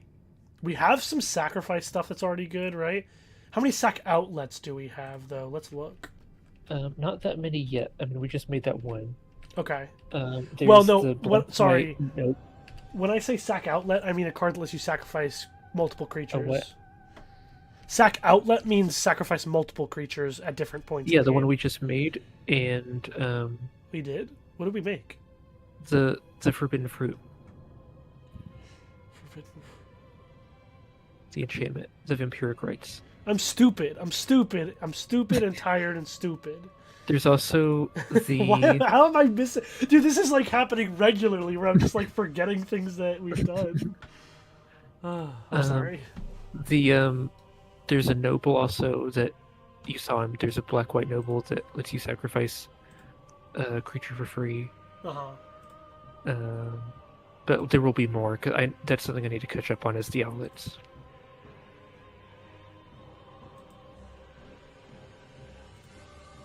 Okay. Maybe thinking maybe he could sacrifice some creatures when he enters. That could work, but just having... It's nice to have just, like... At least one... Like, at least one card that does this. Okay. You could put him at uncommon, though. Okay.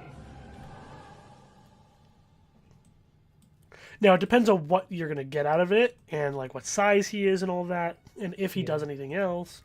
Umbracaller Zealot from Edge of Eternity was a 3/2 for 2 that had Sacrifice a Creature, Surveil 1. That card's really good. Yeah. But it is a card that exists, so if you're thinking, how do I want to do this, you know?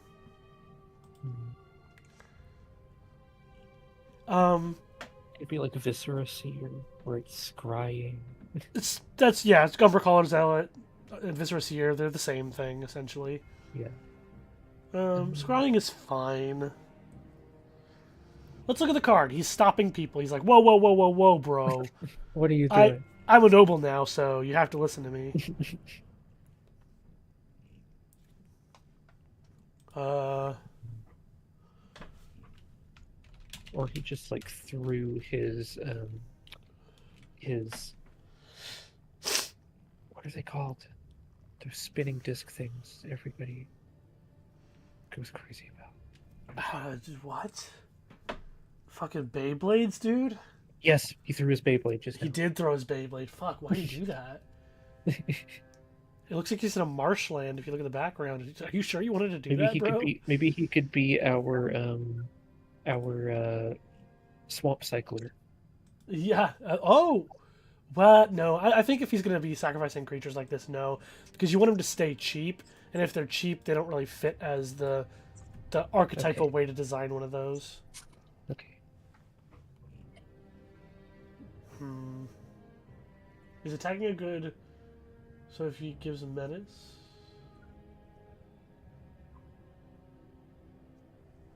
Are you talking about the noble we have on screen right now? Like, is giving menace a good idea? I don't know. I want an ability that's like worth sacrificing a bunch of creatures all at once. This could work. I thought you were going to type this could work. End of turn. Hi, hello. I just noticed someone joined us. How are you doing? Hello, this is Shinx on my Discord. Shinx. That's how you say it. I'm so sorry. Sometimes when you see like an X in someone's name, you're like, is that like a space? Like, what are they doing with the X there? I mean, I made the YouTube account years before I made the Discord account, so... Word. Another turn. Technically, I have a YouTube under this name where I actually post stuff once every 4 years, but nah. That's not where I have all of my, like, subscriptions and... what's the words? Follows, whatever it's called. Yeah. So as subscribers or something like that? Yeah. I think this one says if you sacrifice a noble this way, and the enchantment says if a noble was sacrificed this way. Sacrifice creatures. Sacrifice. I believe it's if a noble was sacrificed this way. I'm not looking at Scryfall right now. I should actually grab my laptop on my tablet right now. I'll just look it up real quick.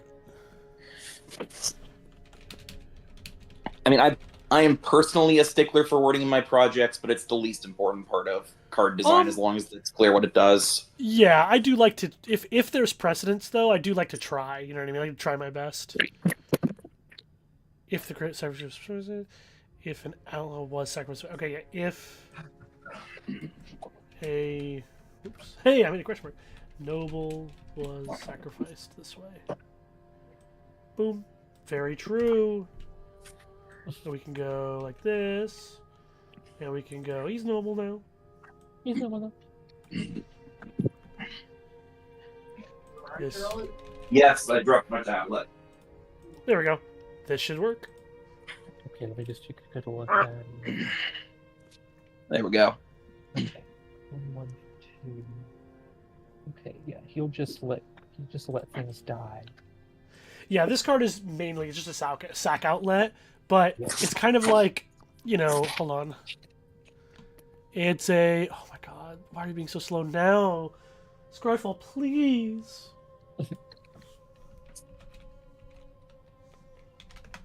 There we go. These are all... Here we go. No, that's Shade. Husk, there we go. Kind of like this card, Nantuko Husk.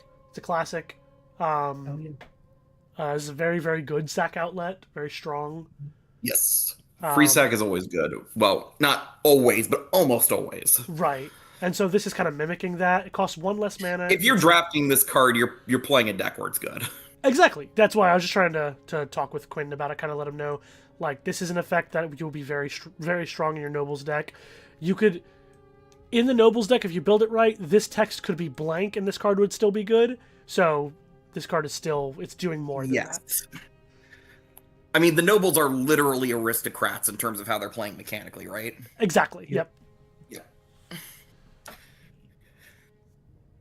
Part of their flavor, though, is that they're better when you sacrifice nobles because they're always trying to, like, kill each other to get better positions in royalty or be better positioned when a new monarch takes the throne. Yeah, bitches think they're in Game of Thrones right now. Yeah. Okay. Right. I just, There he is. what am I gonna do with you, Quentin? What are you I gonna don't do with know. I don't know. Sometimes I pick art for aesthetic reasons. You know? No, yeah. Significantly, this is taking place on Fiora, right? Yep. Yeah. Yeah, that looks sufficiently Fiora. Oh, absolutely, absolutely. I just know the ulterior motives of Quentin here. There's a lot of hot guys in your art, There Quentin. sure are. As many as possible. Okay. Let's think. What deck haven't we made stuff for yet that's in black? Oh, yeah, for black. Okay, there's Toll. There's Toll. We haven't made a lot of Toll Nobles. yet. What is Toll? I saw it referenced on a card, but I don't think I've seen an actual card with the mechanic. Go ahead, Quentin. It's the number of players who had a permanent they control die this turn. So it can be Interesting. So that includes yourself for when you're like sacking into your aristocrats, right? Yes. The maximum is 4 in this because there's 4 players. The less players there are, the weaker it gets. Is there a full board edict effect in the set? I don't think so. We could make one, but I don't think there is one right now. Like, you know, and each player sacrifices a creature effect. Oh yeah, there should be though. There should be.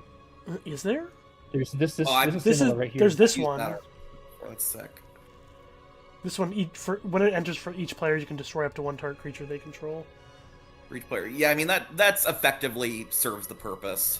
But you could literally put Innocent Blood in this set. I think that would work really well in your set. That's the 4-mana everyone sacks to? No. Innocent Blood is just black, each player sacks 1. Right. I think you could put Innocent Blood in this set. That'd be cool. Okay, there's Toll, Nobles, Manipulate, and Goad. We haven't done much Goad. May I shill for Scheming Symmetry to get reprinted? I love Scheming Symmetry, but there's already too many rares. Motherfuckers love Scheming Symmetry. God damn it. I love it. I do not. It even has Scheming Symmetry the next time. I know Aaron Forsyth, or no, not Aaron, Gavin said that he hadn't a pitch for Conspiracy 3 if they'll ever take it. Oh my god. It even has Kethis flavor text on it. It's from Fiora and everything. I just don't like Scheming Symmetry. I love it. Oh, it's my favorite thing. I don't know why. I don't understand why. You're just not a very generous player. I think you hate your players. I think I might hate my players. Damn, holy shit. Wait a second. You don't want to give them a tutor for money. I don't know. I'm trying to think of what to do here. I think he could be... I don't think he would goad people, but maybe he would interact with goad. Like, I don't know. Yeah, my immediate thing was, like, if you're going to play in on the attractive, alluring gentleman, then it should goad stuff. It could just be a simple goad card. Swipe right, tap, goad target creature. That's too good. Not too good. Repeating it is a... No, I'm not endorsing that effect for the set, but it's very funny. I see. It could just be when he enters goad something. We could have one of those. Goats. His face. I'm gonna look at 3-2, yeah. Okay. Seems fine. I'll think of a silly name for him later. That sells how infuriatingly attractive he is. Yeah. Also, he has to go himself. He's the only one. Is at its maximum. So if you were in a 5-player game, would the max toll be 5 instead of 4? Yes. Okay, cool. Yep. They're make-me snakes. Here we are. This is a funny card because its floor is garbage trash tier, and it's not just that, but it's on turn 2, you cannot cast this card most of the time. It's true. So it's not I mean, a if you 2 wanted to mana make it like. castable on 2, you can make it a 1/1 snake that gets X counters. No, this is already this is a token type in the set. Ah, okay. Yep. So this text appears on multiple cards. Yep.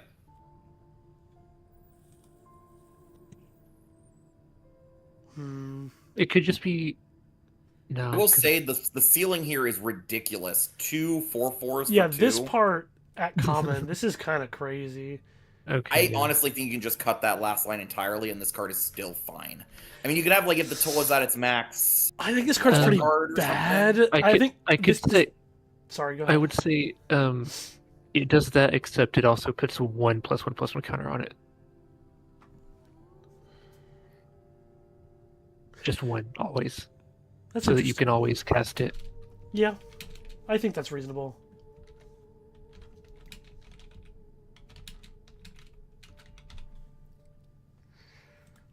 That's fine, yeah. This seems I mean, reasonable. honestly, that's probably pretty good. I'll be interested to see how that plays. It does seem like a pretty good card, yeah. Like now the floor, like 2 mana for a 1/1 Death Toucher is not ideal, but I would But it's not cast it on bad. 2 if I've got nothing else to do. I mean, I've drafted and played plenty of 2 mana 1/1 Death Touch. It's just one of those things where it's like a 1/1 Death Toucher is so valuable that Yep. like while a 1 mana Death Touch is way better and you play them all the time in every Yeah. draft set, a 2 mana 1/1 Death Touch, you're still like, all right, yeah, maybe I don't have enough removal in my deck, so I'll just throw it in. And this one's a It's literal fine. rattlesnake. True. Yes. I also might change. See, Johnny, people know what rattlesnake means. Um, Was that not a Uh, term that I mean I thought at least amongst I said fairly rattlesnake to Johnny, and he enfranchised thought I players was, that and he limited, looked that at was a me like common my face had term. just melted off. Okay, look, I didn't look. What are you? like if I'm sitting in a voice chat where I have the least magic experience amongst the people in here. Why are you people? Why are I can't believe this. I am being slandered. I might also change the art on this because it doesn't look very Fiora. It looks kind of like Mesoamerican. I can. Yeah, if you can find Do something. you want me to else, try to yeah. dig you up a piece of artwork here? I can probably find something. Ooh, look for like an Ouroboros. Make it so Ouroboros. Snake? That gives me Bones. like Ixalan vibes to me if we're being Yeah, pedantic this about is very it. Yeah. excellent. I just appreciate that you're arting the cards. One of my bigger pet peeves is designers who don't art their sets. What do you mean? Like, I mean, no genuine shade to these people, but I know designers who like make entire sets and don't put any artwork on their cards. Ah! And it's all just the blank That would text in the suck. background. I would die. I would die. Okay. Like, okay, all right. I do have a sin.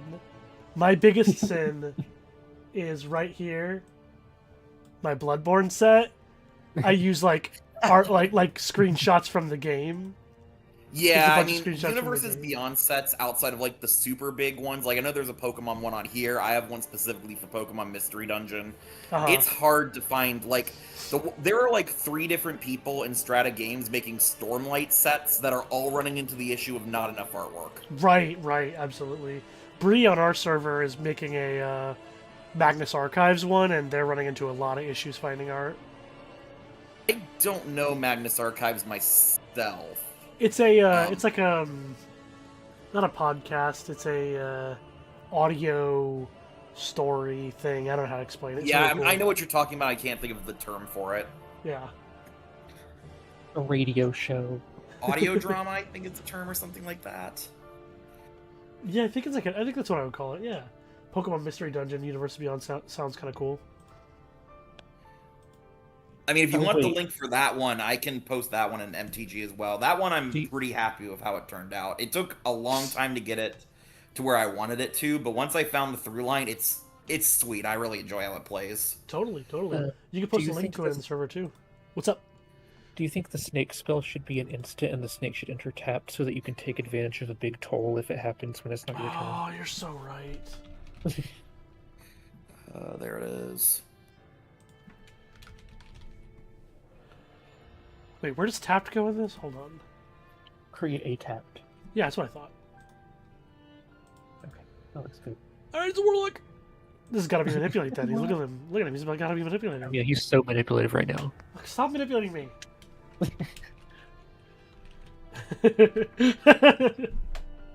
Sorry. All right, that link is Manipulators also thing. in Do the you remember that? Oh one? yeah. MTG chat. Wait, what is?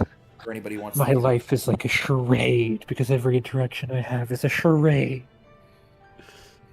Fool me once. No, you didn't. didn't.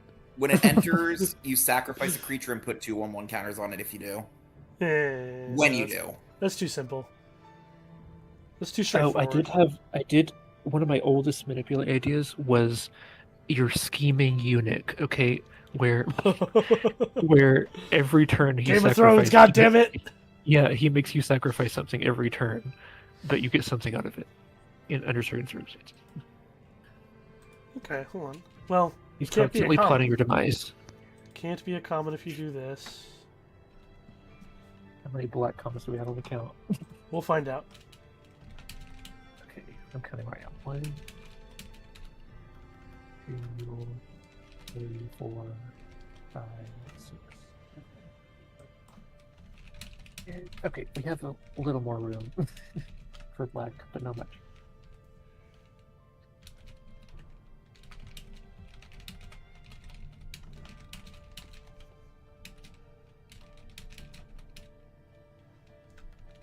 Ooh. Lose the game. Lose the game! Okay, yeah, this is like exactly what I had in mind. The scheming eunuch, he's here. Wow. Wow. Well, Oh, that's sick. That's really sick. black. Let me just do that really quick.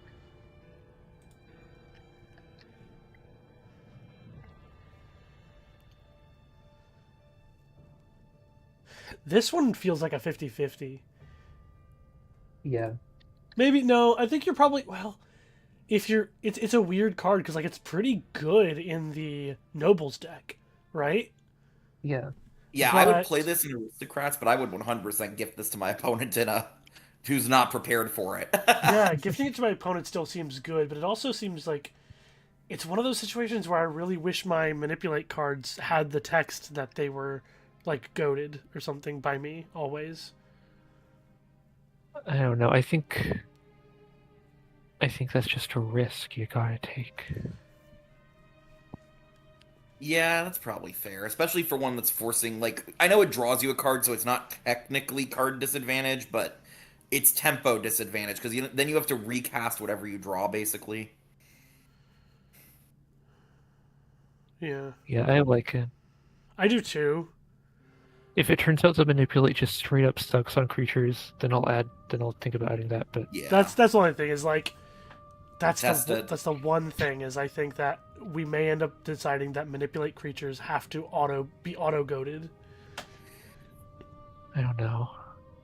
Or at least if they can't attack you by default. Yeah, just so they can't attack you, because then they would. Yeah. But I I don't think it's know. all the black cards that are in brackets. I think we're good on all that. Let me check. Let me make sure. Yes, we even got Tinder Rogue. Tinder Rogue. Sup? Baby Phoenix. Is a cockatoo Phoenix. He's cute. Creature. Burb. Burb. Lim- Wait, is Phoenix not a card? A creature type?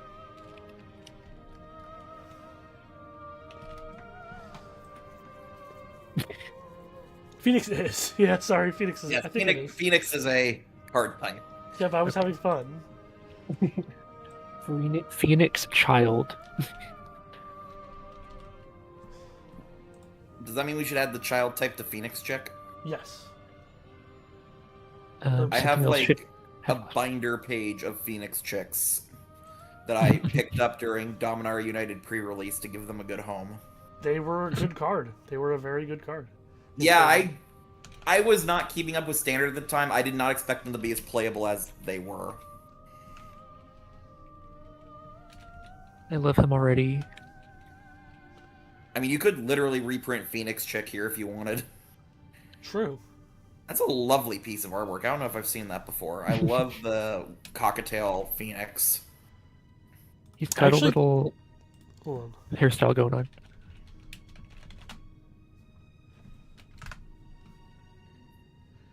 Oh my god. Scryfall. Scryfall, I'm begging you. Scryfall, please. Squarefall, please. Let me see if mine's running slow right now. No, mine pulled up. Paint block. Oh, what the freaks with that chop, brother? Certified chop moment. That's what I'm We're chopped. saying. Send this to your friend to totally add 6 pixels to the top and bottom. That's interesting.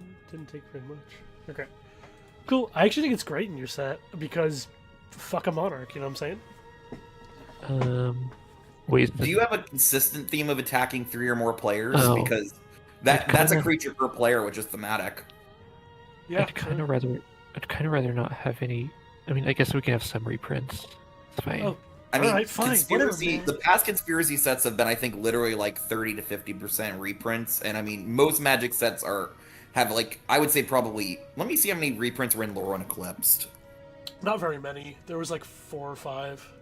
Hold on. Minus type basic. 16 if you include the shocks, or 7 if you count them as one cycle. So 6 if you don't count the shocks. Because Yeah. they're dual It lands, was whatever. Bloom Tender, Blossoming Defense, Crib Swap, Evolving Bloom Wilds. Tender doesn't count either. Why don't you count Bloom Tender? Because it's not in standard, so it's not actually a reprint to the... No, Bloom Tender is in standard right now. What? Hold on. Did I get it mixed up with another card? Oh, it is. Yeah, I'm so sorry. Bloom Tender. Sorry, my bad. Goat Nap. I mean, honestly, the reprint selection here was great. Goat Nap, Nameless Inversion, Runaway Together, Spell Snare, Springleaf Drum. I did not remember Temporal Cleansing being a reprint. I guess that was from March of the Machines. Uh-huh. Yep. Yep. Pretty good card. In limited. It's fine. You So don't yeah, have any every reprints. set tends to have Because a if we did few one, I reprint feel like I'd have in to it. do more. And No one's making I'm you almost do super happy anything. with You can those just do what you figures. want. Standard. But we Turn can off. make it a Phoenix chick at home. Yeah, yes. What if it's just? What if it's just whenever you attack 3 players at the same time, but the effect is better?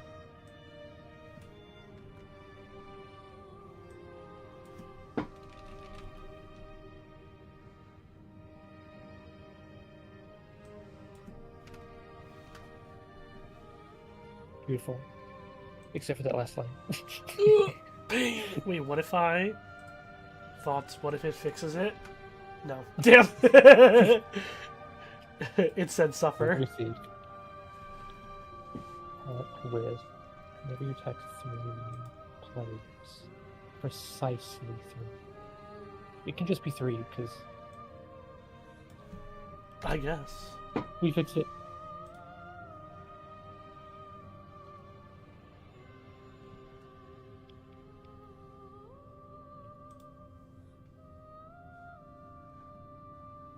Should the Phoenix Chick be revolutionary? I I mean, what ability would it have that's revolutionary? I don't see it. Hmm. I don't think so. I see no reason why this card should be revolutionary. The bird is too young to have political opinions. Exactly. Oh, I know what to do here. I hope you have the same idea that I do. Well, I don't know if I want to copy. I'm not going to copy Avatar.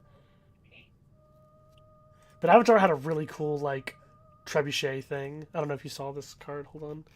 LTR also had a very similar card.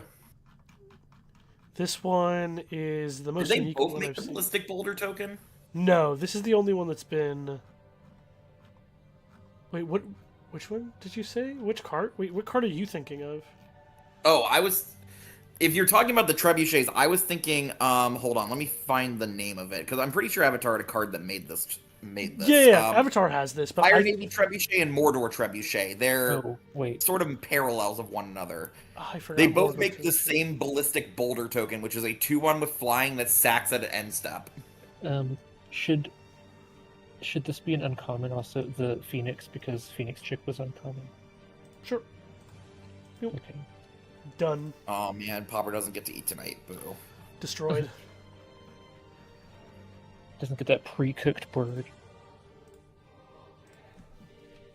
Honestly, making a card that creates the Ballistic Boulder token is like another in the line of attacks is kind of funny. I think we have And a the lot boulder more. sacks itself for effects that care about that. And the boulder sacks itself for effects that care about that. Is the Aristocrats deck Orzhov or Rakdos? Why is this in Orzhov. Italian? What is going on? What? Why did my language for this just change to Italian? You probably have a typo Because and it's it's pulling up the Fiora. Italian spelling. It's Fiora, that's why. It's Fiora, that's why. Fiora. Fiora. Can we Fiora. reprint Leonardo da Vinci because he's Italian? There is in one of the Is It lands has the Mona Lisa on it because it's the Inventor's Workshop and there's a little Mona Lisa you can see.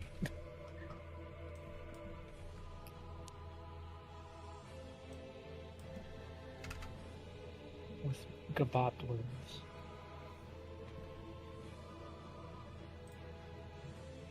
Neat. Thumbs up. You can We did also it. what's also cool about this is that you can send like you can send a throwaway creature at a player who can't block it, and then the boulder at a player who doesn't have flyers. Yeah.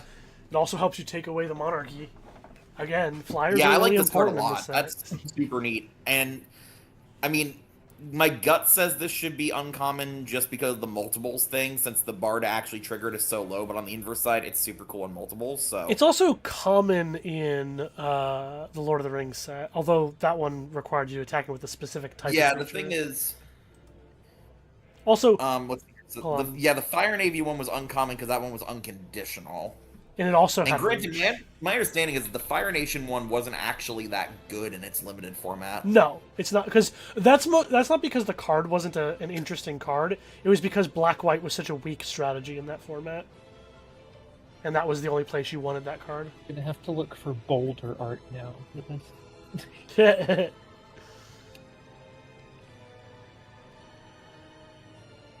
Huh, I completely missed that they printed a card called Boulder Dash in Lorwyn Eclipse. I even recognize the effect. Somebody played this against me, and I never put that together. Interesting. Good to know.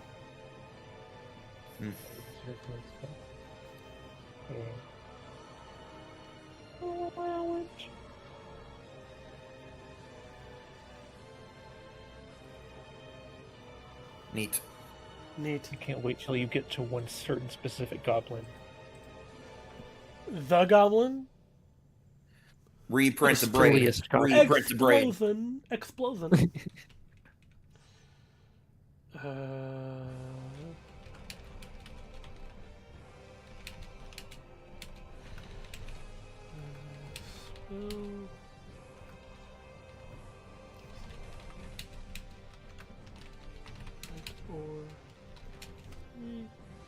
What are the red archetypes? Is it artifacts? Rakdos Goad, Gruul, Revolutionary and Dethrone, and Boros Acclaim. Dethrone and Gruul is goaded. That rocks. Yeah, it's kind of like super ironic because Marchesa was a dethroner back in her day.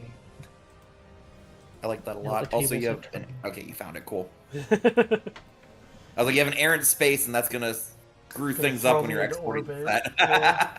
As I'm sure you know. Yes. Wait, let me copy that one. Yeah, sorry, I'll leave it here. Just a nice removal spell to have lying around. Yeah, You'll have plenty of artifacts to sacrifice in this set, so it's pretty easy to make this 1 mana. yeah. Even without being in that deck, you probably have like a bribe. Yeah, that's what I'm saying, yeah. Yeah.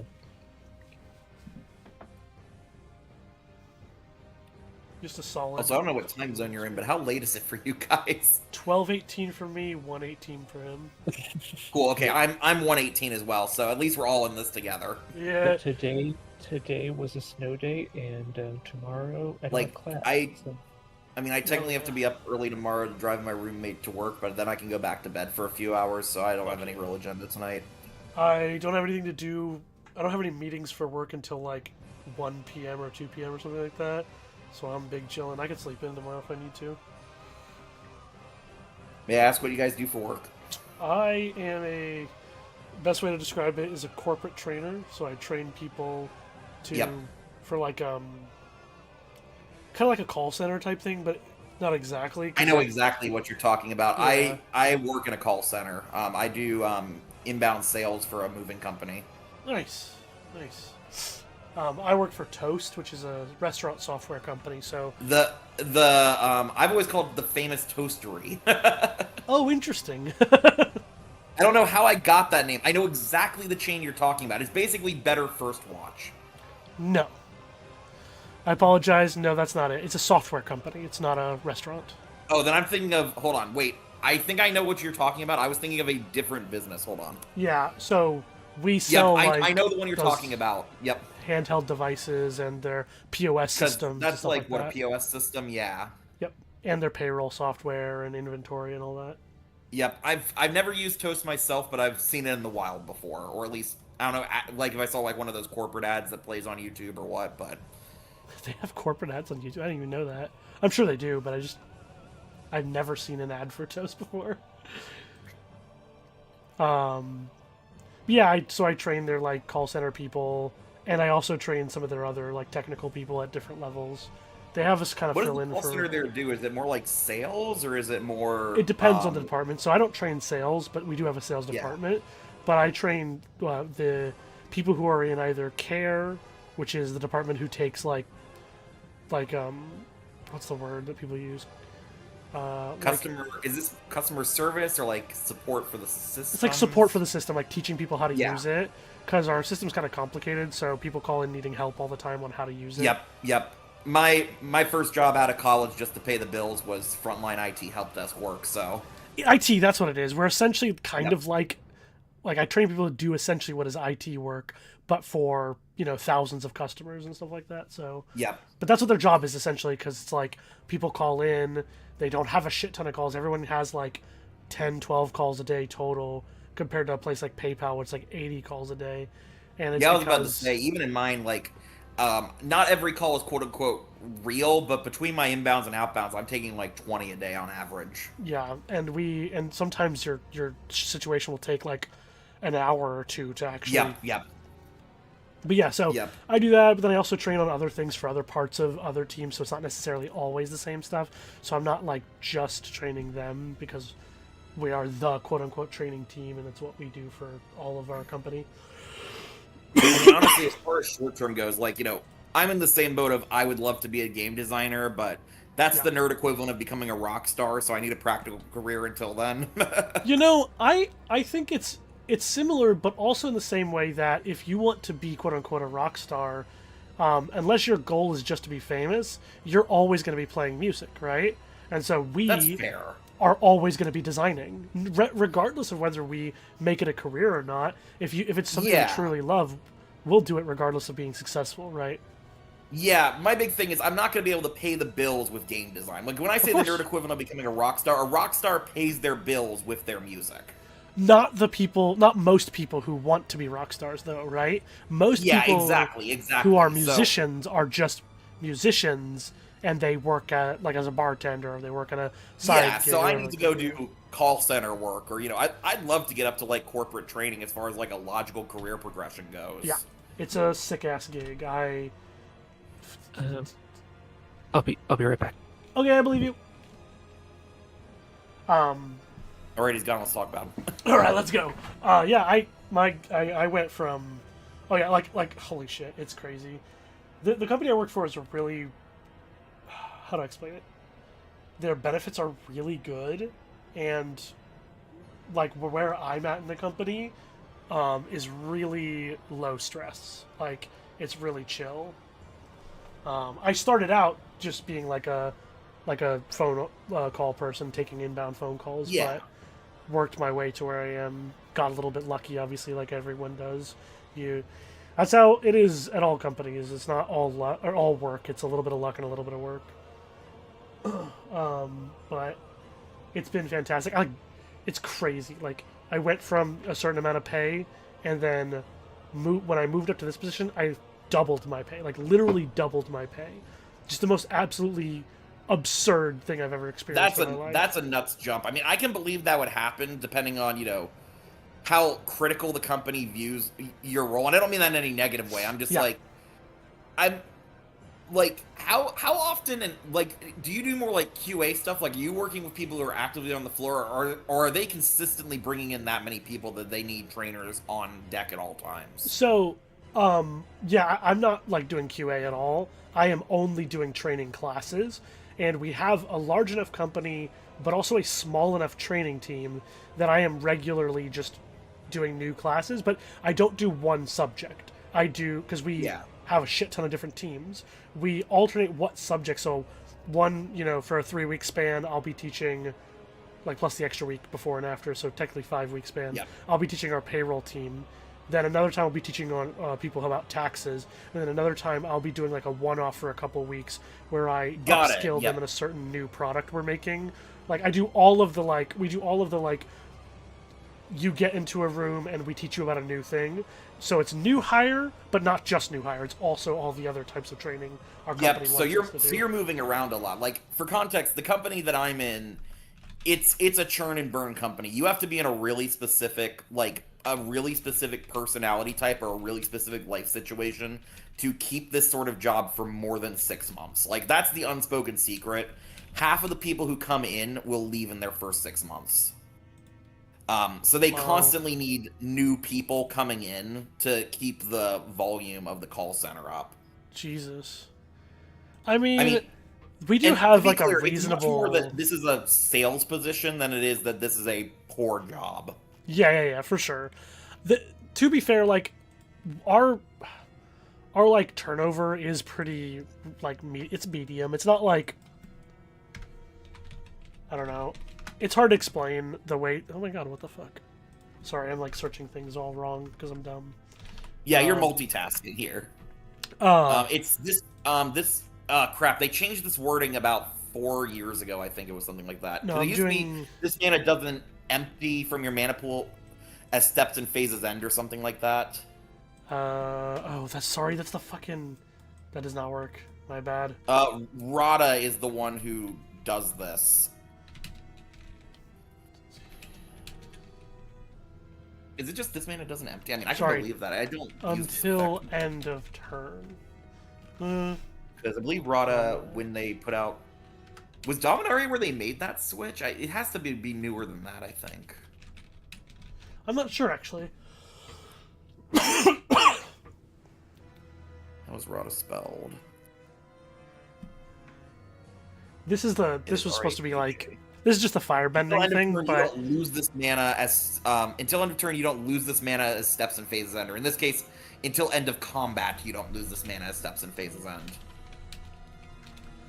Man, Dominaria was like 8 years ago now, and that change still feels recent to me. Yeah, it's a weird one. It's actually hard to limiting to combat makes it a little more reasonable, but I think it seems pretty strong. Yeah. This is just firebending, but the parentheses reminder text on firebending doesn't use the rules text, which is cool. Like I'm glad reminder text doesn't use rules text anymore. I'm very glad for that because it makes it easier to explain abilities. But it means that when I want to copy it without it explicitly being firebending, I have to look at other cards to find what the rules text should be. I forgot that firebending actually does last all the way through combat. I usually associate that with just immediate usage. Now, to be clear, mostly due to the fact that the price of draft has almost literally doubled in the past 5 years, I can't play nearly as much limited for sets as I used to be able to. I totally get it. Oh, excuse me. Like, for context, I came to Magic from Pokemon because Pokemon Draft was 5 packs instead of 3 because 10 cards per pack instead of 15, which made the base price of Draft at the time $25. Now we're to a point in Magic where the base price of Draft is almost $25.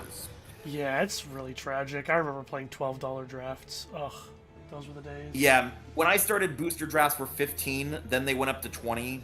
My current LGS does them for 22, but I've seen LGSs do them depending on the set for 25 to 35, and I'm not talking like master sets. I'm talking like these standard fucking Final Fantasy, sets.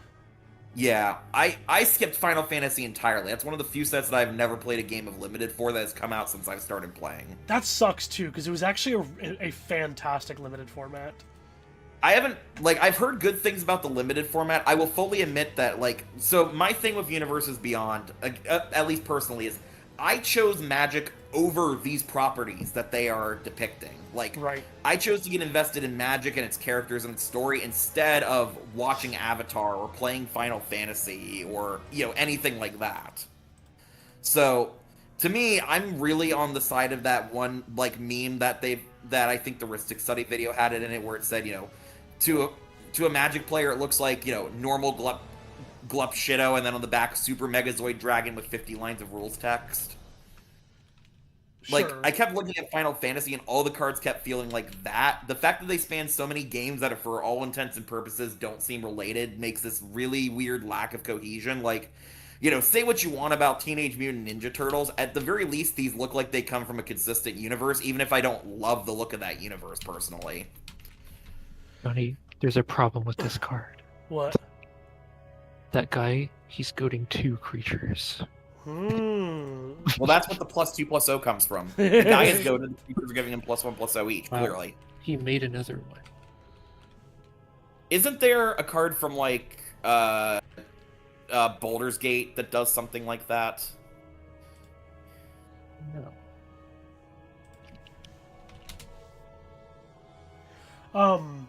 My opinion on Universes Beyond in actual Magic is I'm not the kind of person who thinks that the space that this game can exist in needs to be limited such that we can't make Magic cards of other properties. I think that that's like the wrong thinking process, in my opinion, but I think that it's reasonable to not like them at all. Anyone who doesn't want to participate in that at all is totally reasonable in my opinion. Johnny. But the real problem to me is and a lot of people would say this, is the volume, is the clear, Yes. almost, I never use this phrase because I think it's really cringe, but the selling out, you know what I mean, right? The just being like, we actually care a lot less about Magic than we do about everything else. And the reason why I don't have a problem with the existence of Universes Beyond is because of the good ones are really good. They legitimately Yes. are great experiences. They're fun. They are true to the source material. They add things to Magic. They don't just like create a selling product. They add something to Magic. Lord of the Rings, Final Fantasy, and Avatar and Warhammer 40K are all these like products that I'm like very happy to be a part of Magic. I have no problem with them existing. Yeah. I just don't want Like, them to to be clear, the I'm not focus. saying Avatar is a bad set. Final Fantasy is a bad set. I'm saying it didn't resonate with me personally. Yeah. But, like, again, the biggest thing to me is just, I wish they had pulled from a smaller selection of games or even just a single game to create that cohesive aesthetic. I'm not that like bought into cohesive aesthetics at all. I think Magic should be able to be whatever it wants to be at any given time. I'm not interested in like staying high fantasy adjacent.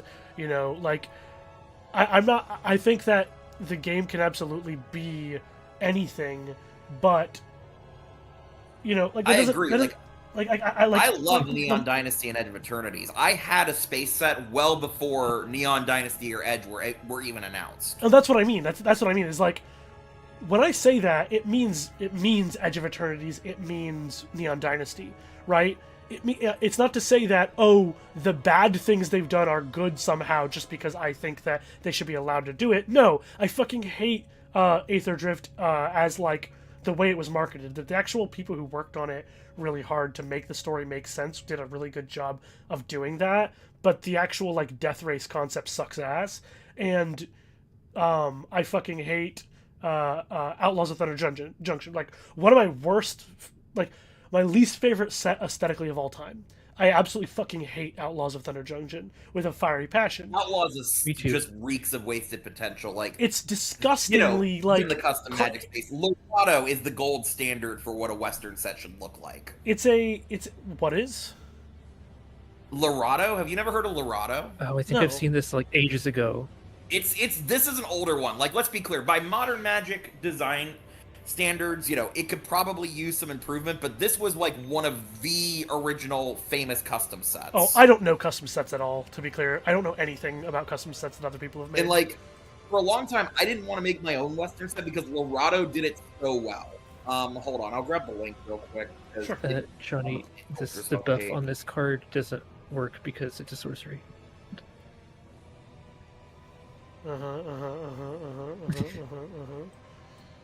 Oh, also, I don't know if you saw this, Johnny, but one of the people in the Pokemon channel is asking you to pin a specific comment. Yeah, okay. Could that be a memory issue? I put the Lorado link in the voice in the general text chat.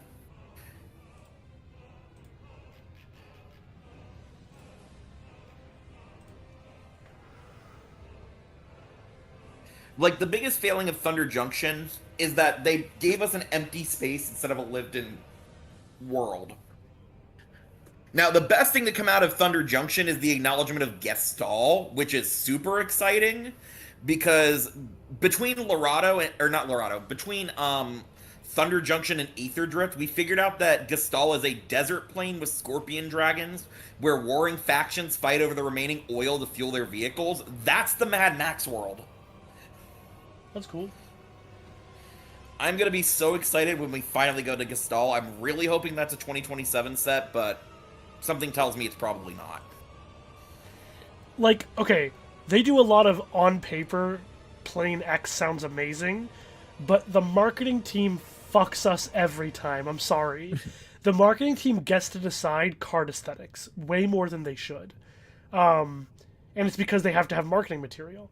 This is why Thunder Junction could have actually been really cool, but because the marketing team and some fucking dorks who are probably great people, but who really go clown shit mode when they're doing design. Like, I know they do this. I know they fucking do this at WotC, where they were like, it's a Western, so cowboy hats and lassos. Like you, and they have to have guns, and but it's magic, so the guns gotta be weird. Like, I mean, to be fair, we saw Thunder Junction concept art that had a group of criminals surrounding an Omen path with those thunder cannons all the way back in, like, 2022. Yeah, it's cringe as fuck. Look, the thing is the people, like the marketing team and the people who are a little bit cringe on the way that they think of aesthetics and Magic kind of turned it into a caricature. And then they took characters we liked and made them caricatures too.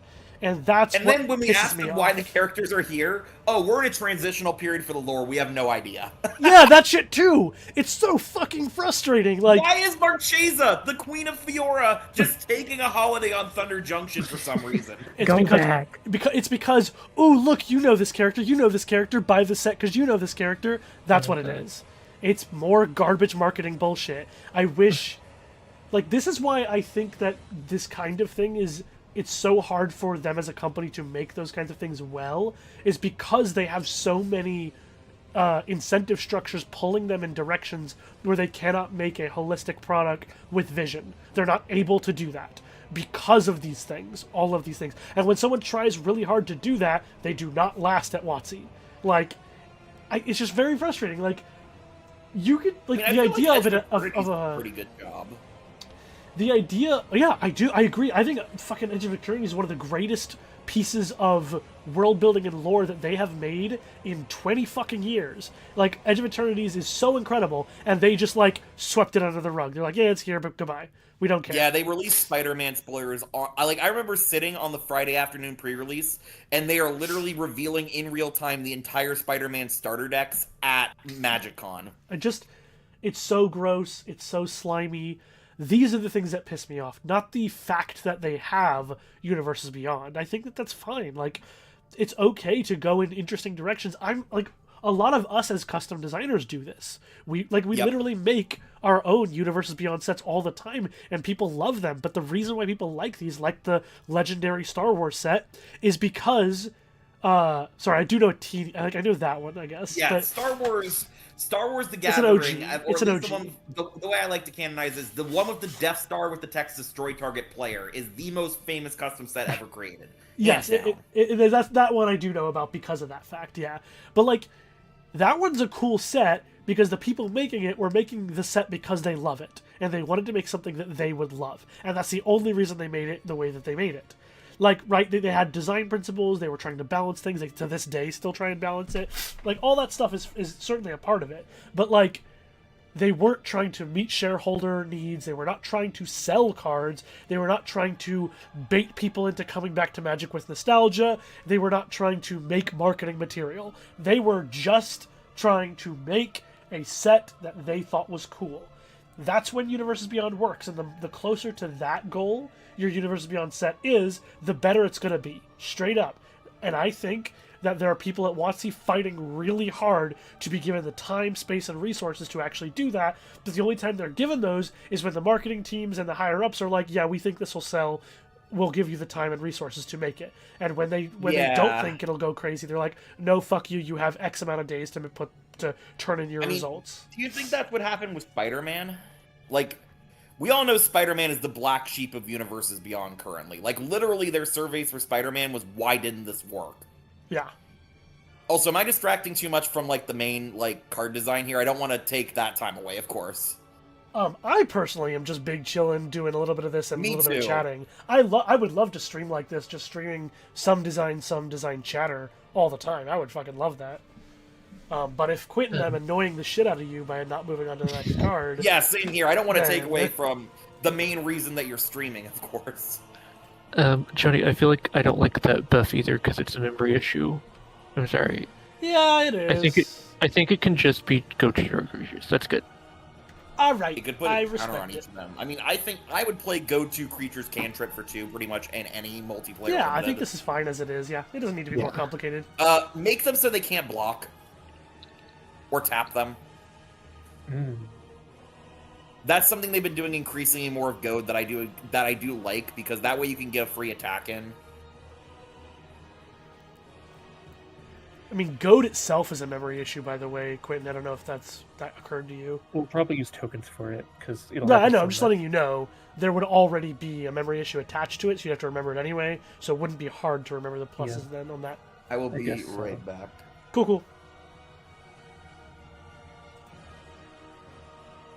Just be like they can't block this turn. Sure, that seems fine. This card seems pretty good, given that. Yeah. Is it too good? Maybe it is too good for a coin. Maybe it costs 3. Is this too bad if I take away the draw card now, and it's just 2 mana for 2 Goads? I don't know. I think just the goading is fine. Because at the very least, those creatures won't be blocking next turn, unless they have vigilance. Yeah. Let's leave this as is and see how it goes. See how it plays. Yeah. Okay, Goblin Guards. I almost want to give them anti-defender, like they can't block because they're goblins. Yeah, the classic Goblin design. Make them shit at whatever you are trying to portray them as. Exactly. That is cute. I do like that. I don't know. But the art doesn't portray them as like cowards or being shit at their they're job. doing their best. They look pretty noble, if you ask me. Not that they should become nobles, but I'm just saying. They look like they have big poofy pants. So remind me again what colors nobles are in? Black, white. White. Thank you. I know I asked that earlier. Have you made an aura that's dub, but it makes it a noble instead of a knight? We almost did, but then we just made that create a noble instead. Yeah. It's this card right here. We could still do that though. As long Yeah. as it do something else. Neat. Also, I will say, just as somebody who has never seen this set prior to this stream, I do think you should be putting reminder text on pretty much every comment that. Don't bring it up to Quentin. Quentin hates this. I I've been saying am putting it on them, but yes. Quinn's putting it on the commons, but wants to pull it off as many cards as he can. I mean, it's not that. It's that there's literally not room. Like, I'll put it on there if there's room. That's what you think. You think there's not room. There's not I don't room want it to look to make it ugly as aesthetic. fuck. Yeah, there you go. You Don't think it worry. looks ugly. If Wilds of Eldraine Ashiok can exist, reminder text can exist. I'm not gonna have all of my cards have like 10 fucking lines of text when you have It's a handout totally right fine. there. Totally fine. Don't worry about it. It's not like commons are supposed to be simple or something. Well, no, he's saying he's gonna put on all his commons. It's just Yes. But when it comes know, to like to be clear, mythics, I'm joking here, not like. Again, you do you. It's your set, of course. like, if there's a mythic that has Just like delete 15 it. lines already, this is not gonna happen. Sorry. oh, interesting. Okay, well, there's already a 2-mana goad spell, so hold on. Sorry. Yeah, like that. Okay, cool. I have to do this just because we don't want 2-mana goad spells. Agreed.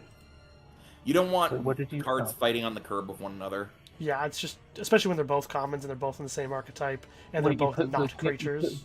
You put the can't block back. I thought we agreed to. What? No, we both said this was what? No, I said they wouldn't block on the following turn because they've attacked. And that's good enough. Damn, okay, whatever. I mean, if you think that's okay, then fine. Oh my goodness. It's your set, Quinn. I mean, ultimately, Leonardo, as far as actual like text bombs go, like I'm not as what's the word I'm looking for? I'm not very strict on that personally. Like, I'm trying to think of the right words here. Like, I do believe that commons should be simpler where they can, but if every card has a gazillion lines of text, I mean, it doesn't make a huge difference to me personally. You know, I'm going to try to avoid to do that in my projects, but to each their own. 31.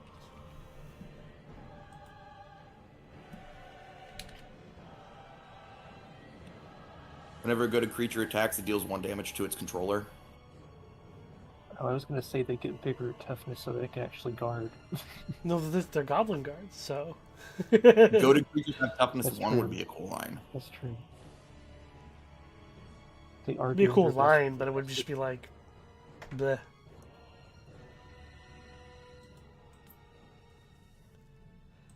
I mean, I don't know if that's very rad, unfortunately. I'll I add, think it's more I'll like add a the white they or can't black block effect. this turn to that other card, but I feel like you could just kill some with it. Ugh. Sir.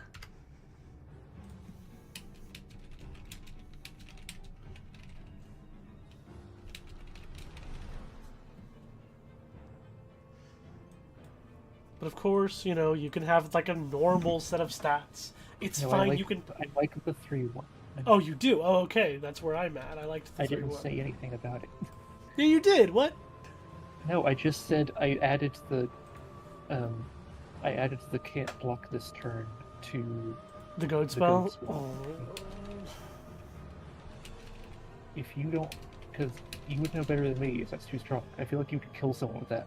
Yeah, it seems very strong, I agree. It's sorcery 3 mana, it's probably okay though. I mean, a card that says creatures your opponents control can't block this turn costs 2 mana. That's a 2 mana spell. Yep. It's called Falter. Okay, go back to the goblins. I need to copy your homework. Could that be a common or just a second? I don't know. I guess it could probably be a common. It's only 1 damage per creature. It's not crazy. You have to still goad to get anything out of it. Yep. This seems fine to When common. this set is drafted, is it just going to be cube style with 1 copy of each card, or are you still going to have rarity apply? We can do both as long as it's Tabletop Simulator, but I do like Fair to enough. set them up as cubes so that we can print them, and the instruction is just print 1 of each card, and it's fine. Yeah. So, we've done both. The Bloodborne set we usually play as like an actual, like, rarity balanced booster draft, but what the Yu-Gi-Oh set we play as a cube. So, but that's because the rarities are mostly meaningless my in the Yu-Gi-Oh understanding. cube. I mean, the Yu-Gi-Oh one, from my understanding, was a cube from the very beginning. You know, Yes, rarity Yes. be damned.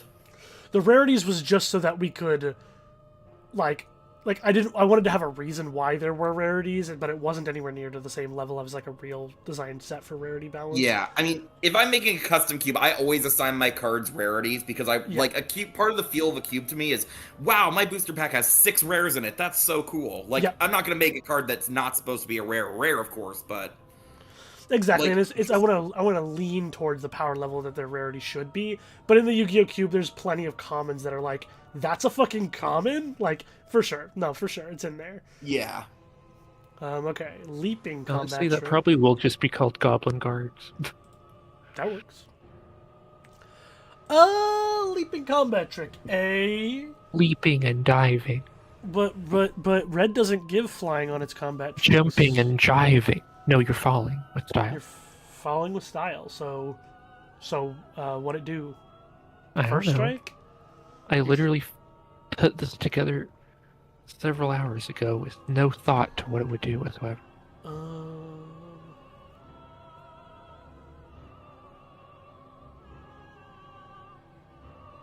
I got a kind of funny idea.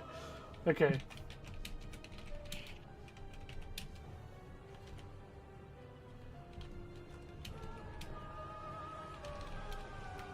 Oh, interesting. Okay.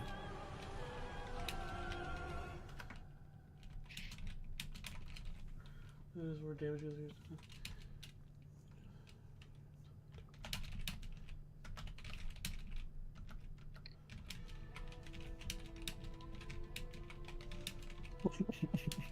Yeah. Yeah.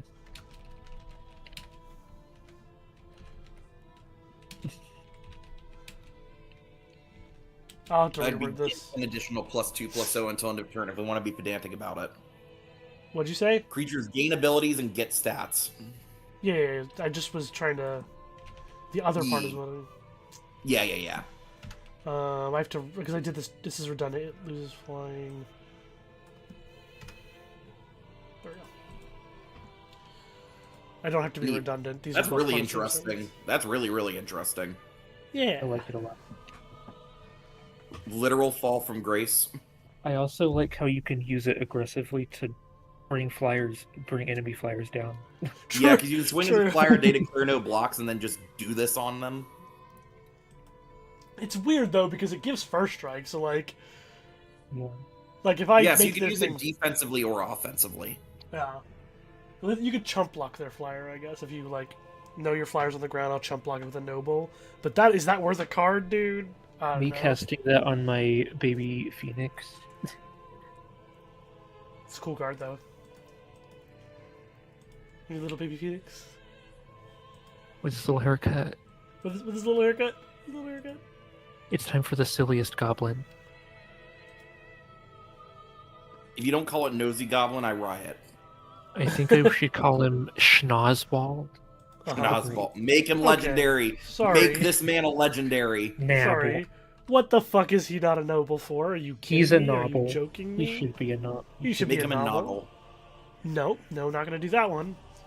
He's a big knob. So what's his dealio? What's his? I don't know, but I want to know. No, Make this man a legendary. We should ask him. No, we're not gonna make it a legendary. There's no reason to do that. There's so many. There's way too many legends in the set already.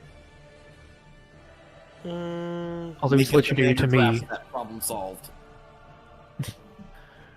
What haven't we done Perfect. enough of yet?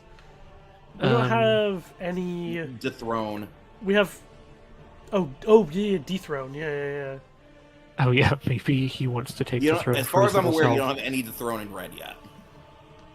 Well, we do, So but this just is, not this in the is a ones we've one been mana, working 1/1 on. haste dethrone. Yeah, just not in the ones that we've been working right now.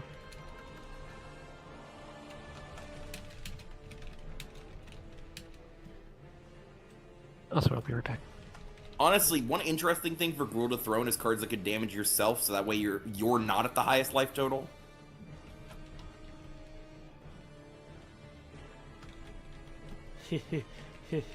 No, wait, hold on. Wait, I got another. Hold on. Goblin. What's the? Someone who's like the right hand person of the king. Confidant. I mean, advisor. Something like that. I think Goblin Advisor is already a card. I think you are right. The Goblin Advisor is a card. I've got a reprint Goblin Spy. Ooh, extremely spicy. That's cool. So the idea here is that he's really bad at his job, so he's supposed to be like the advisor to the king, and instead just tells everybody the king's business and they all go. I don't know. We got something going on here. All right. Early Goblin Advisor is not already a card. Huh, neat. Oh, yeah, good to know. Is Goblin Diplomat a card? I believe that one is. That's the one that believe creates that the one, tokens that force all your creatures to attack. Yeah.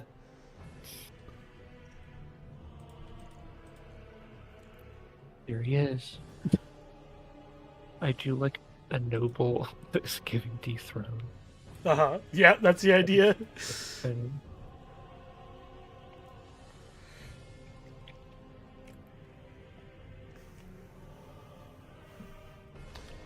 I mean, if you think he's supposed to be intentional in his treachery, then he can also get the dethroned when he attacks. oh, maybe so, since he's a goblin. The story of this card, if he has haste, is that he did this intentionally, rather than unintentionally set everyone to dethrone his king. Yeah. Give him some flavor text that comes across as like a clear, like, political gaffe. Like a quote. Ah. Yes. Like, honestly, it'd be really funny if you just had "let them eat cake" as the flavor text.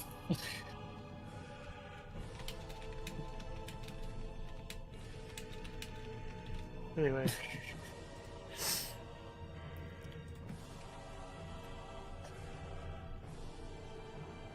Mr. Okay, Shores. so that's all the little That's all things the there. reds. That's the reds onto your least favorite color of all time. Which are the best colors? Really? Green is the best color. This is the one that think Quentin we agree. hates. Quentin fucking hates green. Now, to be fair, I play almost exclusively Gruul Stompy in Standard. Like, I literally seeded a Beast Stompy deck into the Strata Standard format. Wood.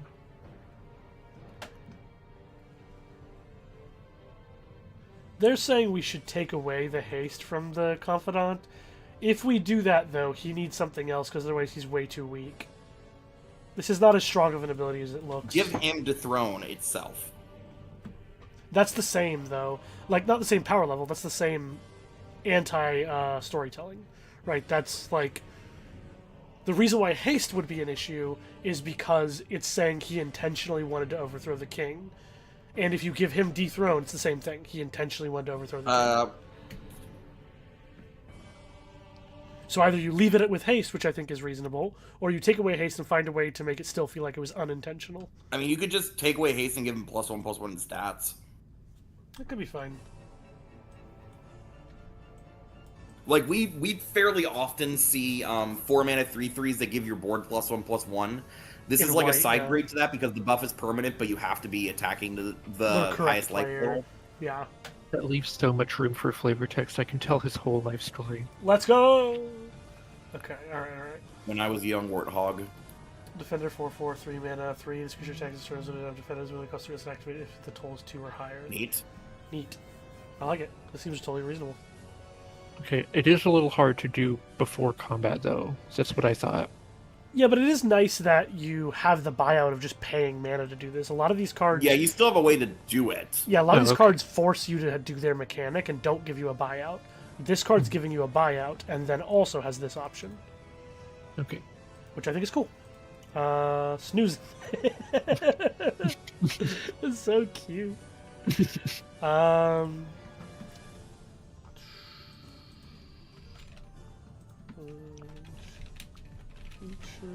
Enchanted creature is EB. That's a blue card. Shitty Don't creature has narcolepsy. you- No, that's a... Narcolepsy is a blue card. What are you talking about? Literally. Nothing makes me This almost feel comes more. across me as like a regrowth effect. Nope. The other not thing I was me. thinking was Lignify, which it looks like is the direction you're going. Yeah. Yeah.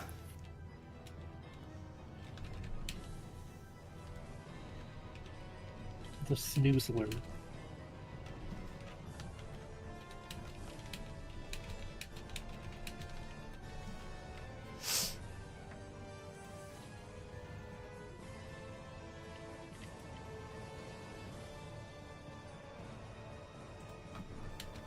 Sorry.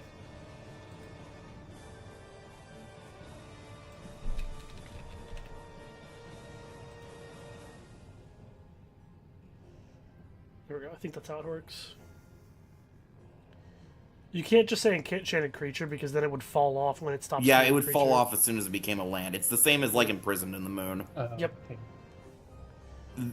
This might want to be 2 mana. I mean, I know imprisoned what is I'm 3 and it thinking. makes it a colorless land. I'm It is interesting thinking- you can put this on your own thing, the ramp. Well, it doesn't.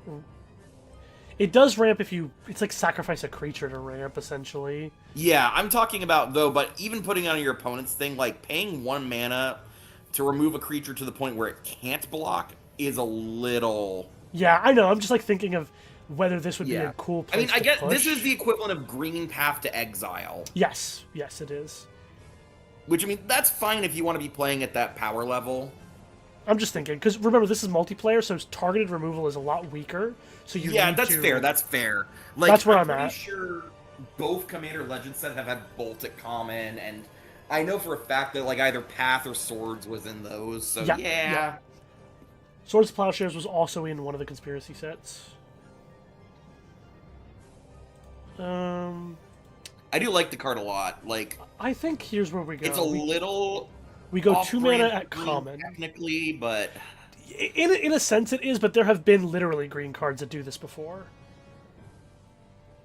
like So- it's a strong bend. I think green is still technically tertiary in these effects. Right, but I think it's fine because it's a cool place where you can bend a little bit. I don't think a reasonable person would argue that green can't do this. It's just they don't do it very often.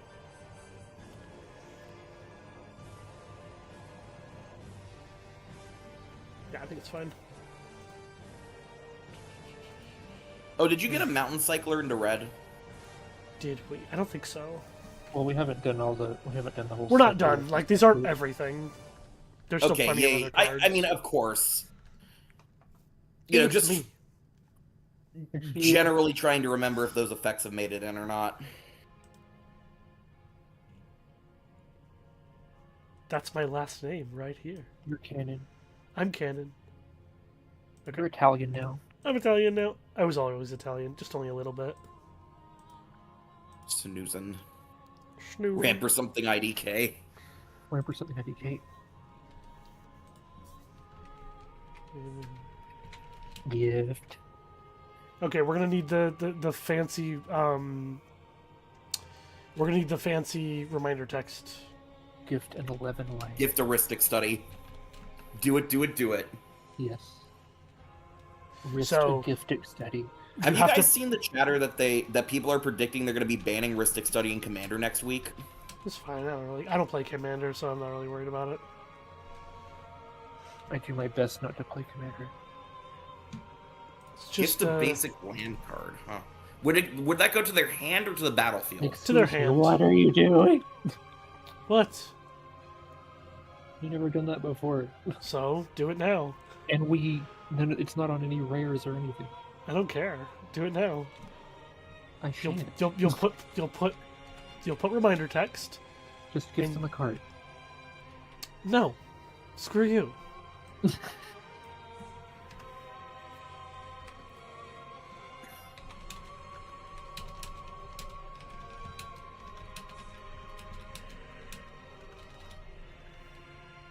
Oh, what? Let me just look it up. I'll just copy it. Ugh. Don't fail me now. What about Immortalize for the green aura? Interesting. I like that.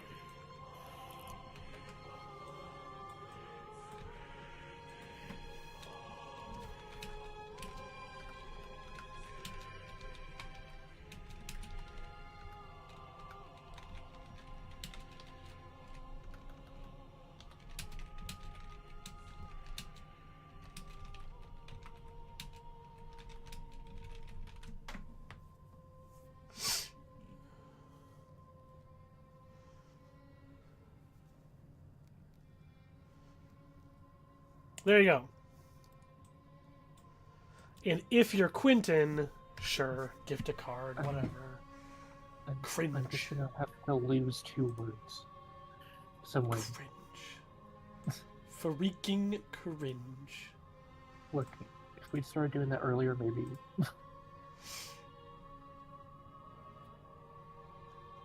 At this point, Yeah, but I just want to do it one time because I think it'd be kind of cool.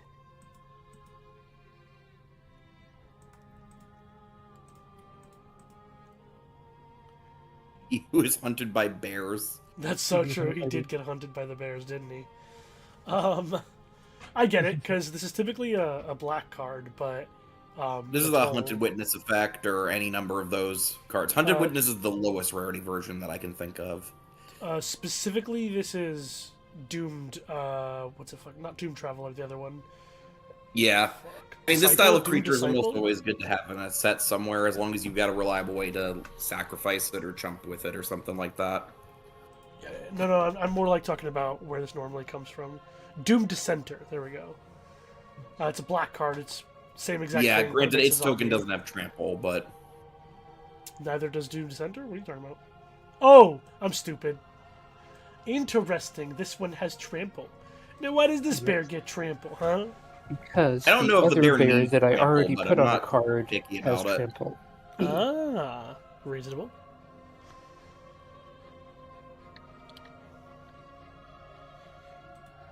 God. Just like the regular kind. I've got it. We make another defender creature. What could possibly go wrong? No. I won't. What was that card from Tarkir Black that was like the 1-mana 0/0 that entered with a counter and then dropped this- its counters onto other things? Like, I know Star Pupil does it, but you could probably just reprint that at common. Is this CG art? Is this CG art? This is CG art, right? I don't know. Bears trample because it trampled the dude who was hunted by bears.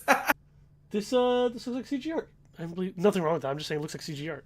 You can use CG art. I'm just saying. Yeah, I think I've. I mean, it used looks this- pretty good for CG art, at least from where I'm sitting. I think the background isn't, but she looks like she is. That's true. Interesting. It's just very interesting. Like I don't know. It's fine. There's nothing wrong with it. I'm not throwing any shade on it. You're really hypocritical of me with my Bloodborne set and all that.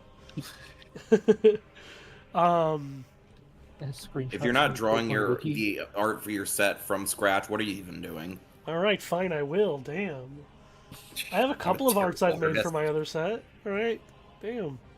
I like how the Magic Wiki lists the general gift reminder text because it says, "If you do, they brackets get whatever you're gifting them." I love that. That's awesome. All right, what are we doing? What are we doing with this? What are the green mechanics? We got gift. We've got cipher. What else? Dethrone. Cipher, Dethrone. Not dethrone, this. and Not this is not dethroning. and the toll. This is none of those. I feel like. Well, it can just be a basic. Yeah. Because it's none of those, I think it should be just a basic kind of creature. But it should do something that fits into one of those mechanics still. So, plus and plus on So counters, maybe- I'm thinking. Yeah. So, do you have cards already that care about plus and plus on counters? I think so. Okay.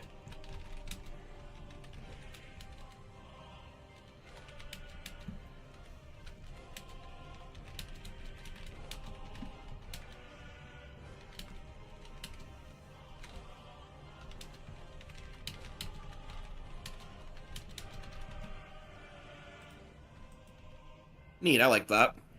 I like that a lot. That's sick. Let's go. I'm thinking the politics brain, y'all. The magic politics brain. My conspiracy Make a set friend. uses graft, so you can do similar sorts of things, because you can graft onto opponent's creatures. That's true. That's very cool. Just like with support. Support lets you do that too. No, support says teammates, doesn't it? What does support say? I can't remember.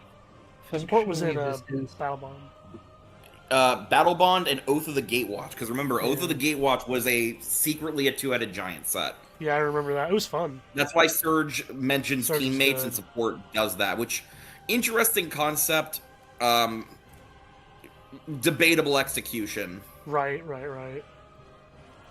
I mean, I played it. It was pretty cool. But Battle Bond was way better. Battle Bond was a blast. Yes, Battle Bond rocked.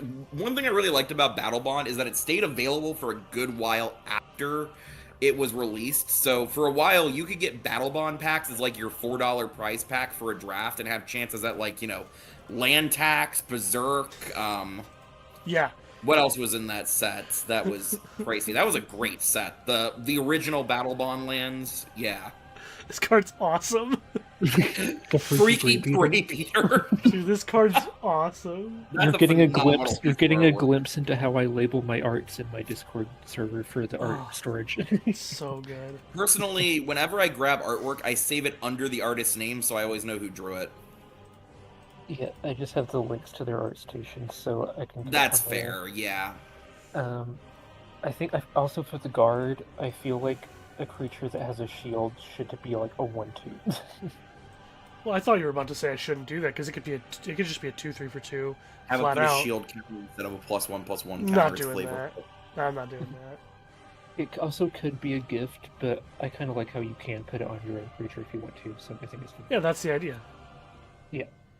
It's not supposed to be a gift because this card is not. It's a very informal gift. Yeah, it doesn't look like it's doing that. So I've got a great idea. We add Oko to the set. Not doing that. Yes. Yes. Yes. Stop it, please. Except he's somehow wearing even less clothing.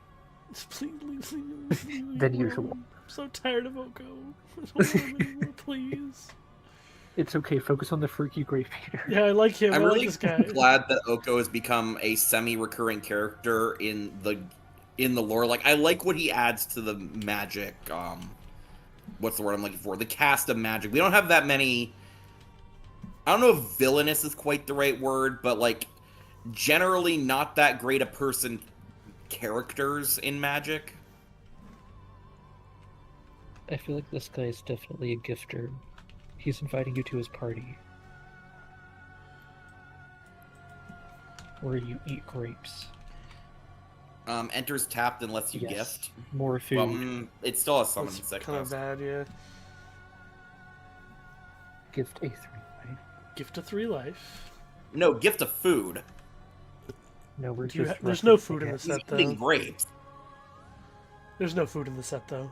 Yeah, there's another card that gives 3 life that's a chef, so whenever it's that, it's just gonna say 3 life, because it's sort of the spirit of food.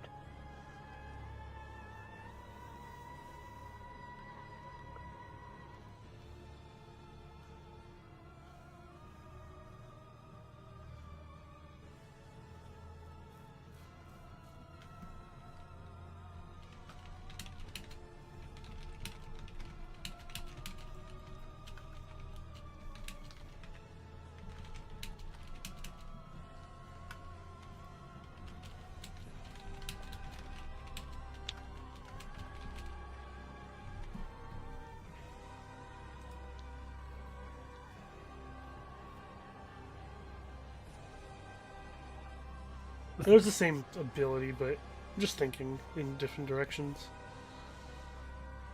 I like it. It feels, I honestly think this is fine. it feels Pretty free. good, though. I will say it feels a little bit similar to the guard. It does. It does. I'm just thinking. Like, I'm not, like, I don't care that strongly in one way or another. Let's just do this so that it's not the same. That's fair. That's fine. That way it's a, like, side grade Llanowar Elves. I mean, I still think this is pretty good, but again, if we're just talking as a self-contained set, sure. Yep. Yeah, it seems fine. Gross. This should be a Ew. throne card. Icky. Nasty.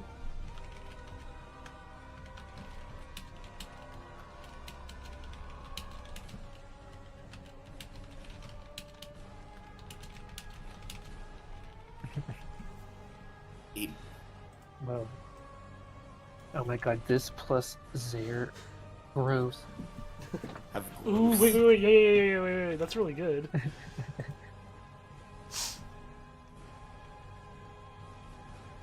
It's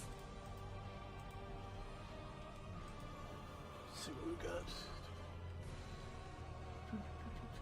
Yeah, let's go.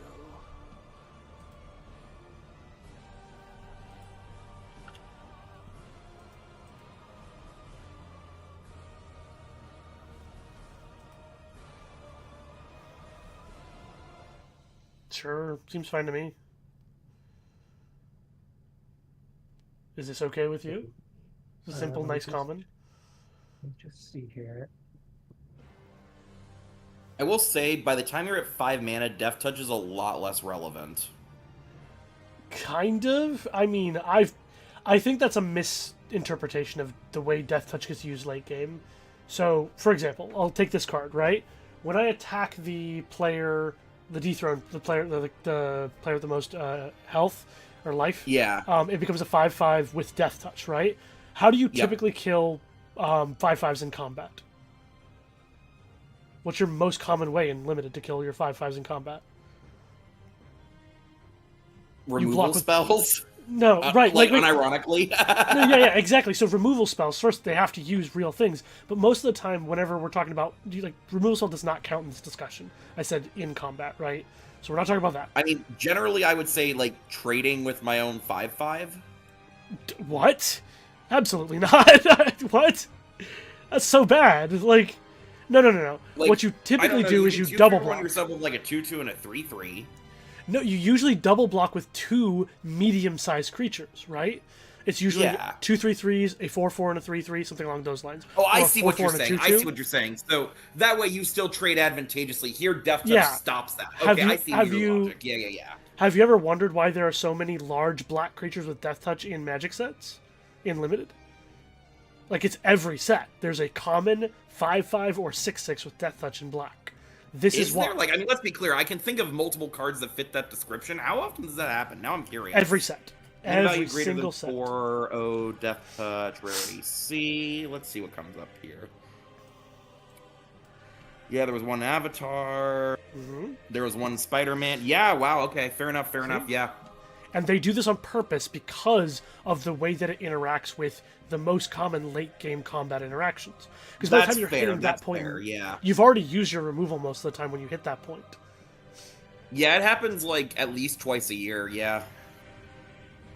So, this is much stronger than you think it is. Dethroned creatures are going to be bigger, and the way to fight big creatures, you can't fight all of their big creatures, you have to find ways to block them, and the best ways to prevent your opponent with big creatures from attacking is having profitable double blocks, so that instead of trading a 5/5 for a 5/5, without Death Touch, it's trading a 5/5 for a 3/3, which sucks for the 5/5 player, but by giving all of them Death Touch, they no longer have that option.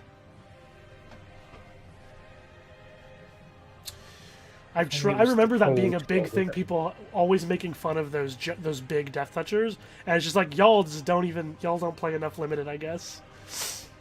Yeah, I guess for me, like, most of my Limited decks that I run, I mean, let's be clear, I'll play what's open, but a lot of my Limited decks, I'm either the one attacking with the 5/5 creature, or I've got enough kill spells to answer the 5/5 creature, so I don't end up double blocking too often. You might be just building decks wrong then in a lot of situations, not realizing that you have access to, like, really powerful late game options.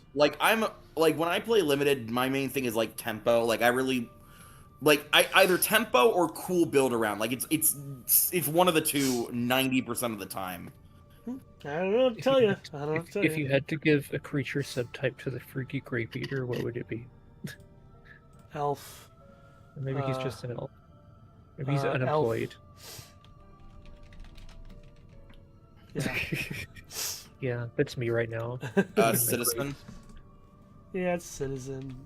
So give it the chef type. You know you want to do it. Honestly, maybe he's a rebel, but in name only. Maybe he calls himself because of the way he eats grapes. Exactly. He's just a rebel like that. Anyway. Cypher spell, huh? Yes. The colors are green, but the vibes are definitely not green here. So Cypher happens on combat damage, right? That's when you get to copy, yeah. Put a +1/+1 counter on target creature. Do we already have something like that? Gives the Slith ability. There's that one. This one. Oh, yeah. yep. The other one. One up. And the other one. These both do that. Yep. Okay. Cool. Yep. Target creature gains Death Touch. We've solved magic. We're so good at this, aren't we? If every card has Death Touch until I'm end of sure turn at the end of balance combat. itself out. Sorcerer Speed, target creature gains Death Touch until the end of phase. After combat. No, I think this is... Yep. So that way your fight spells are super good. That's what I think. This should be a bite spell. You don't have really any of those, do you? Cypher on a bite is going to be pretty strong. I mean, kind of, right? Because like they block and then it doesn't do it. Yeah, so it basically makes it either a lure or a, it's a very punishing effect. Good hog. Like, it'd probably want to be uncommon. No, I've got an idea for how this should work. Hold on, give me a sec. So Plus, in a multiplayer set, if you attack the player who has no blockers, you can then just bite onto somebody who does. I know. Yeah.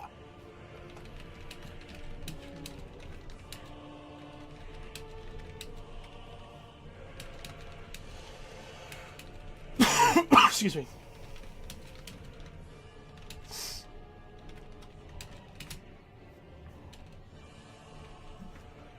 What's the wording that we use? Hold on. Do we use this one? If the spell is a copy? Oh, go to Dance of Renewal. Wait, no. Wait, I know there's one. Let me find it. Not Dance of Renewal. No, it's not it. What is that? Oh yeah, go to blue, go to Unfinished Research. Oh yeah, the draw 3? Yeah, if the spell's a copy, that's what I thought. The spell's a copy, okay, yep.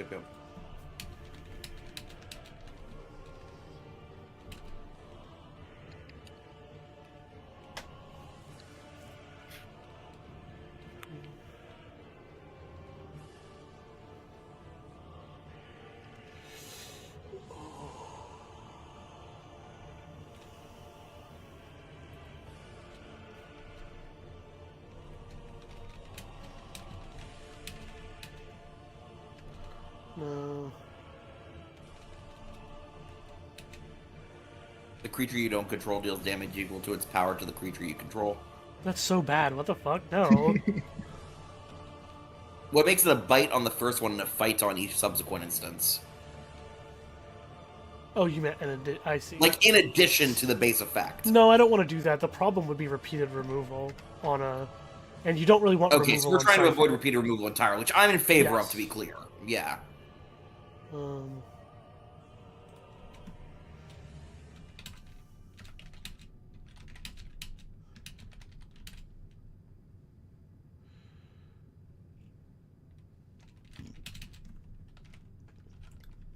No, the dreaded +1/+1 counter. Yeah, I don't know, dude. None of this works. But you don't have enough removal in green, so I don't really want to make this a cipher spell, really. Oh. How many cipher spells are already in green? 2? Oh, there's more. Hold on. Oh, you already have. There it is. You already had a bite spell. Oh, you already had a I bite completely spell. missed that. I mean, there could be more than 1, 2, 3. So, hey, that revolutionary can kill flyers. 4. 5. It's got, what? Ciphers. 3 commons, an uncommon, and a rare. 5 so far, yeah. I think that this does not need to be a I think that's spell. enough. Like, the answer of how much of a mechanic do I need in a set is almost always less than you think. Yeah. I feel like this art has to be a cipher spell. I don't think anything else would really make sense. Why? Just vibes based. That I mean, I don't right. have to use this art, but Vibes based, it doesn't even look like a green card to me. yeah, I It guess just has green in the art. That doesn't make it a green card. we could just skip that one. I've got it. Make it a black card that casts for green. I guess we can just skip it. Any cipher cards we could just remove cipher from? No, I don't think there's enough yet No, I think there is. We were just saying we both think that there's in the plenty whole set. in green. The whole you- archetype. You don't need that many cipher spells. Well, at least this many. Okay. If there's a whole archetype around it, there should be plenty. I mean, honestly, this could just be like gain life equal to the greatest power amongst creatures you control. If this spell isn't a copy, draw a card. Bleh. That sucks. I don't like that. That's not pickable. Like, I'm just not taking that card ever. Yeah, I don't know. The biggest, like, I love Cypher as a mechanic, but it does have very limited design space. I'll just make this one later, just skip it.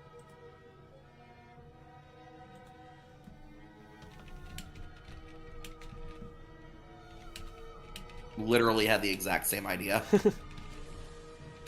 I was like, give it Daunt. Yeah. The double negative. Honestly, reprinting what is it called? Like Silent Ledgewalker, that 1-mana 1/1 pseudo flyer with hexproof. Yeah. But again, no reprints. I'm gonna say creatures without flying can't block this creature. Because that just makes more sense in my brain. Oh, I can look it up. There's a correct way to do this. Yeah. I don't even mean like what's correct. I just mean this feels like a double negative. Sorry, Yeah, this is I how you do do agree it. with that. This is the correct wording. Okay. That sounds better.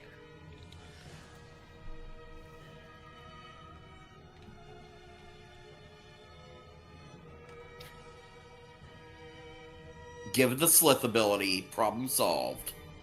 That was the thought, but maybe just instead. No, I don't think. Yeah, I think honestly, Dethrone. I mean, it's good with Cipher. It's good with Dethrone. That's neat. Hold on, one sec.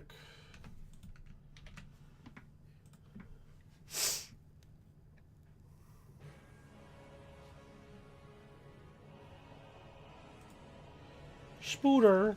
Well, of course. Reprint Giant Spider. No, Ugh. it's got reach. Yeah. Wait, what were the stats on the elf? 1/1. Virtue. There is a like 1/1 unblockable Dethrone creature in blue, right? Like in the canon. I think so. I'm not What sure. was that? What's wrong? Sorry, I didn't hear. Oh, it's fine. It's just a real card that they were talking about. Oh.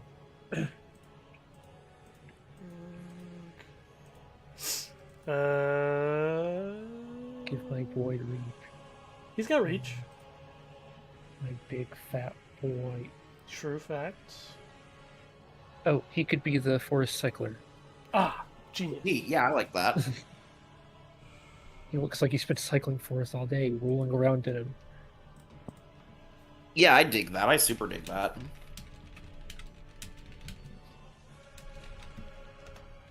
Oh, he's so friendly.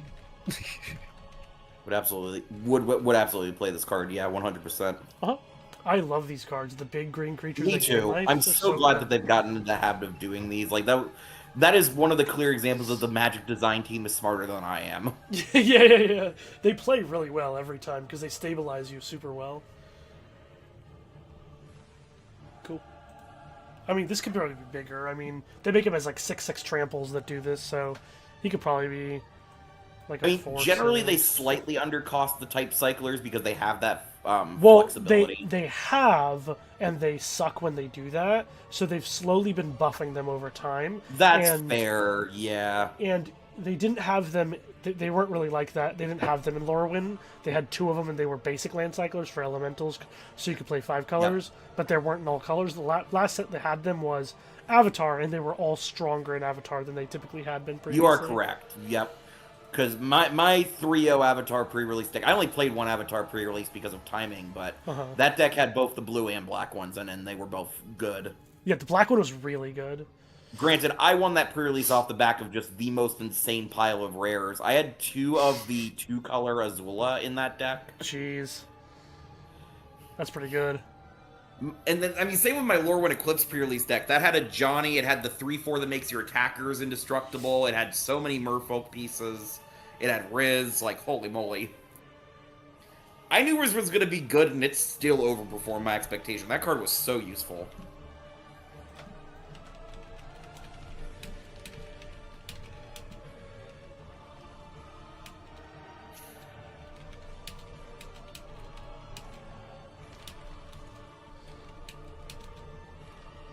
Yes. I'll take it because it's not +1/+1 counter.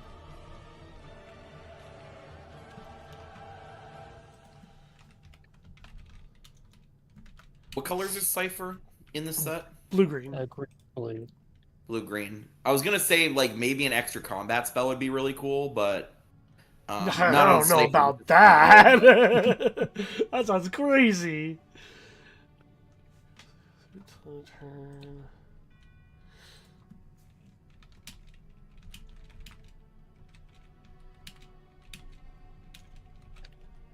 So I guess it's kind of... This is a weird card because it's a combat trick that now just can gain you a shit ton of life when you hit players. I don't hate it though. Because this only happens after you hit them, so you're not dealing extra damage. You're literally only getting extra life. It's weird. I think it's fine. Yeah, and like a common, I think it's good. Yeah, it's just weird. This is a weird card. This is a... Might be confusing for players. They might not... I don't know. I mean, to be fair, we're pretty much exclusively designed for enfranchised Magic players. Exactly. I know, but even in Magic players get this shit wrong all the time. You are correct. And so I can imagine a player who thinks that this applies before damage somehow. Because you got to think people's intuition happens before their logic kicks in. And so people make assumptions about how a card works, and even if if they stopped for a second and thought about it, they would realize that it doesn't work that way. Despite that, people will still begin with a false assumption all the time. And so this commonly could cause a false assumption, thinking that your creature gets to attack for +3/+3 when it hits the player, even though it doesn't, because this happens after you hit them.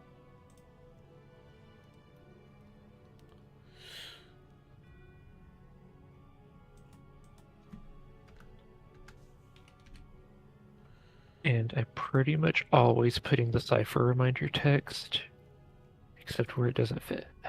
Yeah, for sure. Wow, I forgot how many lines that has. I mean, It's it fits rough. here, but wow, I forgot that was like a 5-line ability. It's like Suspend. It's like so fucked up. Suspend Cipher spells sucks just to do not prevent. have flavor text. Yeah. What I like about this, though, is you could have, like, for example, you could put it on the Cipher Elf, right?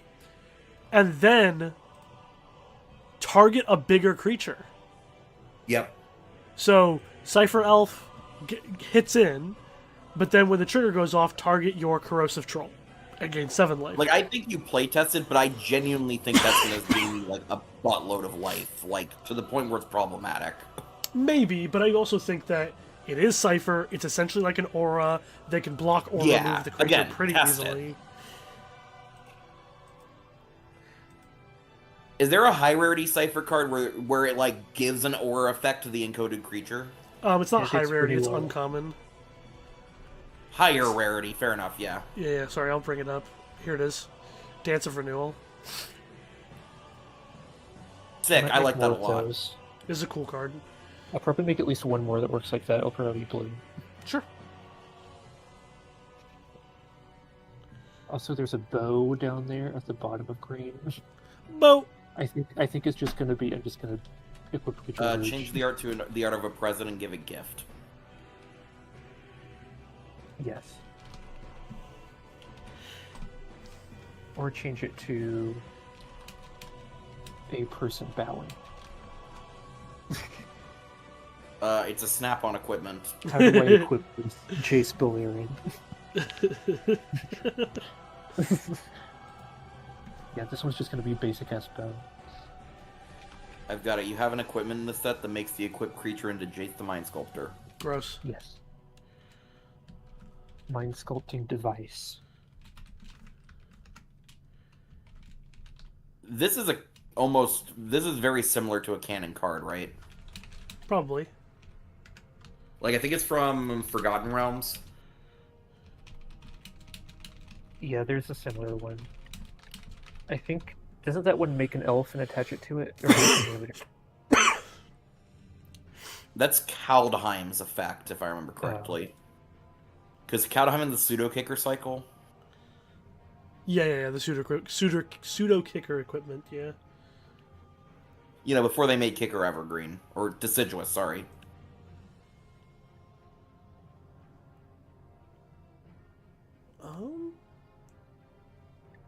Is that true? I thought it was made Deciduous before that. No, it was a little bit after. Like, I believe that happened in, like, Kaldheim was 2021. I believe that they made Saga's Kicker and Landfall Deciduous in 2022. I feel like there's a lot of reach in this set, but there's also a lot of flying. So I don't actually think there is a lot of reach in your set. Green Oh, really? gets to have a decent amount, but where else is the reach? Yep. March 28th, 2022 was when they announced we're making insert these things here deciduous. The big ones were cycling, trinket tokens, hybrid mana. I think hybrid was already deciduous. Sagas. You don't even have a reach creature in red yet. So yeah, you don't have that much reach. What? Yeah, I forgot that I forget Reach is- to give red reach in my sets more often than I should. Reach has been red for a very long time, and people It still somehow has. forget that. It's crazy to me. The biggest thing is that's a change that happened like in the first 2 or 3 years that I started playing. So it went to the point where I was enfranchised enough that I had a vibe for the colors, but not so enfranchised that I was noticing design trends yet. I bet I can actually find. Hold on. Shouldn't be too hard to find this. There's a giant with reach at rare. It's crazy. So let's go. Technically, Aether Membrane way back in Time Spiral. That was when they first started toying with it, if I'm not mistaken. That was actually only because of Time Spiral, so it wasn't really a red mechanic quite yet. Let me see if I can find. I feel like I remember it being like they did the first one, like testing it around Origins. Let's see here. I think that sounds. Let's see. We got Theros. Skybreaker Giant and Origins, yeah. Yeah. And then they did it, and then they started doing it like once per set throughout the 2010s. Yeah, it was and Time then Spiral. It's crazy. Time Spiral is where they first did it. Where there's they were technically like, one from like Tempest, but that one is well, whack. those don't count. Those just don't count in my book. Yeah, no, I'm not gonna count a Tempest card. Let's see, M20. So I think Origins might be the earliest. Not counting Time Spiral because, Time Spiral's doing its own thing.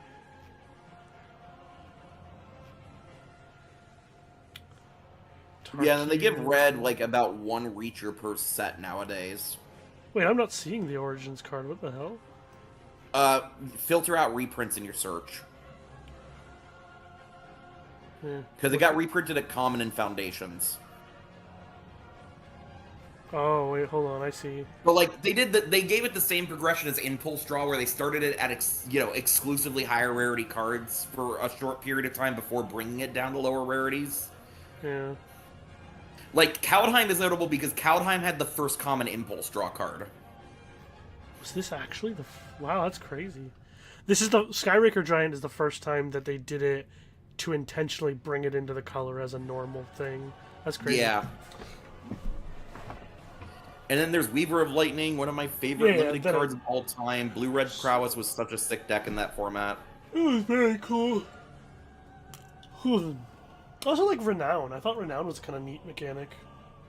I'm very middle on Renown, personally. Like, I mean, maybe that's because, Origins, was the first set I drafted, so I didn't get to form strong opinions on it before Battle for Zendikar became, like, the set to draft every week. Yeah. And, by that point I had barely gotten to play with Renown. For me, the reason why I like Renown is I like mechanics that encourage using the base structures of Magic that make it good, like attacking and blocking. And making attacking and blocking really matter in very interesting ways, I think is creates the most fun limited gameplay experiences. I do love like crazy combos and wild shit you can do in formats like Modern, but in Limited I really like when attacking and blocking really matters. And, Agreed. And like mechanics like Renown, like Raid, all of those really making you and your opponent both pay a ton of attention to combat is really nice. Agreed. That's my favorite part of Limited. Limited is the last format where combat matters.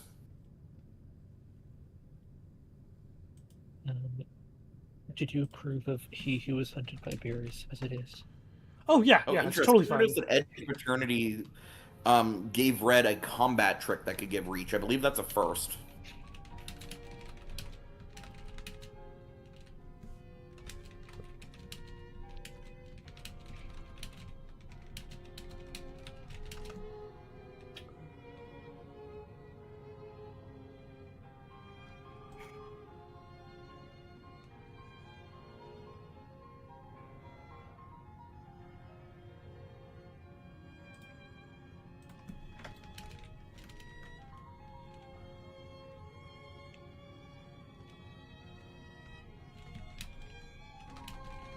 Hold on.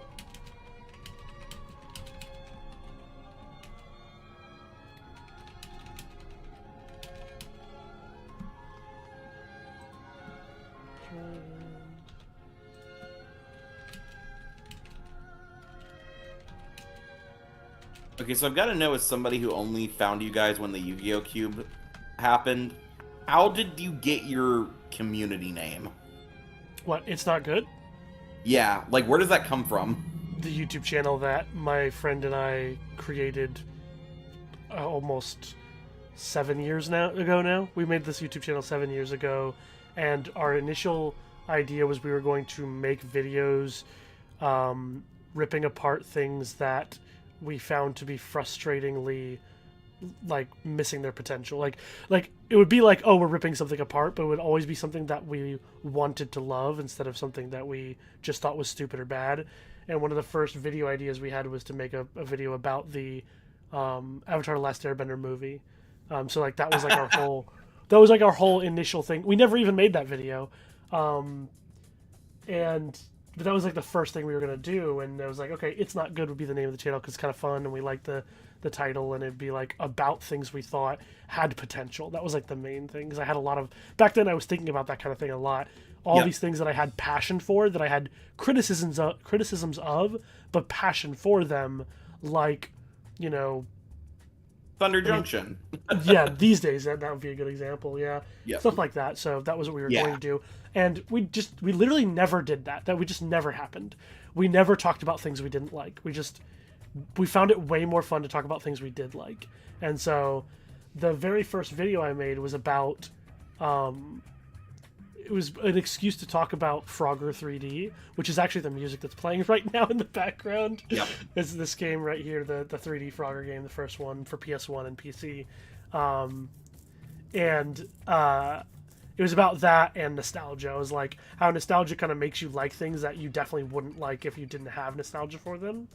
Because this is like a game that's like a mediocre platformer, but I like adore it because it was like one of the first video games I ever played. So, so like the first video we ever made on the channel, but we didn't we're kind of transitioning into like card games mostly, because it's something I could make forever. Like I could make infinite videos and infinite ideas for card game stuff.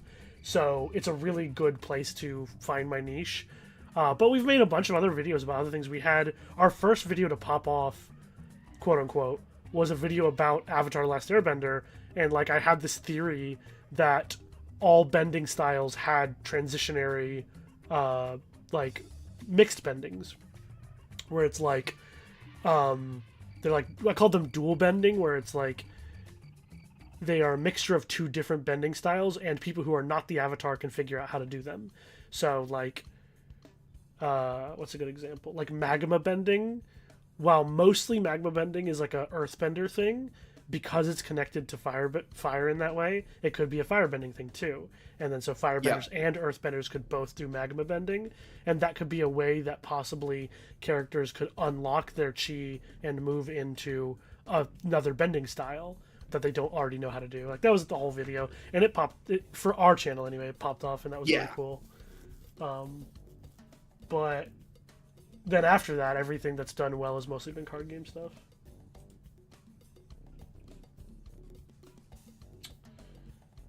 Yeah, that's how that's why it is named what it is. Yeah, and I mean honestly, I'm just happy to see a channel talk about card games headed by somebody who is not like exclusively Commander. Like, oh yeah, I see this cycle that a lot of especially like Magic channels go through, where they make a video about Magic as a game that's about some sort of really interesting topic, and then they make a video about Commander. The Commander video performs significantly better, and suddenly all their content becomes about Commander, and they're just like every other Commander YouTube channel out there. I know, and the thing is, I just don't even like Commander. I'm sorry for all the Commander lovers. I like Commander, but I've been playing for long enough that I don't need to be told how to build, Commander decks by 15 different YouTube channels. Yeah. And I'm like, and that's not a criticism of their content. It's just my personal, like, I am so much more interested in seeing a channel talk about like the game design or like the world building choices that Magic makes, which is what a lot of these channels end up starting with. Yeah. Than I am talking about, well, here's how you can make your commander deck do X, Y, and Z. I think deck building is an interesting part of game design, but it's the only thing that gets covered because Commander is all about the gameplay of cross expansion, cross history of the game stuff. Yeah. I think I'm just like... It's about the macro rather than the micro. That's a good way to say it. Yeah, I think I'm just like... It's nice too, because like, I'm a game designer. That's what I mainly in my head see myself as. If you ask me what kind of person I am, it's that.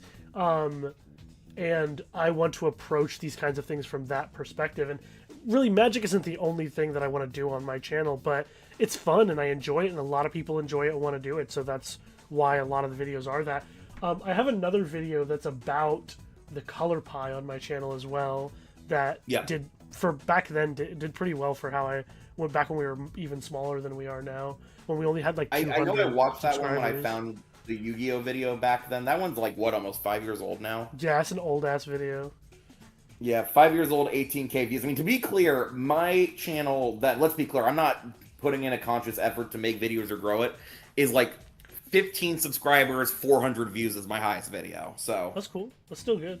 I mean, this channel also started there at one point, you know what I mean? So I get it. like, yeah, I would be thrilled if I had a video with 10K plus views on it. I mean, I am.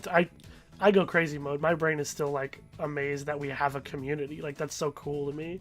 Just having all these people who like want to do this together and enjoy these ideas, and that shit goes crazy to me. It's awesome. Yeah, I mean, the biggest thing, there's a lot of people who are interested at least a basic level of homebrewing Magic. Like, I call it homebrewing because I feel like that terminology needs to become more commonplace. Like, yes, it is custom Magic, like that's the more common terminology, but D&D has had homebrewing as a community accepted thing for as long as the game has existed, pretty much.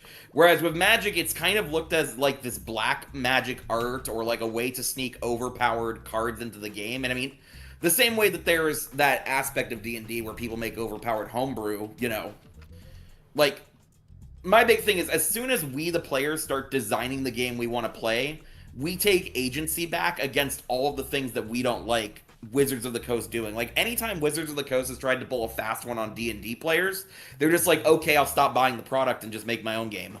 Yeah. And like, that's honestly, a lot of people have heard designers say this phrase, but like, I'm out here always wanting to design the things that I want to play. Like, that's always my goal, is I want to design things I'm interested in, stuff that I think is cool, and I'm not interested in being like hampered by what is the right way to do something. It's just not interesting to me, because we don't have to do that. I'm not trying to sell this stuff. I'm trying to make something that we can have a good time together doing. And so I think that that's the strength of communities like this, is that we all are here because we love this thing, and we can make it in a way that serves just the purpose of us enjoying it and having a good time, and no other purpose, you know?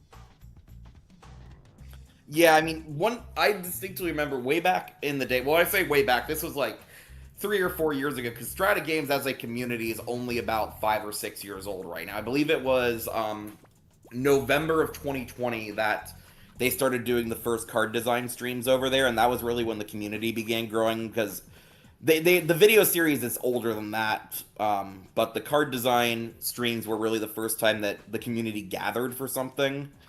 But during one of those streams, I don't remember how it happened. I believe that the stream runner, his name's Andrew, like one of his like friends or family members as a gift, hired pro MTG player Sam Black to come spend a couple hours to review one of the community sets.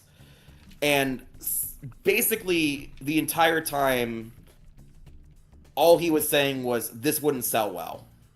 You know? Sam Black was just saying this wouldn't sell well over and over again? Yeah, like he was That's reviewing annoying. it, like he was reviewing it the same way that WotC would review him, like, or would hire him to review stuff. Like, because if you go and tell that to Wizards of the Coast, they're going to care about it a lot more than, 10 people in a Discord call. Yeah, it's like, that's not what the purpose is. I feel like that should have...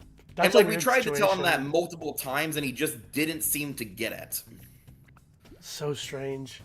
I mean, Sam Black is a person who's very on, like, their brain path is on a very specific line, and it's very difficult to like move them in any direction at all. Yeah, I mean that's the big thing, like, because I mean, you know, his whole thing is like high level tournament pedigree, making sure cards are pushed to play have the for same mana value. Sorry, go ahead, keep going. Which ones are the These same mana 4 value? cards plus this, they're all the same mana cost. It's a shit ton of 2. That's true. I mean, this is why, like, the And big this reason too. I like having a set skeleton is for this And exact reason. Like, if I don't have a set skeleton, I will do this by accident so many times. Yeah, I just go through and do the math manually, which probably wastes a little bit of time, but it allows me to have those quirks of my set that make it imperceptibly feel very different than other sets when you play it. The bear. Yeah, and again, each their own. Like I said, Mhm. I like it because it gives me like a backbone, so that I know that at the very least, like my, you know, I'm not pooling too many cards to the same mana value. I've got a good spread of effects. I haven't forgotten anything essential, etc., etc. Yeah. The bear, Sorry. the bear tokens have to have trample. Oh, sorry. Right, very true. But like, yeah, there's this really big push that things need to be marketable or like pushed to play well, especially amongst like the core professional community, whether that's in design or in play. I mean, I don't think the designers are literally pushing everything to be playable, to be clear, but for context, the set he was reviewing, it was an entire cooking themed Magic set. That's fun. We called it Chefs of Kuldona. The whole shtick was that it was the plot going on in the background was that it was a tournament. It was a cooking competition of the best 16 chefs on the plane, and the community was going to vote on which chef was going to win the tournament, based on the different like rounds that we had. We brought back trials, like from Amonkhet, but instead of bouncing when a cartouche entered, they bounced when you played a legendary chef. That's fun. To represent the different rounds. And the whole background plot is that this tournament is being hosted by Oko on a world who has no idea what Oko is, because the prize is a recipe book with the secret to immortality in it. That's cute. I like that. So he wants to host the tournament so that they'll take the recipe book out of the vault and he can just steal it and run. That's so funny. But one of the mechanics that we have, we actually lifted this from a set, I think it was called like Fables of Lorwyn or something like that, where the instants and sorceries have chapter numbers, and if you get a chapter 1, a chapter 2, and a chapter 3 in your bin, you can combine them into a saga. And he said that mechanic, you know, would never play well, would never sell well because it takes too much setup to work. And I mean, at least in our play testing, it was fine. But again, we weren't aiming for, you know, the competitive Magic circuit. Yeah. Or, probably you know... Probably just was the wrong person, I feel like, to... I think that was the general ask. consensus. Like, I think everyone, to an extent, appreciated his feedback, but he was very gun-ho about it, and... It's like, I feel like when someone's giving feedback on a set that is supposed to be a fan set made for fun, then... when the designers declare their goals of the set, you should always be giving advice that harkens back to their goals. You should say, yeah, okay, nowadays, your goal is X, okay, the advice I give is going to try and help you reach your goals, right, to the best One of the ability. first questions I tend to ask nowadays is, what is the goal of this set for that exact reason? Because, exactly. you know, I start criticizing a commander set or a self-contained draft format on the idea of standard or cross-set play, you know, that's not helpful. Yeah, absolutely, I agree. Quinn, I don't know if this is right here, but because the card depicts like chimeras and it's making bears. I don't know. Yeah, I'm if not that's... sure, and I already have a revolutionary card that gives you bears. So oh, maybe my not. bad. Okay, sure. Yeah, I do want to make more bear cards though. Is there a high rarity or higher rarity Bear Lord in the set somewhere? That you can Bear build Lord? around? I don't know about that. No, I don't think so. I don't think it's necessary. There's not There enough is a bears. You don't Scary have to looking- have it, but whenever I'm seeing like a shared token, especially one with one of the more iconic Magic creature types, that's kind of what my gut goes to. Most sets use shared tokens. I'm not sure what you're referring Of course, to? of course. I'm saying, like, the thing here is very distinctly the fact that it is a bear, and bears is one of the few creature types remaining that hasn't been... I'm trying to think of the right word for Yassified. this. I mean, there are bear lords already. There are bear payoff cards. There, Yeah, I'm not Bear sure. like- escapes, if you know what I mean. Literally a Eula, the queen of the bears. Of like- course. Think Like, of I think those. for me, like squirrels, for example, they used to be one of the elusive magic creature types that people were really excited to see. And then you got, like, Modern Horizons 2 package with Chatterfang, and then the Yeah. Bloomburrow stuff. And I mean, at this point, I feel like squirrels have kind of lost the allure that they used to have. Sure, sure. Just like I don't like, think that's happened with bears yet. Okay, sure.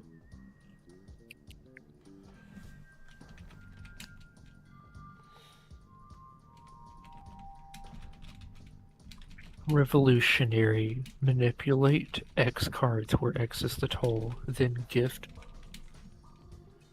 a dethroned bear What does revolutionary and do? sacrifice an opal. Revolutionary is when it enters, you and all players who are not the monarch get this ability. Okay, cool. So if you're the monarch, you still get it. No, sorry. All non-monarch. So if you're Okay. the monarch, it doesn't trigger Okay. at all. If you're not the monarch, everyone who's not the monarch gets it.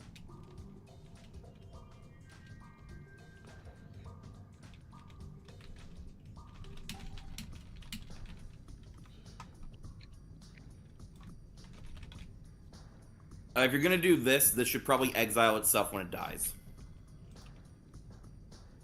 Bleh.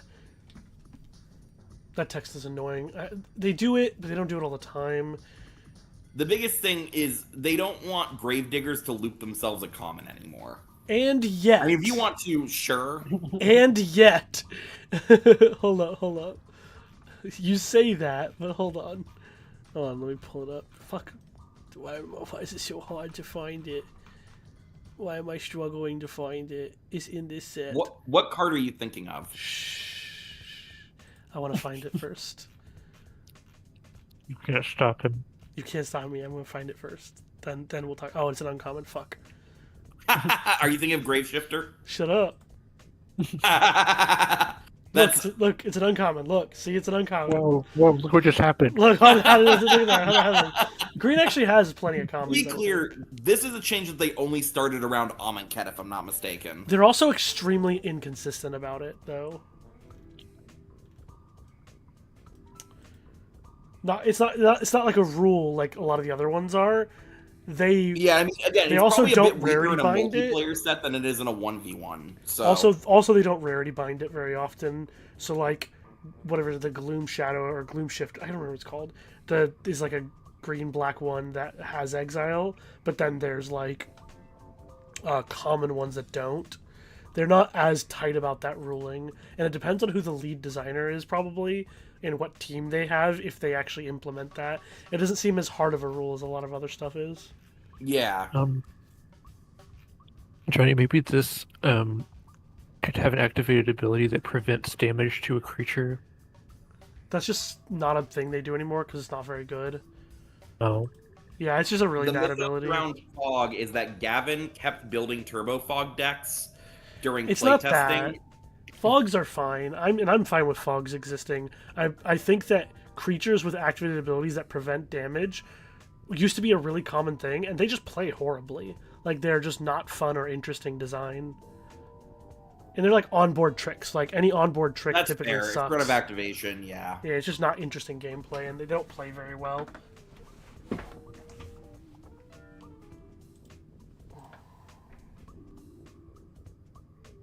So if you're trying to make this feel more like it's healing creatures, or like, you know, doing a veteran, oh my god,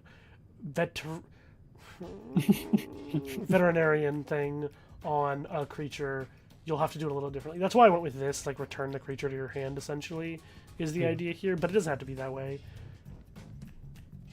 It's just, you know, bleh.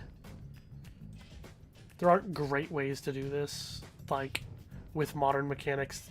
And like you might think, well, then why don't we use the older mechanics? Because they suck. They're not fun to play with. So if you're trying to focus on playing with putting mechanics in your set that are fun and interesting and go well, you either got to come up with something completely new, or with this kind of like effect, use some mid abilities, you know.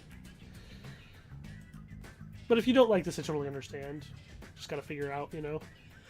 Yeah, What you- I'll at least have it like this for now. Yep, totally understandable. Another thing that they do when to think about like rejuvenating people or creatures is untapping them. Regenerating. No, regenerating. We don't use regenerate anymore. But maybe we do now. I wouldn't. But maybe we do. Oh, well, then okay, explain how you use regenerate on this card. Activated ability that regenerates target creature, non-human creature or whatever. It just sucks and is annoying to play against.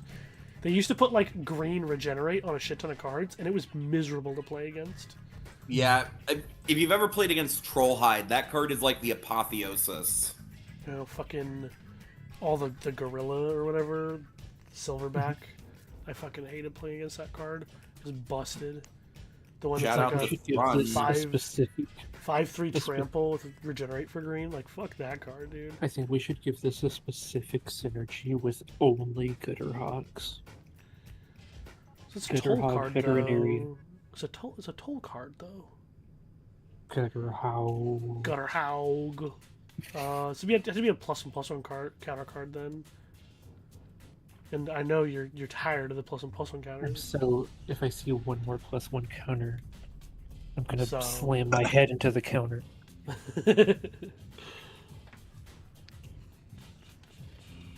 Yeah, like this is okay for now. I can.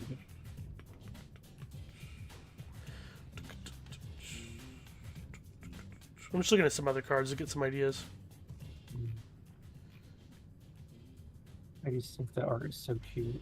It is. I love this art. It's awesome. He's so happy.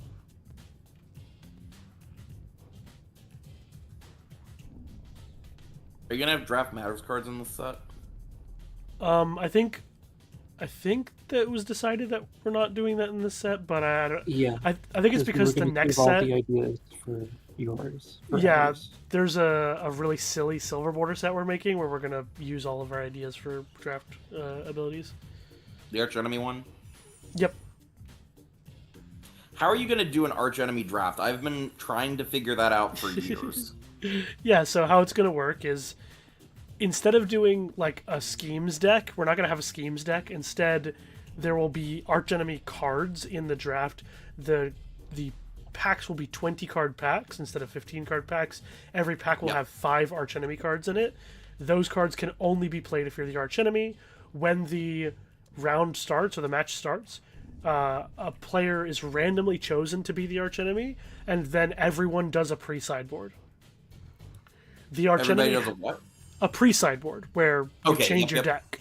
The archenemy has to play 60 cards. The Arch Enemy has to play what, sorry? I know I'm cutting out. Discord fucking hates the audio mixing program I use. It's the archenemy has to play 60 cards in their deck. They can't play 40. Okay. But they get Interesting. they get access to these archenemy cards, which are just overpowered cards, right? They are better than your average card. I'll be interested to see how that plays. Like, my main question is, I mean, not everybody's going to get to be the Arch Enemy, so, you know, is it even strategically advantageous to pick these Arch Enemy cards? I think not as your like early picks, but they give you options to like hedge your bets into those when you don't have strong other picks. So I do imagine they're not early picked. One of the other options we had as well was to just have an archenemy pack instead. So you draft 4 packs, 3 regular packs and 1 archenemy I pack. kind of like that. That's kind of what I was thinking with like a schemes pack. Personally, I the hate only schemes though. implementation I ever I'm had a of the Arch Enemy was as a parody Monarch mechanic for a Commander Legends unset. So yeah, we're doing it is still an unset, so it's a silver border set, it's archenemy. It's gonna be themed around like What are you gonna call it? Unruly? No, it's not gonna be named with an thing because it's its own thing. I know. Well, it's a casino type thing. is like the theming. There's got to be a good pun for that. Hey, if we find it, I'll use it. I will. Yeah. Would you change? I mean, unwinnable is the one that immediately comes to mind. I'm not quite sure So if that's the right vibe. the theming of the archenemy is that unlucky. Unlucky. That actually really works. I like that. All right, we're doing it. It's called unlucky. You better use that art. Hold on. I'm just trying to finish my sentence. Like, please let me. The archenemy is supposed to be the house. Is the idea? Okay. What were you saying, That's Quentin? awesome. I love the idea of a casino world. I don't think I've ever really developed an idea like that. I'm trying to think, like, having done this for 10 years, there's so much scrap stuff sitting in my set design folder. So, true facts. I think I've made a handful of casino related cards, but I don't think I've ever done like a dedicated casino world. What were you saying, Quentin? I could have sworn you were saying. Oh, sorry. Something. Yeah, you're good. Would you change any of these 3-mana green cards just to have more variety? Would you change any of their costs? I should look at them again just in case. So one of them is a rare, so it doesn't matter. But we've got common, uncommon, common, uncommon, and they're all creatures. Sorry, this is common. Yeah, you definitely have to change some of these. So, which one? Let's look at them for a second. So Pack Beast 4 mana. No, I like Pack Beast as it is. It's a 3/3 trample for 3 is like mediocre in green these days, particularly in a multiplayer set. This is That's fine. fair. You want to play this so that you have something to encode on. Trample's good with encode with a cipher. Turkish with flying. Okay, this one is fine. We can make this one because it's a flyer killer more expensive or cheaper. So like 4. Yeah. 2 mana, 3/2. The Plague Upon Magic. I forgot this has -1/-1 counters. Oh. I forgot you did that.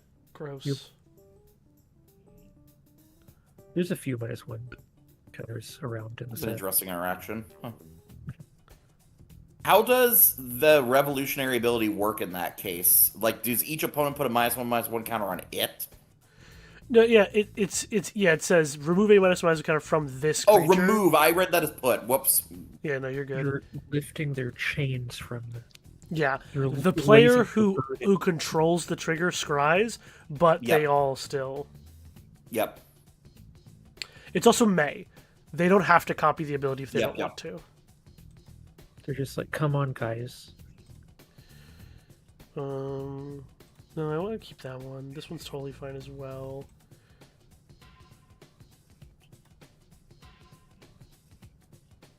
That's 2 reach creatures at 3 in green. Yeah, I think this one's definitely a problem here. Let's go. Okay. Let's go for. We do have some other 4s in here that are like this. 4 mana, but- 3/4? Yeah, I'm thinking 4 mana, 3/4. Okay. Let's look at the other 4 mana as well, real quick. This is also best of 1, so a creature that shoots a flyer is going to be a lot better in this format since you can't sideboard it in. Better home. Oh yeah, you don't even have that many 4-drops right now. I'm noticing. Do we have a naturalize effect yet? Yeah, we do. Okay, yeah, cool. Disillusion. Yeah, Disillusion. I think white needs one, though. Not white needs a disenchant or something like that. Oh, that's cool. That's really cool. Okay. White also, yeah, needs a disenchant. We'll get there though. I like my white disenchants to be the removal kind, where it's like destroy target creature with power 4 or greater, or.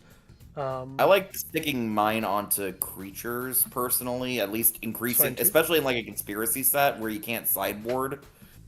Yeah, but that's why I like the removal. Like, it's put 3 niche things into 1 card and it becomes useful.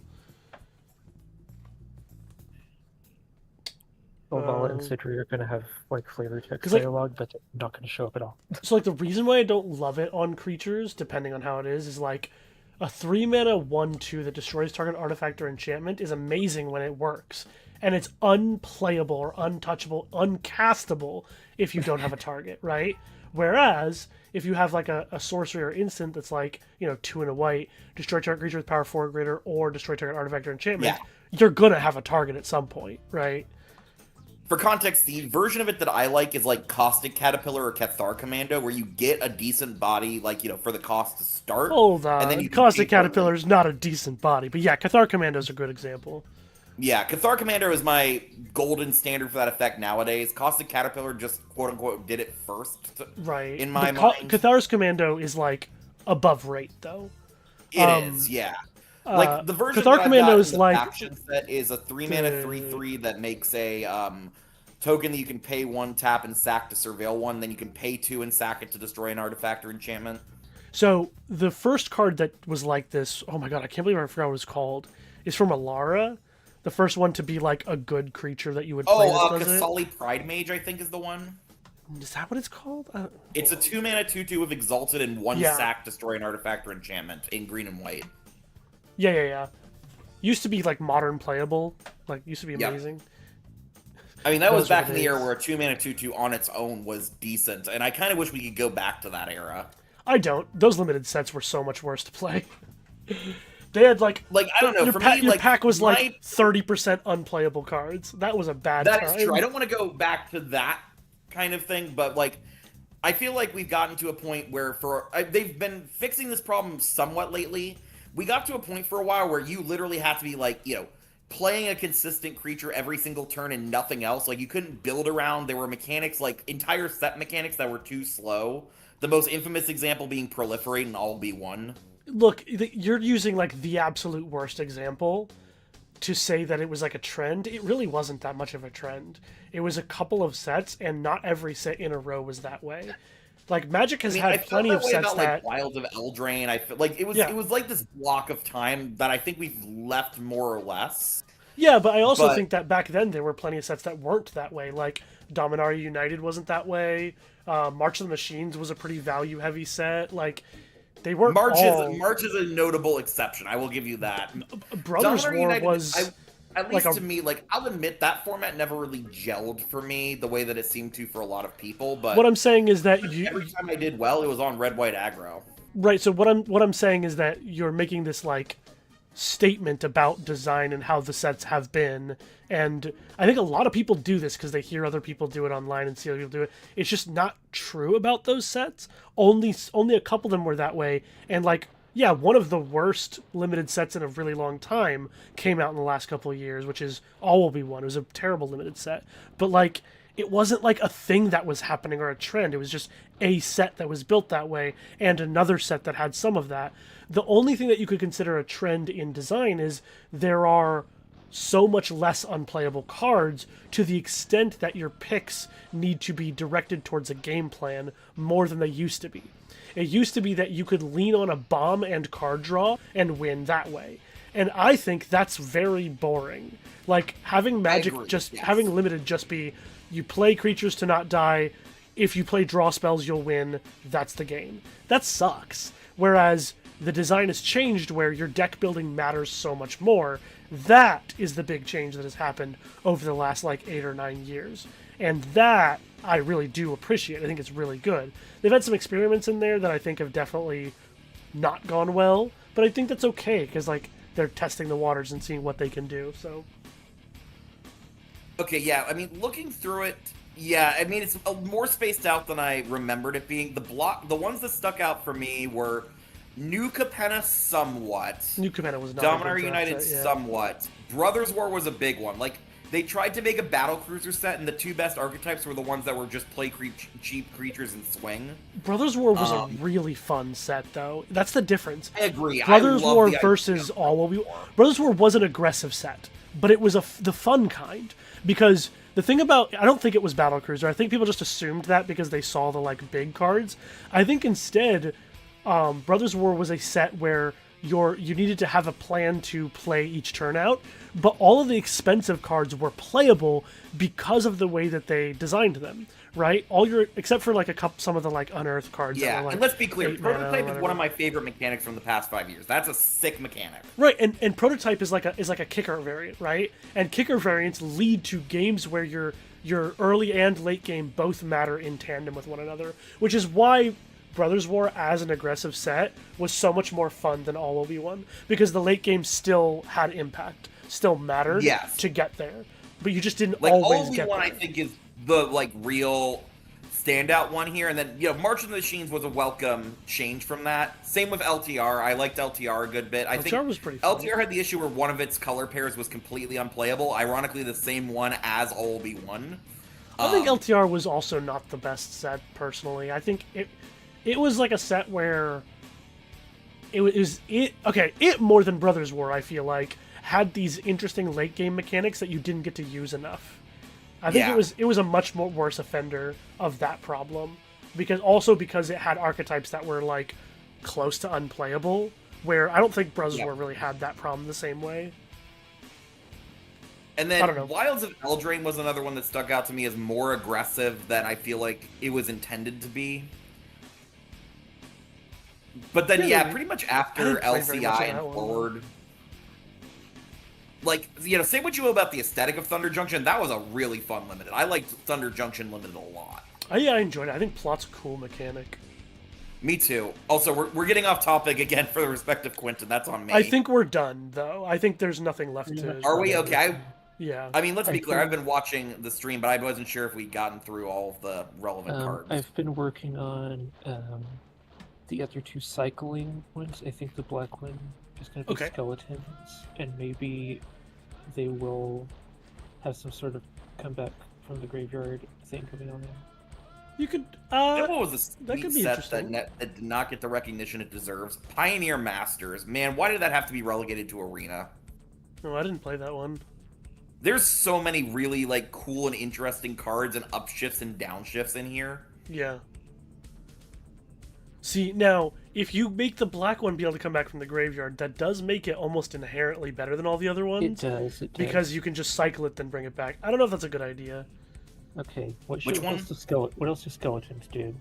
Just make the 2/1 skeleton that you have in your set. Oh, you can pay them. You can pay a cost to make them indestructible. Oh, when it enters, it just makes that skeleton. Yeah, why not? Okay. Make it like a 6-mana 4/4 death touch that makes the 2/1 skeleton when it enters. Oh, right. And then skeletons with death touch. My favorite. Well, not the token, just him. But yeah. Yeah. Shout out to the 4/1 skeleton with Menace, one of my favorite tokens in Magic. Me too, I like it. My favorite part, so I have like 3 different builds of Gut, True Shot Zealot, Agent of the Iron Throne, because the store that I used to play at had a regular Commander League where you'd, like a sealed Commander League where you start with a pre-con and then open packs every week. Mm-hmm. And Gut was always generically buildable because people would like ditch their bulk into like a shared communal pool. You could build Gut out of the bulk from the past 2 years of sets every time. That's really cool. It is 2:16 here. It's 3:16 for y'all. Now I know I said I could sleep in tomorrow, but I do have to go to bed at some point. That's fair. I was kind of thinking like 3:30, 4 o'clock my time. If I've been having a great time chatting. I've been having a great time doing some design. I will probably do streams like this for other sets as well, and anyone in the community who wants to have their set analyzed and is okay with that happening on stream. If you're in chat right now, or if you watch this VOD later, let me know in the Discord, and I'll see about doing that. I know I went over Mater's set a whole bunch. I didn't do it on stream, but I can. I can go over other people's sets and we can talk about them together. Which one was Mater's? Was that the Pokemon one? No, Mater's was the second Yu-Gi-Oh one. I don't know if you saw Right, yep. Yeah. So yeah. I'm going to be finishing. Well, yeah, we got through all the bracketed cards. We got at least basic versions of them in here. It's I'm currently at 307. This says 315. I'm adding Mark right now. And also we have to subtract 10 because the basic lands count. Even though they shouldn't, they count. Right, you're right. I almost forgot, my bad. Yeah. So it's 305 on my side, gotcha. Yeah, and I'm adding some right now. Cool.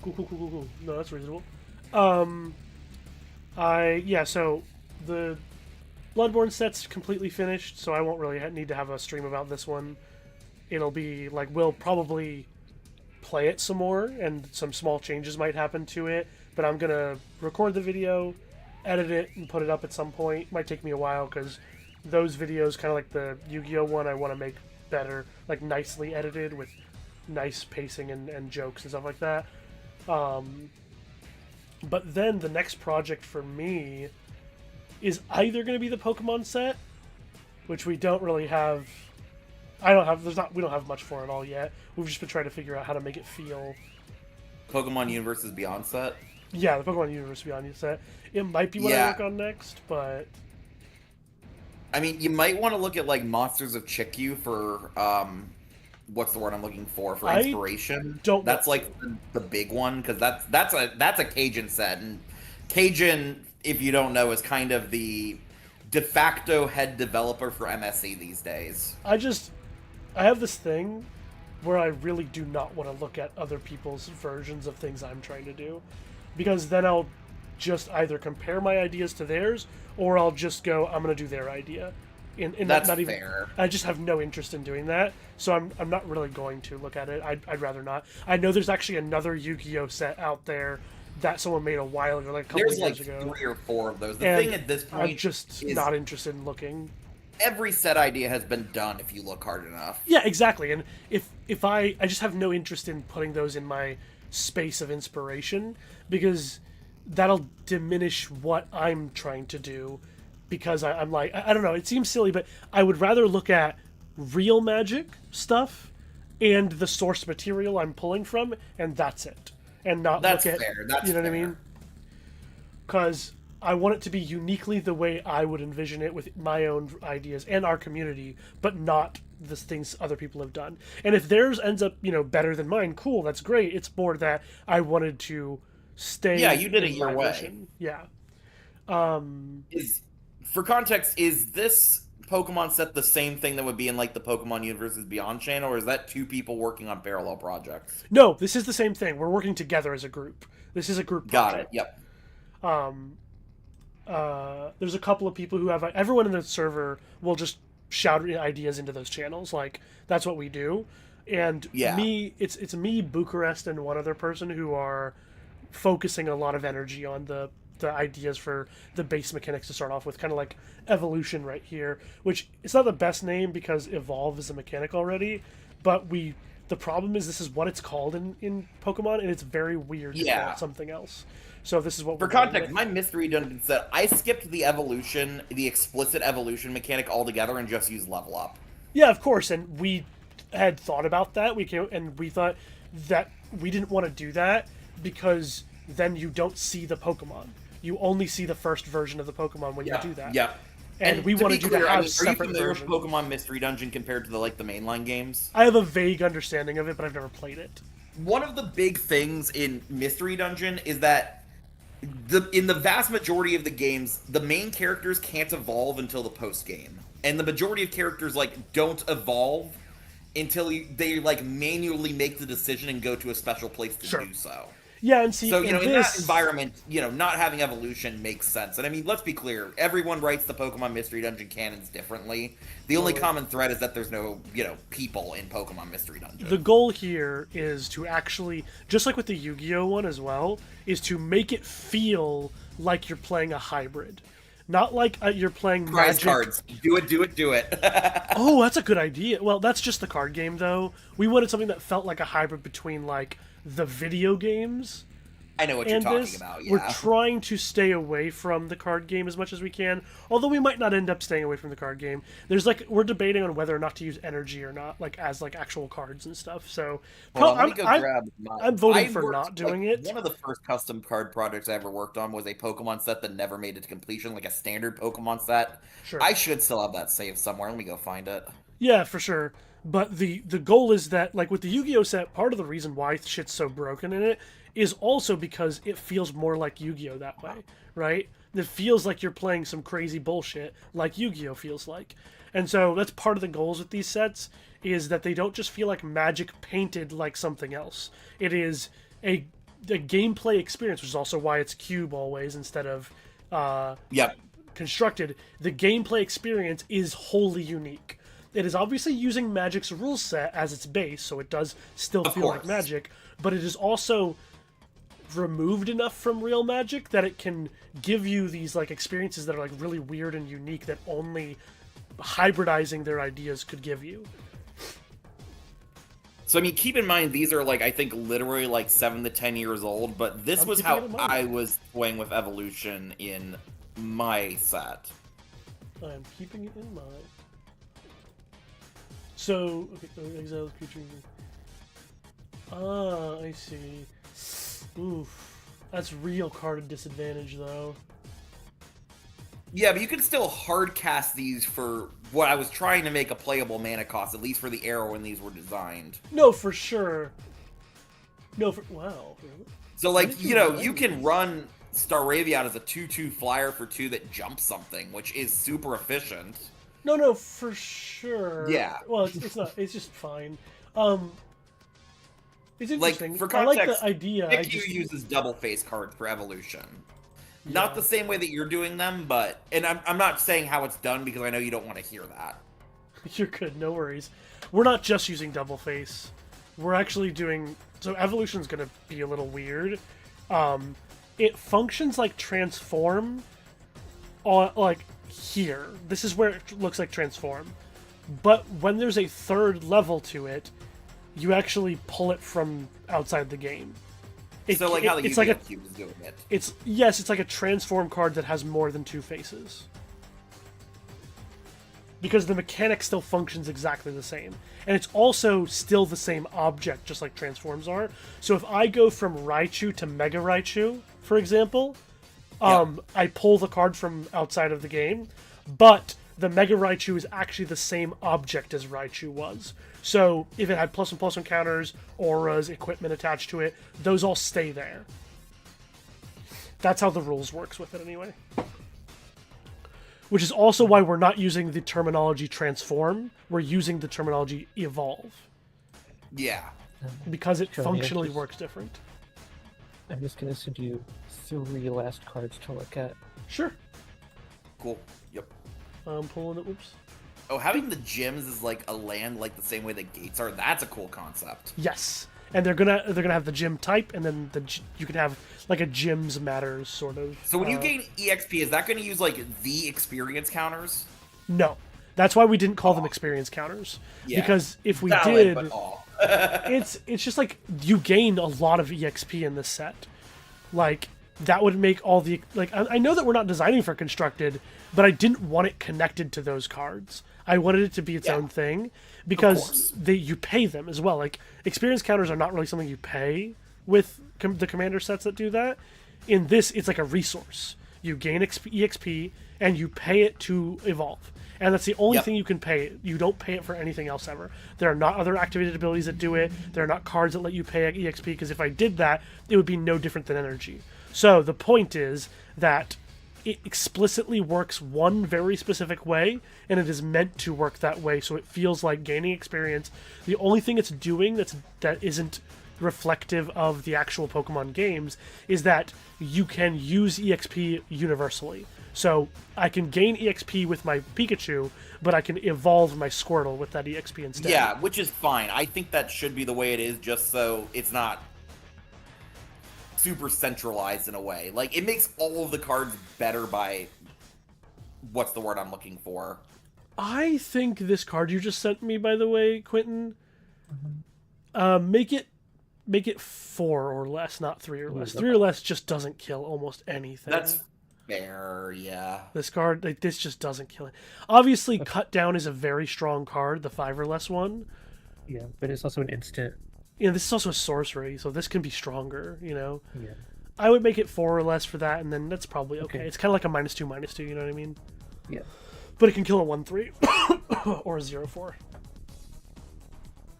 And then I like that it can destroy a token as well. That's cute. Yeah.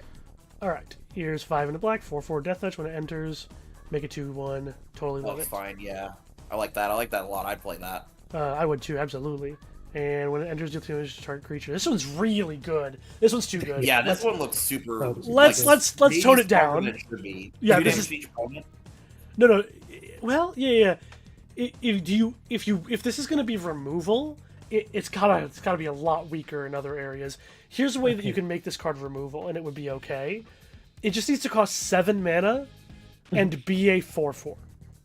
Okay. I like that. Yeah. Because I don't actually want to make this do just hit players. I actually like the idea that you could get this removal like for small things plus a big flyer. It's just at common we got to make that cost a lot so that that it works properly. But it reminds me of the Nova Dragon or whatever. I love that card so much. Nova Hellkite, my beloved. No, not Nova Hellkite. The card's broken. But I love the Nebula Dragon. Nebula Dragon's the card I'm thinking of. Nebula Dragon is. One? What? No. It's 6 and a red for a 4/4 flying that when it enters, deal 3 damage to any target. It's a common. It's awesome. Like, it's unlimited. It's like a really cool card. I don't remember that card. Now I gotta go look this one up. Huh. It's from Edge of Eternities. Also, was it weird that blue is the only one of these that isn't a creature? No. It's kind of like Lord of the Rings was the same way.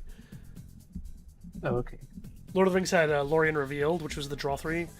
Every other one of the cyclers in that set was a creature.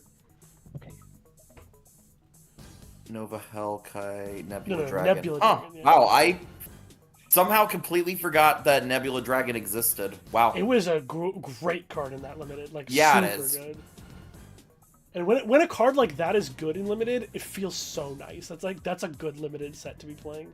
But Yeah. funny enough, EOE was a good limited set, but it didn't like blow my socks off, which is interesting. Even though everything was so cool, the gameplay was just Yeah, like, I mean, to be fine. clear, what I liked about EOE was the mix. Like, this felt like a good take of sci-fi for Magic. Compared to Thunder Junction feeling like a bad take of Western for Magic. Yeah, I agree, man. I could talk about the potential lost on Thunder Junction all night. I could go crazy on Yeah. it. Like, remove the cowboy hats, and you're already halfway there to a good set. I'm not even joking. Like, it's Well, you know that Thunder Junction's idea originally started as what Origins was going to be, right? I didn't know that. Originally, so Origins was not going to be the origin of Magic heroes. It was going to be the origin of Magic villains. That's cool. And they were so going much to better. make, like, It would've and been. this idea, like, eventually they got to the point, I think at the time the biggest thing was that they didn't have enough villains to build a core set around. Weird.